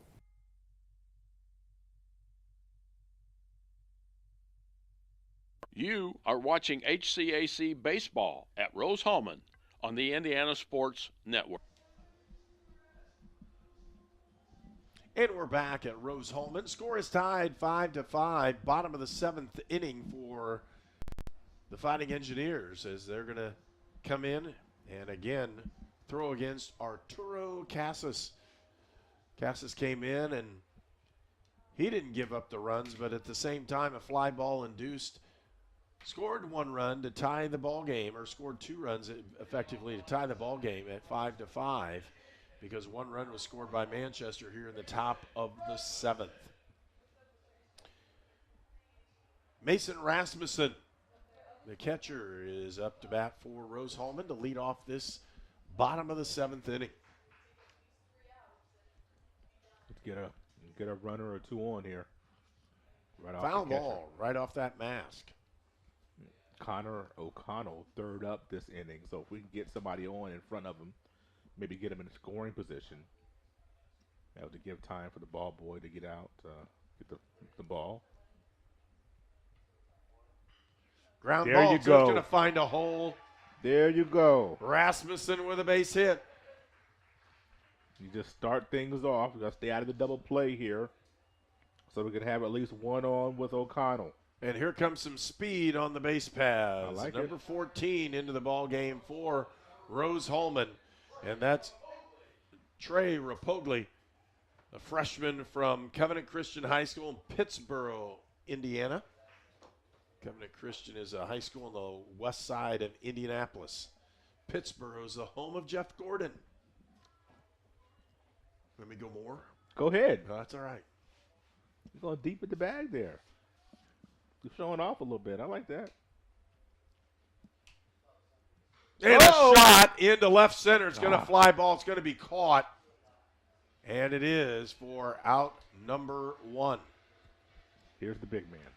Connor O'Connell. Here's the big man. This is why they have the pinch runner in as well, because if he gets a decent one, that runner for on first base can score. Big scoring update. Top of the 9th with 1 out. Earlham has 2 outs to go. They trail Transylvania 2-0. The reason that's big is because if Transy wins the ball game, Rose-Hulman is in the HCAC tournament. As is Manchester.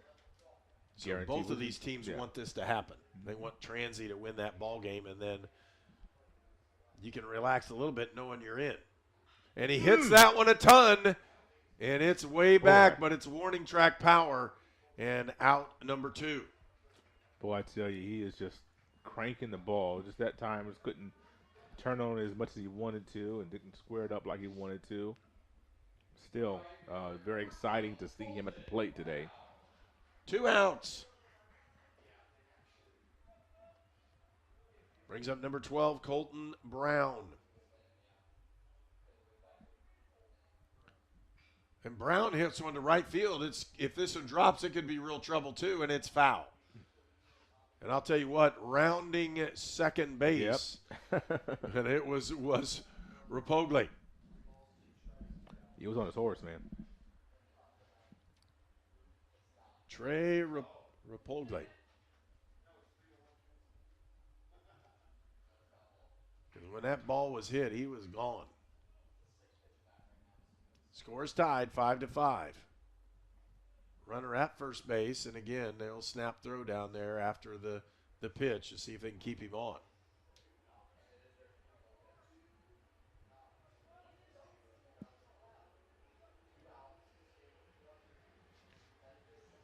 One and one's the count. 2 outs, runner on first. They popped it up. Should be a catch by the first baseman. He gathers it up and gathers it in, and Joel Kennedy records out number 3 of the inning. And we'll go to the top of the 8th inning. Score tied 5-5. Treatment for those with mental illnesses and addiction issues has evolved over the years. In the late 1960s, Indiana's mental health system began to take shape. From 1971 to 2021, Hamilton Center has touched the lives of thousands of people in central and west central Indiana. We are committed to the latest therapies to improve the quality of life for those with mental illnesses. Treatment works. Recovery is possible. And thank you, Indiana. 4 years ago, I drove my daughter to Riddell National Bank, where she opened her savings account. Today, she's still saving money. My relationship with Riddell is better than ever, too. No other bank focuses on relationships as much as they do.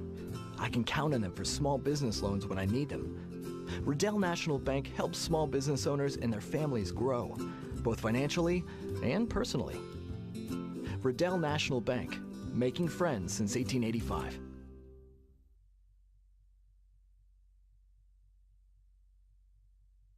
You are watching HCAC Baseball at Rose-Hulman on the Indiana Sports Network. And we'll have a new pitcher in the ball game for Rose-Hulman. And believe it or not, it's number 13, Jonathan Oliger, who's been playing third base. And he'll move from third over to pitch. And with that, at third base, we have Mark Serdenak. And Serdenak's a freshman from Sagamore Hills, Ohio. And he'll go to third base. So a big pitching change for Rose-Hulman. Oliger is listed as a pitcher, not an infielder. And obviously he can play in the infield because he has had a really good 2 ball games here at third base, making some tremendous plays. One of them looked like a major league play earlier in this ball game where he laid out, caught the ball, rose up, and threw out a runner. And a very speedy one at that. Who was the Serdenak we just had come through here? Did Mark, I would imagine, had an older brother. Was it just in the last year or two? Yeah. Wasn't there? Yeah, I think can't remember so. his first name, though. But yeah. So again, Jonathan Oligar, sophomore from Dalton City, Illinois, and Mount Zion High School, is the pitcher. And we're in the top of the 8th inning. Batter for Manchester is Aiden Stevens. Transylvania won the ball game 2-0. Rose-Hulman and Manchester are both in the HCAC tournament. So even if Rose-Hulman splits, they're still in the tournament at some position. Ground ball up the middle. That's a big one. Base. You're not going to take that bounce easy. My gosh. Stevens gets the ground ball base hit right up the middle. It would have been a very difficult play to get to and then try to make anyway. Probably would have just not thrown the ball. But the fact that it actually hit the bag and took a huge bounce. He popped out, went in there, that's for sure. Score is tied, 5-all. Ground ball, Two, right back. two. Got it, one.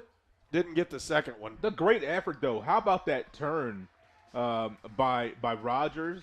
Well, the issue that was a great. It's not even the turn; it's the throw by the pitcher, Oliger. When he throws that, it is a perfect strike right over the bag. It is, but to go along with what you're saying, Rogers kind of short-armed the ball to first base just to get it out of his hand, just to make that a close play. I thought there was no chance, but it was a lot closer place than I thought it could have been. 1 out in the inning. 1 strike in the count. Runner at first base. Oliger has some huge movement on that pitch as well. Yep. Counts 1-1. Runner at first. And he gets that one. That's going to be a base hit. That's a tough one. Could go first to third. We'll see what he's going to do. They scooped it up. They're going to hold him at second base. So a base hit's been given up, and up comes the next batter, and that's number 45 for Manchester, Joel Kennedy. So Kennedy and Pittsford back to back here. This is the meat of the order for Manchester. Those guys have been hammering the baseball. Rose-Hulman's gotten them out most of the time, but they really stroke it hard.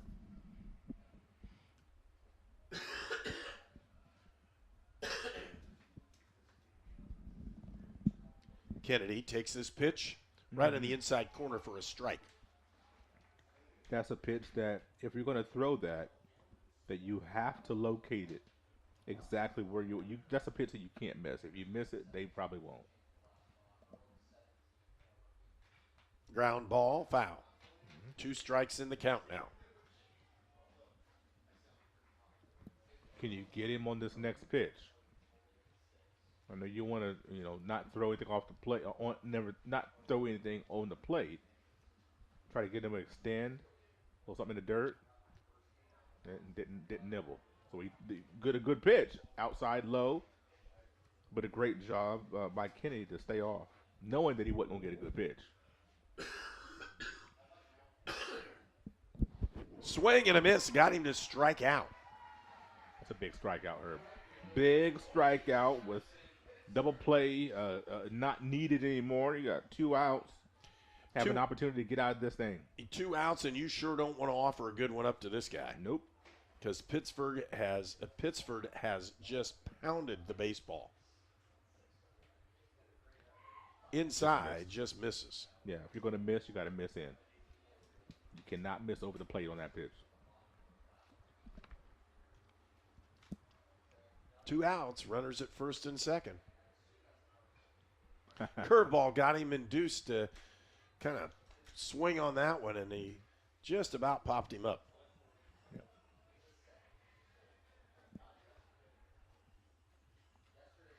Boy, this would be a big momentum boost for Rose to get out of this inning with nobody scoring. Curveball, swing and a miss. 2 strikes in the count. Now it's 1-2 with 2 outs. Now where do you go? What do you do as your out pitch? Now there's going to be an interesting pitch right here to see I think what it's the Oliver same does. one. For the 3rd time that's at bat, I don't know. It's going to be interesting. 1 ball, 2 strikes. 2 runners on base with 2 outs. Almost got it in there. A little bit low, trying to get him to pound it in the ground. Now he might come back in. Still makes me nervous. I'm going to stay outside. I don't want to give this guy anything good to hit if I'm Oliger. Swing and a miss, and he struck him out, and that will end the inning. And Rose-Hulman will go to the bottom of the 8th inning. Score is tied 5-5. You're watching Indiana Sports Network. Your All-Pro running back Jonathan Taylor here for York Automotive. Looking for an All-Pro deal on your next car, truck, or SUV? York is my #1 pick. With over 600 vehicles in stock, York has the largest selection to meet your needs. We're talking new, pre-owned, and commercial vehicles. Take it from one All-Pro to another, York has your best deal. Shop online at yorkautomotive.com and we'll show you why we're not #1, you are. We're not #1, you are. You're #1 at York. At Lynn's Pharmacy, we're more than just your pharmacist. We're your neighbors. Our kids go to the same schools. We eat at the same restaurants. We sit next to you in church. When I listen to a symptom. When I fill a prescription. When I offer advice, I'm not just helping a customer. I'm helping my neighbor and a friend. My name is Lynn Hofstetter, and I'm the proud owner of Lynn's Pharmacy, a modern pharmacy with old-fashioned values and personal service dedicated to keeping you, your family, and our community healthy since 1872. Here at Lynn's Pharmacy, downtown Brazil.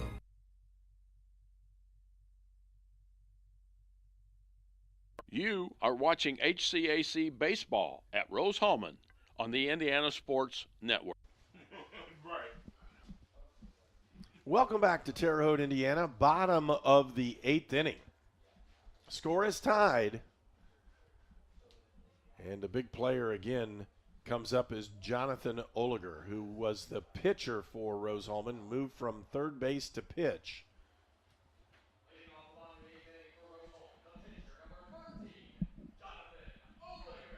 Oliger up to bat, and he'll take that first one just on the outside. 1-0 the count.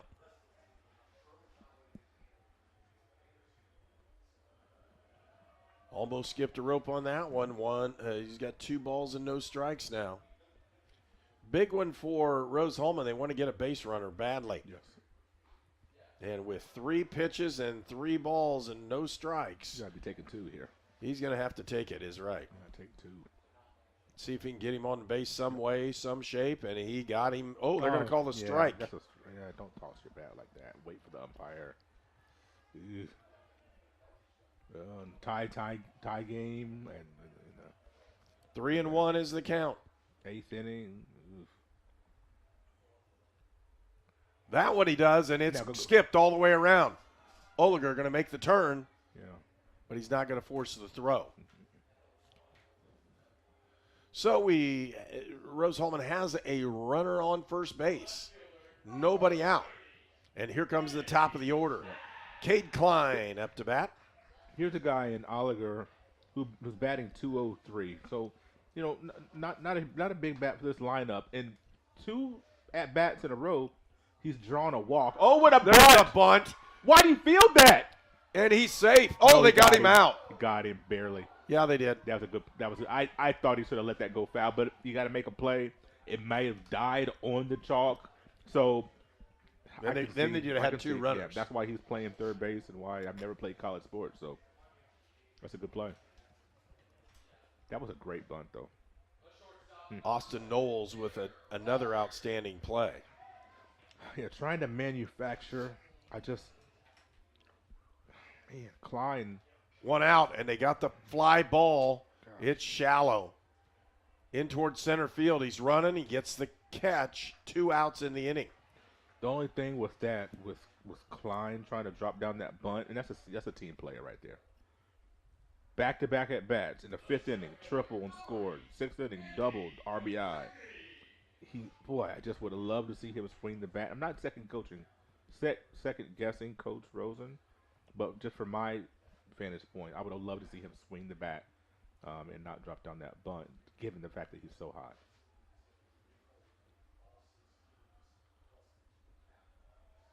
And again, pitch low and in the dirt. Because if Krajewski does not get on base, I'm looking at what do I need to do to get O'Connell up in the 9th inning. Uh-oh, look out. Got him. Ooh, he's close. Better throw would have had him. He was on the second base by the bag. But I'm looking at O'Connell, and I know he just batted last inning. He popped out. But I'm thinking I want him up with an opportunity. Can we get him up in the 9th inning with a tie game? Now, if he scored 3 runs this inning and there's a moot point, okay. But worst case scenario, I want him up with something possible with a tie game.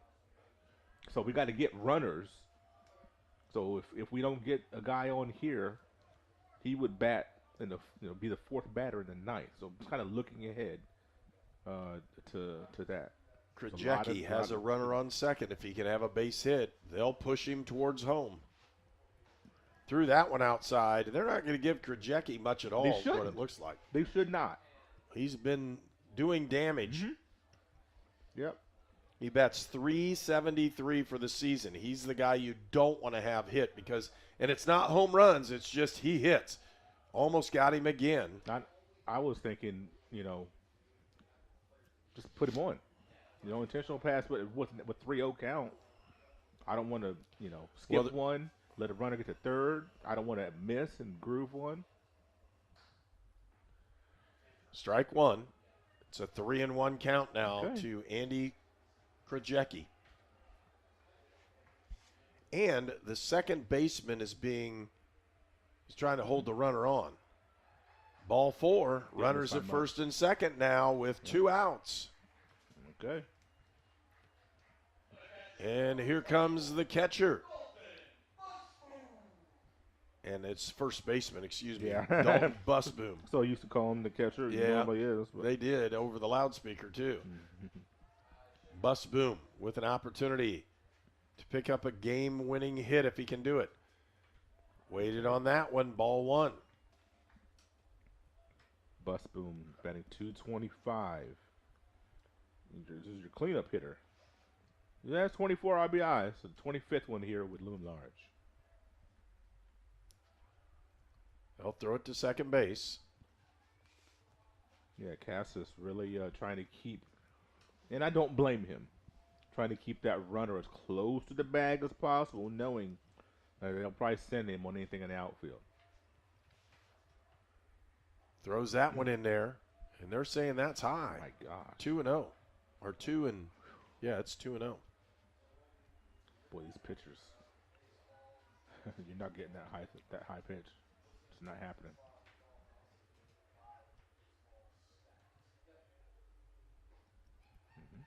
That one's in there for a strike. It's 2-1. Great day for baseball. It's been dry. Sun's been out most of the day, but this overcast has helped people. They can see the ball. 3-1 is the count. And Cassis could walk the bases here. Could walk the bases loaded if he misfires on one pitch. 3-1 the count. 2 outs. Foul ball, full count. Now runners are going to be running on this one. Busboom needs to see one right down the pipe to see if he can get his bat on it.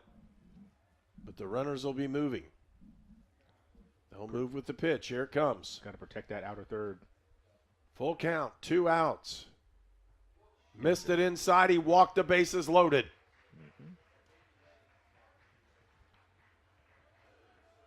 And a good job by Dalton Busboom. Here up comes Mason Rasmussen. Back-to-back singles in the 5th. Oh, it's Cerdenak. I'm sorry. Cerdenak's That's going right. to bat in this one. I missed it on there. Mark Cerdenak is up to bat. He missed outside. Ball 1.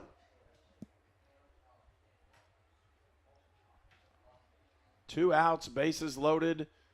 Bottom of the 8th. And Cerdenak gets it up, and it's a fly ball, and it's going to be hauled in for out number 3. We'll go to the 9th inning. The score is tied here from Terre Haute. You're watching Indiana Sports Network. We're the Browns, and this is our account. Our relationship with Riddell really began when we were kids, so when we started our business, it seemed like a natural fit for us. Riddell's provided all of our financial needs for both personal and business, and we could not be happier with the level of service that we're provided. Riddell National Bank has helped us grow our business so that we can help grow our communities with the core values that we both share. If you're looking to grow your business, Riddell is your best option. The city of Brazil was founded in 1866. By 1876, there were 2 schools, 7 dry goods stores, 2 hardware stores, 4 churches, and 5 drugstores. One of those drugstores is still there today, Lynn's Pharmacy. Lynn's Pharmacy has grown from a small neighborhood drugstore to a modern pharmacy, offering prescriptions and medical equipment with old-fashioned values and unparalleled service. You can even step back in time and visit Lynn's Soda Parlor Here at Lynn's Pharmacy, downtown Brazil.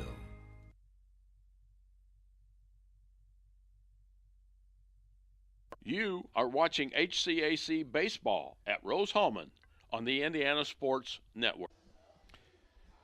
For Rose-Hulman, Jonathan Oliger on the mound again. He's pitched 15 innings this year, given up 23 hits, has 7 strikeouts and an ERA of 6.46.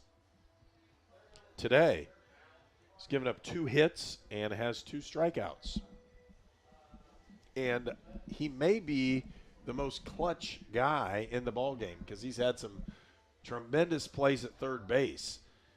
And that's what you're going to need, a competitor that's going to go out there and give everything he's got. And for Rose-Hulman, they're tied in this one. They've already made the HCAC tournament, which was their goal for coming into today, but they also want to win both these ball games. They did the first one. They won the first one 19-3. And here we are tied, top of the 9th inning, 5-5. And batter up for Manchester, number 1, Austin Knowles. Knowles comes in at batting .275. His average has gone down over 10 points today. Nice curveball over the middle. Strike 1.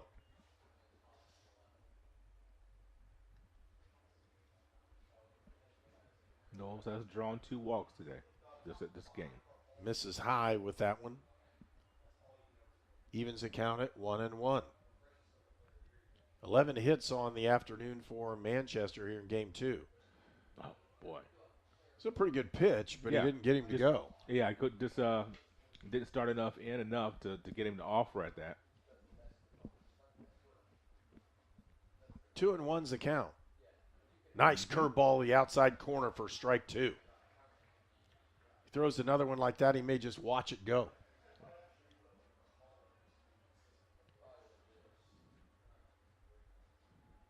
And he did, and fouled it off. Boy, close to that window once again. That was really, the net did its job, didn't it? It did.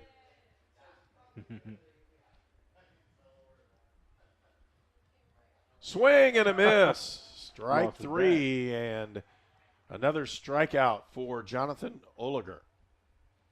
I'm sorry, go ahead. No, it's 3rd one of the day for him. 3rd one in a row. Yeah, he struck out the last 2 batters last inning, and Kennedy and Pittsburgh gets Knowles to start the 9th. Griffin Garwood up to bat. And a fly ball to the left side. It's going foul. Will it go out of play? And it does. Oliger next year. That column that says GS, game started, I would think it'll be greater than 0 next year. I think it'll be every game. Yeah, he has. I'm talking about on the mound. That's what I'm saying. Oh, he'll have several starts. Yeah, he doesn't have any starts on the mound this year. But I kind of like him as a relief pitcher too. Makes a lot of sense. I agree, but with that kind of stuff, it's hard to keep him out of the starting rotation. And with another year of seasoning, you would think the natural maturation process and getting better. And it'll be hard. Oh boy, just missed there. It'll be hard to keep him out of the starting rotation. I'd be very tempted. 2 balls, 1 strike. There's 1 out in the inning. Swing and a miss, strike 2. He's got the goods, man. Well, it's that intensity factor. 2-2 the count, 1 out. Top of the 9th. Fouled out of play. The bullpen, I think Coach Rosen has done a pretty nice job with his bullpen. I know Darrell didn't go quite as far as what he wanted to in this game, but throwing McGotty's out here to swing and a miss, another strikeout, and Oliger has not let up. Let's see if he can get the last one here in the 9th inning. Just throwing out Chung and then Wilcox. Now Oliger is 4th pitcher for the Engineers here in the 2nd game. Gavin Gleason up to bat. Takes the first one high.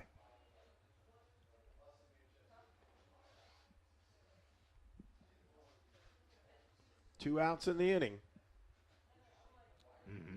Strike 1. Nice slider.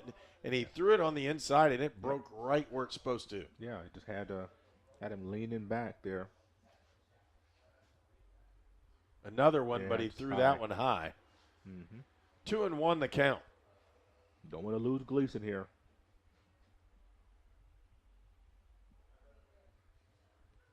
Gleason 8th in the order. Throws that one right down the pipe, 2-2. And we'll see if Oliger can strike out the side.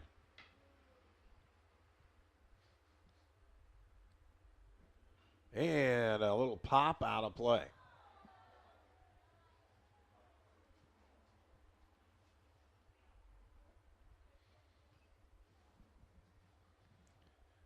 Two and two's the count.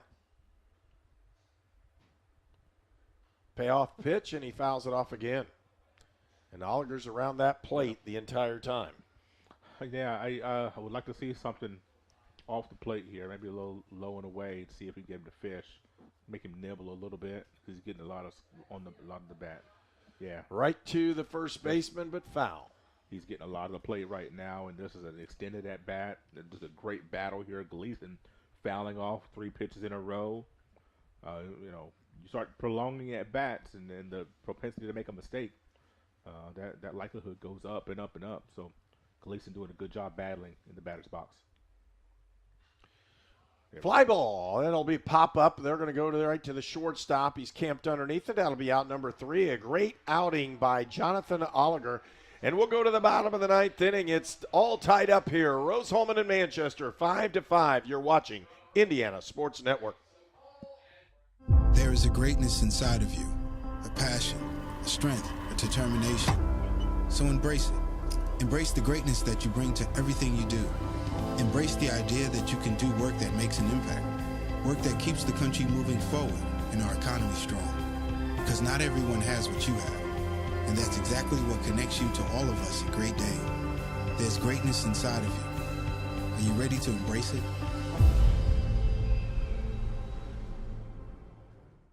At Indiana Land and Lifestyle, we go to great depths to list and sell your property.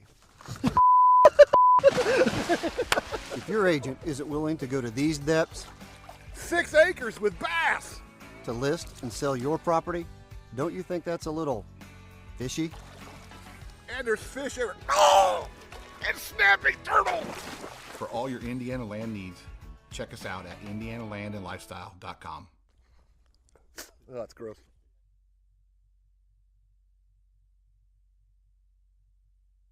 You are watching HCAC Baseball at Rose-Hulman on the Indiana Sports Network. We'll go to the bottom of the 9th. Score tied. A walk-off opportunity for Rose-Hulman. We'll see if they can push a run across the plate to see what they can do here to win this ball game. Rose-Hulman has already made it into the conference tournament. So has Manchester. Even if Manchester's lost both these ball games, they're both in the conference tournament because Transylvania wins today, and that knocked out Earlham. So Earlham had a chance to potentially tie or end up in place of Rose-Hulman. Well, Earlham, I think that knocks out Anderson, actually. Anderson, I'm sorry, knocks out Anderson, yes. But with that, Rose-Hulman and Manchester are both going to make the conference tournament. We'll see what the lineup is going to be in this one, but more importantly, it's the bottom of the 9th, and for Rose-Hulman, number 9, Caleb Frakes. Frakes has played a really good game in the field. I would imagine that Manchester has somebody ready in the bullpen just in case. Yeah, he'll hit it into center field. That should be caught for an easy out, and it is. End of the bat there is Aiden Stevens catches that one for out number 1, and up comes Connor O'Connell, who has been cranking the ball. Doesn't have a home run. He hit the top of the fence on one of them, bounced back in. Lefty-lefty matchup. We'll see what they like. That's good. Strike 1.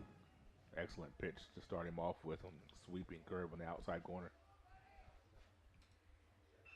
Base hit up the middle. No! Wow. Ground ball. He's got him, and he is a base hit up the middle. Wow. They just hit off the way they hit off the mound. I'm like, oh, are we going to get that unlucky? So Connor O'Connell with a 1-out hit. Do we hit a pitch runner? Yeah, I don't think so. No?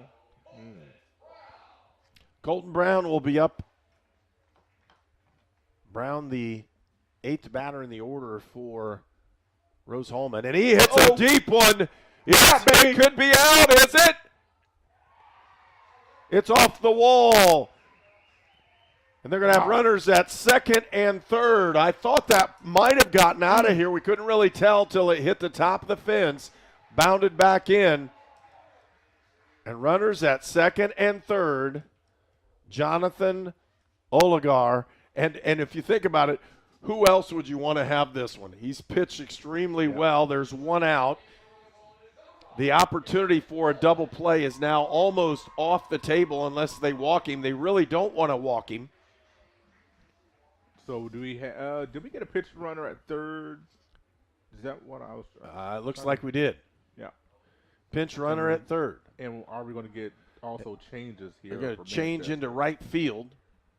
Number 31's going into right field for Manchester, and that would be Jake McGrath, a freshman from Carroll High School, Fort Wayne. Oh, we got movement all over the place, man. Everybody's doing it. My gosh.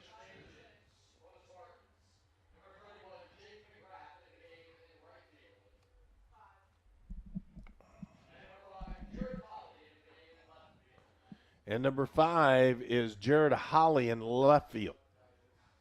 This is an interesting defensive maneuvers with one out in the bottom of the ninth.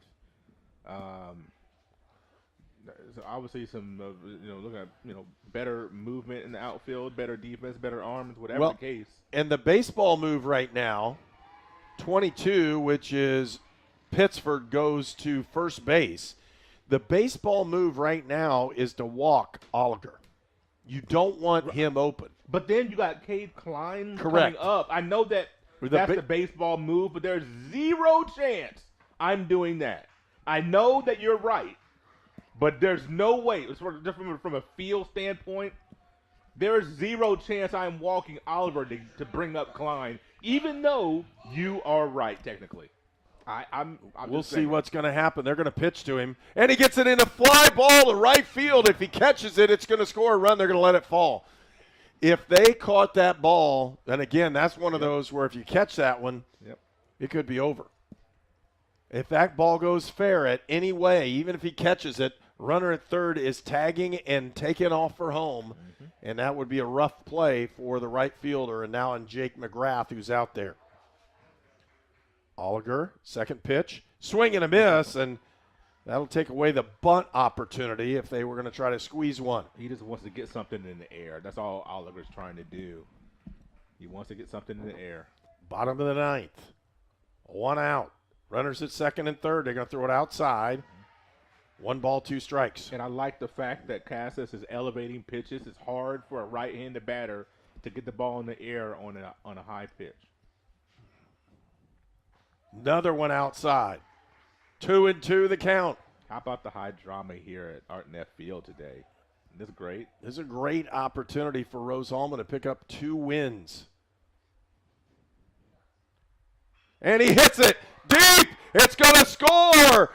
And Oliger with a walk-off base hit. He'll go in and down on the record books. He wins the game as a pitcher, and he wins the game with a walk-off single. And Rose-Hulman has swept Manchester this afternoon here at Art Nehf Field.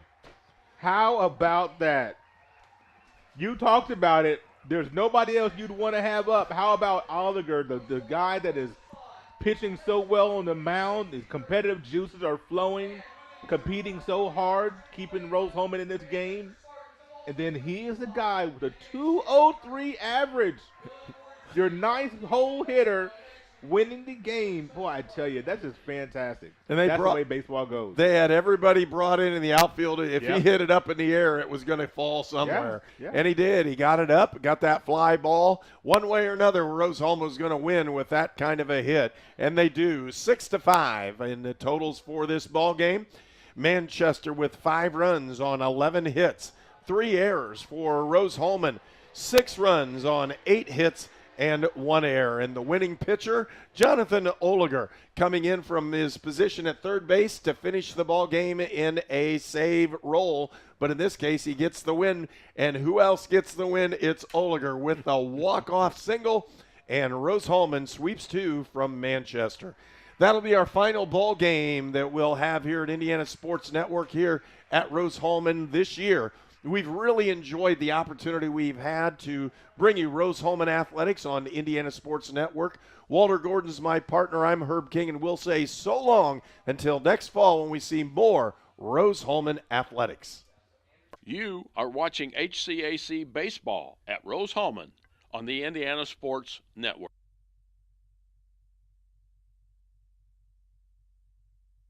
This program is a copyrighted production of Indiana Sports Network and cannot be shown, reproduced, or redistributed in any way or in any form without prior written permission from Indiana Sports Network.